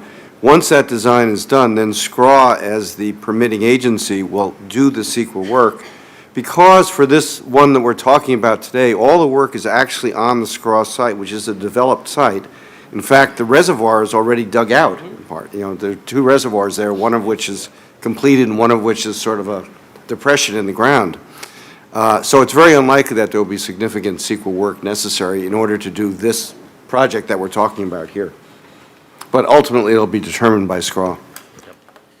So when you said that this was already part of the master plan, the reservoir is the pipeline also part of that as well? No, so this is the reservoir, the pump station, and appurtenances inside. We're just only talking about the SCRAW facility. Okay, and so Amazon gets to design the pipeline, and it's not really going all the way to SCRAW, right? It's going to another section of the pipe, right? That exists. Venture, I think it is Yeah, where yeah. the point of connection is, yep. I was just saying that because I heard somebody say it's going to, anyway, so they get to design that pipe. We're already designing where it's going to go because we've got a right-of-way of where it's going to go. When it gets there at the corner of Camino Arroyo or wherever I think it's going to stop, is it going to go through to the other side? Is it going to be available for us to tap into for future projects northward, et cetera? Yeah, so that was the one point earlier I made, is that pipeline will have a design in it, so it'll have a blind flange, we call it, at the end of it, so that the city or another developer can tie into that and extend that pipeline further down. And again, that pipeline is sized for 12-inch, so there is significant extra capacity in that pipeline for other future users, whoever those may be in the future. Are there any binding pipeline contracts in the works, already done, already signed? How's that going to work with them? Or we just say, hey, go build this, and they go kind of do it along with our advice on the plans? Well, I mean, so yeah, it's a condition of approval, right? So they have to move forward on it. I think it is currently in the works. It's under Public Works, but the design is currently in the works for that pipeline component. So you guys kind of hash out what you're going to make them do, and they're going to say, we're not going to do that, and then you guys come to some sort of an agreement, and it just kind of works out, or? Well, I mean, Sorry, so- I'm not. No, so the pipeline has to be designed per our standards, right? And so it's a 12-inch pipeline, it's gonna be designed per our standards, put in the right-of-way. The city is gonna oversee the construction, they're gonna approve the design of the construction, and then inspect the construction, so it will be built to our standards. And so we don't just say to a developer, hey, put the pipeline wherever, it's gonna go in the right-of-way where it's agreed upon to go at. Yeah, and I get that, but I mean, you know, there's only a page and a half on condition 53, and it says it's going to do a 12-inch pipe. So, I mean, we bind them somehow in this. Yeah, so we'll work with them through a permit that we will issue to them.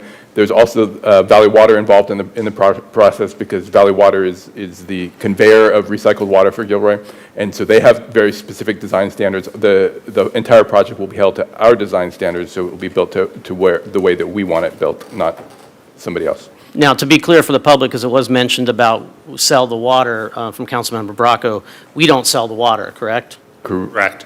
It's Right. Valley Water. Valley Water sells, and do we get any portion of that money? Not that I'm aware of, but we get the benefit of recycled water. I understand the other benefits. I'm just getting the clarity. Thank you. Councilmember Hilton. This is a question to the city administrator, because I know we're trying to talk about the pipeline because this is our opportunity, it's on the agenda. If we gave direction to you, would you be able to provide, or the utilities director be able to provide, like an update on the pipeline, when we ask it or when it's opted, to let the public know what's going on, let us know what's going on? Would you be able to do that? I think absolutely. The pipeline project will be highlighted on the Amazon project website on a regular basis. We'll put it in the newsletter to let folks know how it's progressing, as well as the work at SCRA. Thank you. All right, I'm going to move to public comment. Looks like we have over 10, so we're going to go 2 minutes. And take it away, Kim. Georgine, followed by Jack, and then David.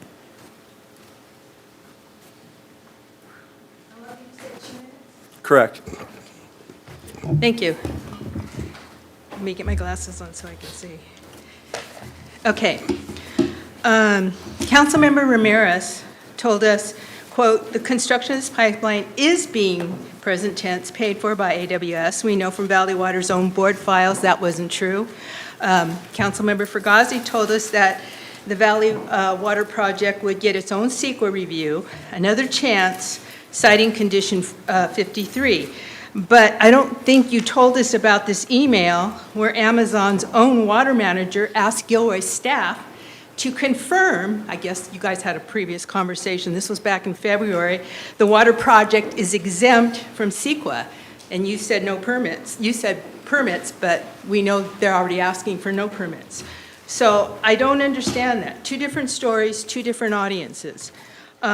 I have a million questions, because you say ratepayers, we know we've paid for this so far, we have the Valley Water records, but are we still, you say we're not paying for it? Does that mean we're going to be exempt from paying for any of this? Oh, and before I forget, I want to reiterate my conflict of interest objection again, because what you're asking is you're asking the city council to give SCRA, you two that are SCRA staff, permission to negotiate with yourself, which to me seems like a total conflict of interest.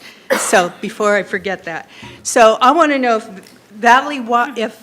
know if we are paying for any of this, a portion of it, some of it, do we stop paying for it? Because Zone 5 ratepayers, according to all the Valley Water board members, board meetings, are paying for this. Do we get a refund on Section 1C that we just paid for? Because I have emails that say that portion of 1C was required for Amazon to connect to the pipe, so we paid for that. Do we get a refund for that, since that was part of Amazon's? There's just so many questions I have. I would really say, I would wish you would hold off on this, and I would be happy to furnish. I have hundreds of emails.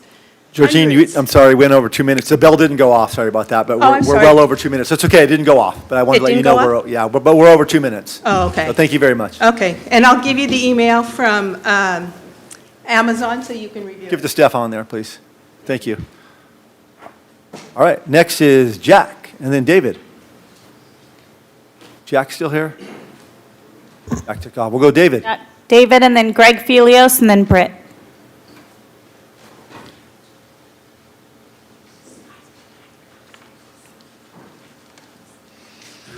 Hi, Council. I had a lot of questions about this, but I think you guys answered pretty much all of them, but I got a new question.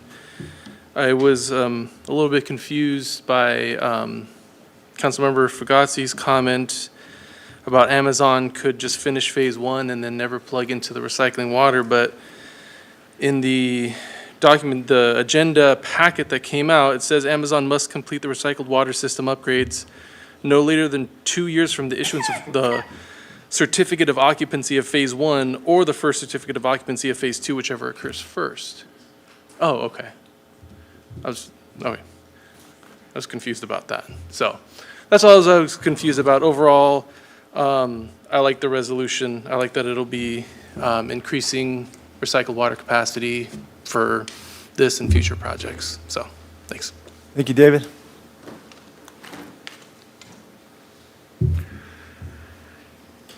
It sounds like Amazon is putting an awful lot of money into this to keep this going. They must have an interest. The thing is, we, the public, we'd like to have our trust rebuilt in Amazon.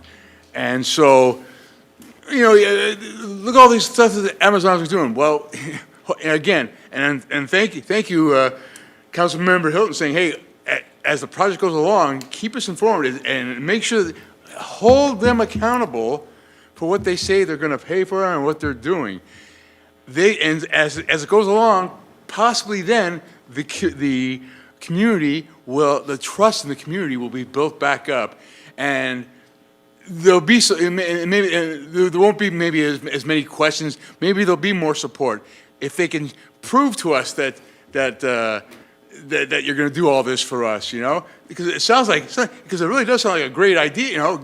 Oh, it's recycled water and they're paying for it. Let's follow through. The next meeting of the South County Regional Wastewater Authority is October 7th. And just like this, they have a public comment section. Councilmember Fugazi and I went to the last one, and they gave us a tour of the wastewater facility, and they showed us where the reservoir, they built the reservoir, and we saw that. If you guys get a chance, October 7th, 8 in the morning, 1500 Southside Drive, look it up. And they have a public comment section. I didn't public comment because I didn't know anything this time. But I'm going to go next time. If you get a chance, please go. And if you're concerned, talk directly to them. Talk directly to those people. I mean, also these are our mill people. You can talk directly to them. So anyone who's interested, thank you so much. Thank you, Greg. Britt is next, please. Britt, then Camilla and Gina. Because I have some more time, I can do my pleasantries. Good evening to my neighbors on the council, in the gallery, and watching online. My name is Britt Smith. I've been a proud Gilroy resident for over 12 years, graduating from Gilroy High School and returning to my hometown after earning my undergraduate degree at UC Santa Cruz and establishing my marketing career. If there's a single theme that the ASWS Data Center has illustrated, it's that this community wants to trust this body, our city and staff, but through outdated ordinances and a lack of public involvement, it has become increasingly hard to do so. One, this is just housekeeping. If you're going to attach documents required to make people understand what's going on, please name the files different things. I have 3 staff report downloads from this meeting alone, and I think it would mean a lot to those less technically savvy than myself if you could adhere to some basic file naming guidelines. 2, if you're going to increase public outreach, you have got to go beyond that newsletter that reaches at most 16% of your constituents. You are asking us to show up and participate, and here we are, and here we have been for 8 months, and now 4 hours tonight. 3, if you're going to post marketing assets to sway public opinion about the data center, as the city has been for the last 3 weeks, stating that Gilroy will not be paying anything for the development, mean it. The term reimbursement to me means an IOU. Basically, that's exactly what has just been presented. The lack of clear language will continue to sow distrust and drive a greater divide between the gallery and the dais. The literal language in this reimbursement agreement is, quote, Amazon will reimburse the city for all soft and hard costs incurred to design and build the 3MG reservoir and pump station improvements, end quote. You're asking us to put our trust in a multi-billion-dollar corporation when at this point we are struggling to trust you. Finally, in regards to the background and water demands mentioned earlier, we know that the environmental impact report was completed in 2024. The master plan was from 2004. We cannot accept outdated information. We demand a moratorium on all new construction as it relates to projects that would use over 5% of municipal resources, including but not limited to water, electric, and emergency services. Thank you. Thank you. Camilla.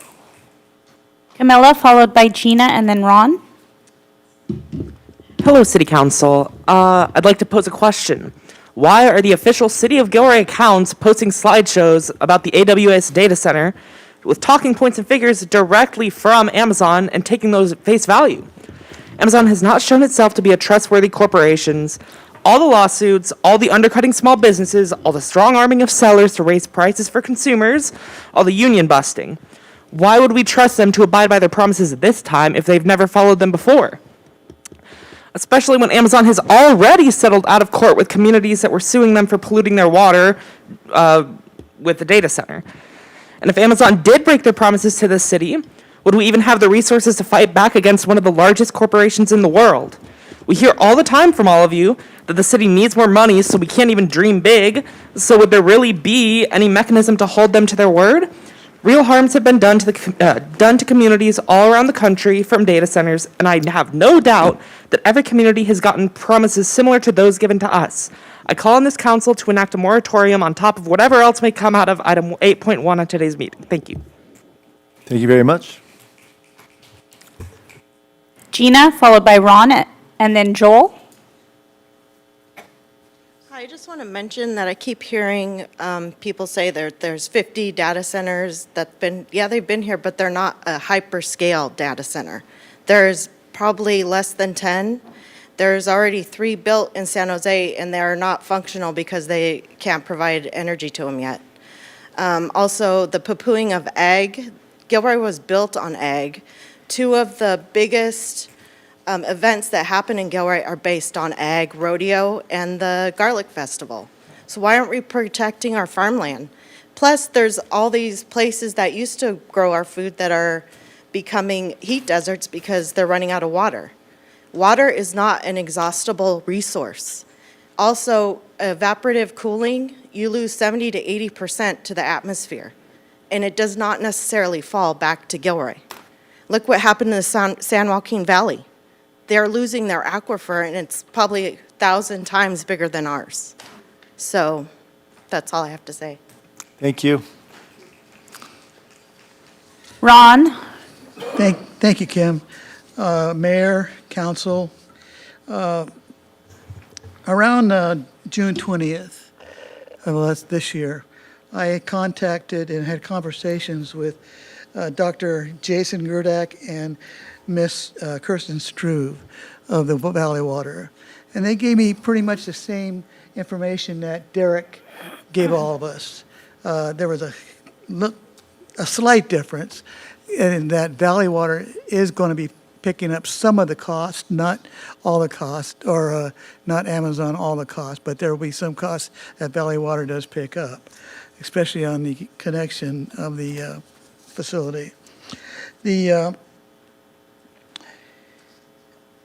thing that I was mostly interested, though, is we're going to be making revenue from the data center. And we haven't really discussed anything about that, Derek. I don't know if you have any information on that. But that would be very interesting for the community to see how much revenue is this data center going to give to us, because we need money. I mean, we were talking recently about trying to add a tax to get more money for one issue or another. So from what I understand, these things provide quite a bit of revenue to the cities. I don't know if Gilroy will get it or the county will get it. We'll have to find out. But that should be something that we find out and we let the community know about. Thank you. Joel? And then I have four speakers on Zoom. Good evening, Council. First of all, just because we have the capacity to pump water doesn't mean there's always water there. We've had water restrictions fairly recently around here. I don't think that's the big deal. My key question, though, is I was told by a reliable source that if what you pass, the ordinance you pass in 8.1 on the agenda, would trigger a review process for phase 2 of the data center. First of all, I don't know if that's true or not. I hope so. But if it comes to that and you decide not to okay phase 2, what does that do to this agreement? Thank you. Thank you, Joel. Thank you. I have Tim on Zoom. I am going to allow you to speak. You have 2 minutes. Hi, thank you for letting me speak. And my name is Tim. I love the idea of building redundancy in the water processing plant with a new reservoir and pump. I love the idea of Amazon paying for that. Those things could and should happen, but the price of public comment, the opportunity for people to be able to have a say in decisions that impact us is priceless. And whatever the cost may be, as was discussed in the previous agenda item, it is never too much to ask anyone who is coming to impose on the community. Amazon should pay for this new reservoir, for the new pumping facility, for all the staff time that has been taken for them to have these conversations, all that money that has been coming from the people of Gilroy. They should pay for that. They have already been taking from us, and we should move forward with that and put in the necessary infrastructure that seems like we're going to have to do whether or not there's a data center. But there shouldn't be this data center. Don't let the data center go forward. You have power. Let the people have an opportunity to have a say in the process, which has not been the case. There has not been the public comment throughout for the data center. So yeah, have this new reservoir, have Amazon pay for it, and then don't let them build the data center. Thank you. Violet?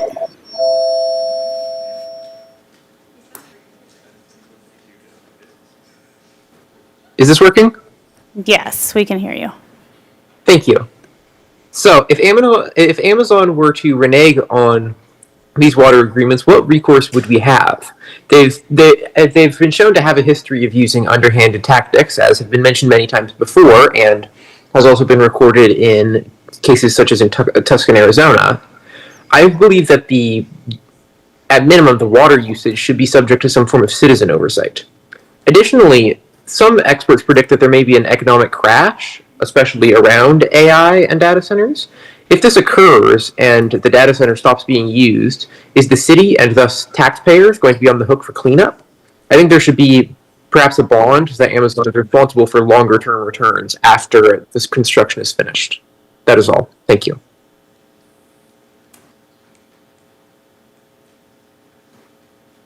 Martha? Good evening, council people. We're in California. We've always faced a severe drought, and we can't afford a massive data center to be sucking up our precious water in California. Amazon recycled water plants are, I think, happening until 2013, which leaves our local supply is at risk right now. So really think about that. So they're going to be using diesel generators, and I believe they're going to be using steam to cool off everything. What do we need? We need water, steam, cool. Like, honestly, really? Like, come on, wake up. This is some bullshit. And you're bringing me out. I've never had to speak on behalf of my town until now. I've lived in this city my whole life. And seeing this Amazon and you guys all allowing it and going on a single vote is ridiculous. I'm like disgusted. We're Gilroy. We are better. Consider our votes. Consider the residents that are living close to this data center.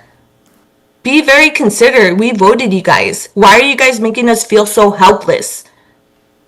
Honestly, water, steam, this is some bullshit. We know some, we've seen YouTube videos, we've seen a lot of cities affected by this.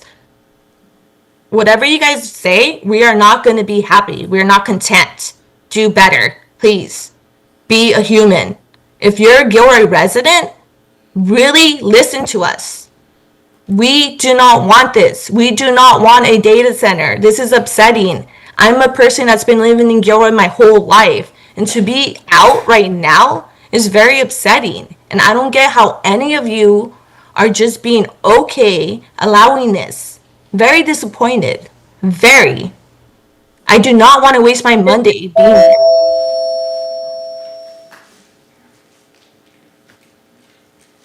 And Houston.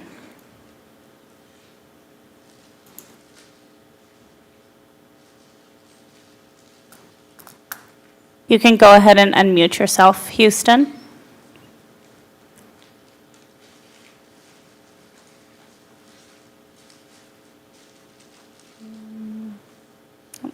Okay, now can you hear me? Yes, we can hear you. Wonderful. Well, today is my 41st wedding anniversary, and I want to thank you all for spending it with my husband and I.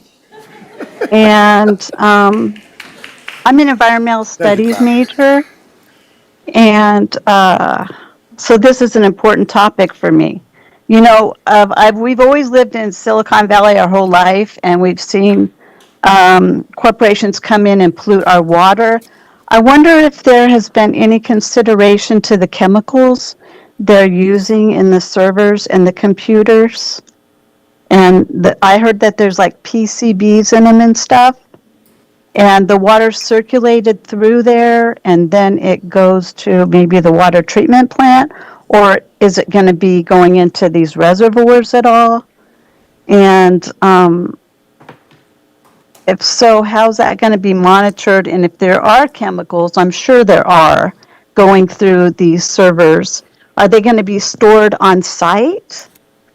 And then that's a big concern. And then the fumes that are going up and the vapor, there could be chemicals in there too. So, you know, my kids and my grandkids are here. And also the big, what are they going to do with the data? Do we have any information on that? Like, I don't want my data collected. I don't want these people to have my data. I think that should be a big consideration for all of us and our privacy. So I appreciate all your time here, and it's a pleasure to spend the evening with everyone. Thank you. Thank you. I have no further speakers. All right, thank you, everybody. I'll bring it back to council. Any further thoughts for our staff? Councilmember Fugazzi. Yeah, I'm absolutely going to support this infrastructure. It's infrastructure we've planned, and somebody else is paying for it. And this Amazon data center is going to exist, and we have agreements with them, and they're going to pay for something that was already in the plans for us. So it seems to, I don't see any other thing but to approve this and move it forward. And I share Councilmember Hilton's concerns always because of, even with what some have said, if you're if you're a large corporation, and you have lots of lawyers, you have lots of people who are looking out for how to save on your bottom line. I get that. So the onus is on us to make them, do what they're supposed to do. And traditionally, long before I've been sitting up here and just watching things happening in Gilroy in the 13 years that I've been here, we've taken on a lot of different things. We've seen approvals happen up here and things go forward, and then the follow-up has not been the way it should be. I am not pleased with the way things ultimately went in places like the Glen Loma area. And that's because we just didn't do what we need to do as a city to follow up on whoever it is who is going to try to save a dollar. So let's do what we can do to get their dollar and then make them do what they're supposed to do. And I think that's the best outcome we can hope for, and hope for more industry in Gilroy. That makes sense. We can get to the objective standards conversation that we already talked about earlier, and try to lift the entire city up with the money that's required in order to operate and to provide services and everything for the community. Thank you. On my left, any comments? Councilmember Ramirez. So just in regards to the comments by Councilmember Fugazi, I agree 100% with what you said, especially with regards to Glen Loma. I do want to point out, though, I believe every single leadership position in the city has changed since then. I'm not sure. And so I don't anticipate that we're going to run into the same situation. And there's a number of watchdogs sitting up here. So I have the confidence that this will be monitored. Thank you. Then I'm going to move to some action. I'll entertain a motion to approve the agreement with Amazon Data Services to reimburse the City of Gilroy for design and construction of recycled water improvements at the South County Regional Wastewater Authority site. Okay. I'm looking for a motion. Motion. I have a motion by Councilmember Fugazi and a second by Councilmember Klein. Roll call, please. Councilmember Bracco? Yes. Councilmember Klein? Yes. Councilmember Fugazi? Yes. Councilmember Hilton? Aye. Councilmember Marks? Yes. Councilmember Ramirez? Yes. Mayor Bozo? Yes. Motion passes 7-0. Second one, direct staff to engage with South County Regional Wastewater Authority representatives to negotiate and execute a memorandum of understanding for reimbursement of the recycled water improvements. So moved. I have a motion by Councilmember Hilton and a second by Councilmember Ramirez. Roll call, please. Councilmember Bracco? Yes. Councilmember Klein? Yes. Councilmember Fugazi? Yes. Councilmember Hilton? Aye. Councilmember Marks? Yes. Councilmember Ramirez? Yes. Mayor Bozo? Yes, motion passes 7-0. Thank you, everybody, and thank you for all the great conversation from the gallery. Moving on to item number 10, City Administrator's Report. No report tonight. Thank you, Mayor. Moving on to item number 11, City Attorney's Report. No report. Okay, number 12, adjournment. Thank you, everybody.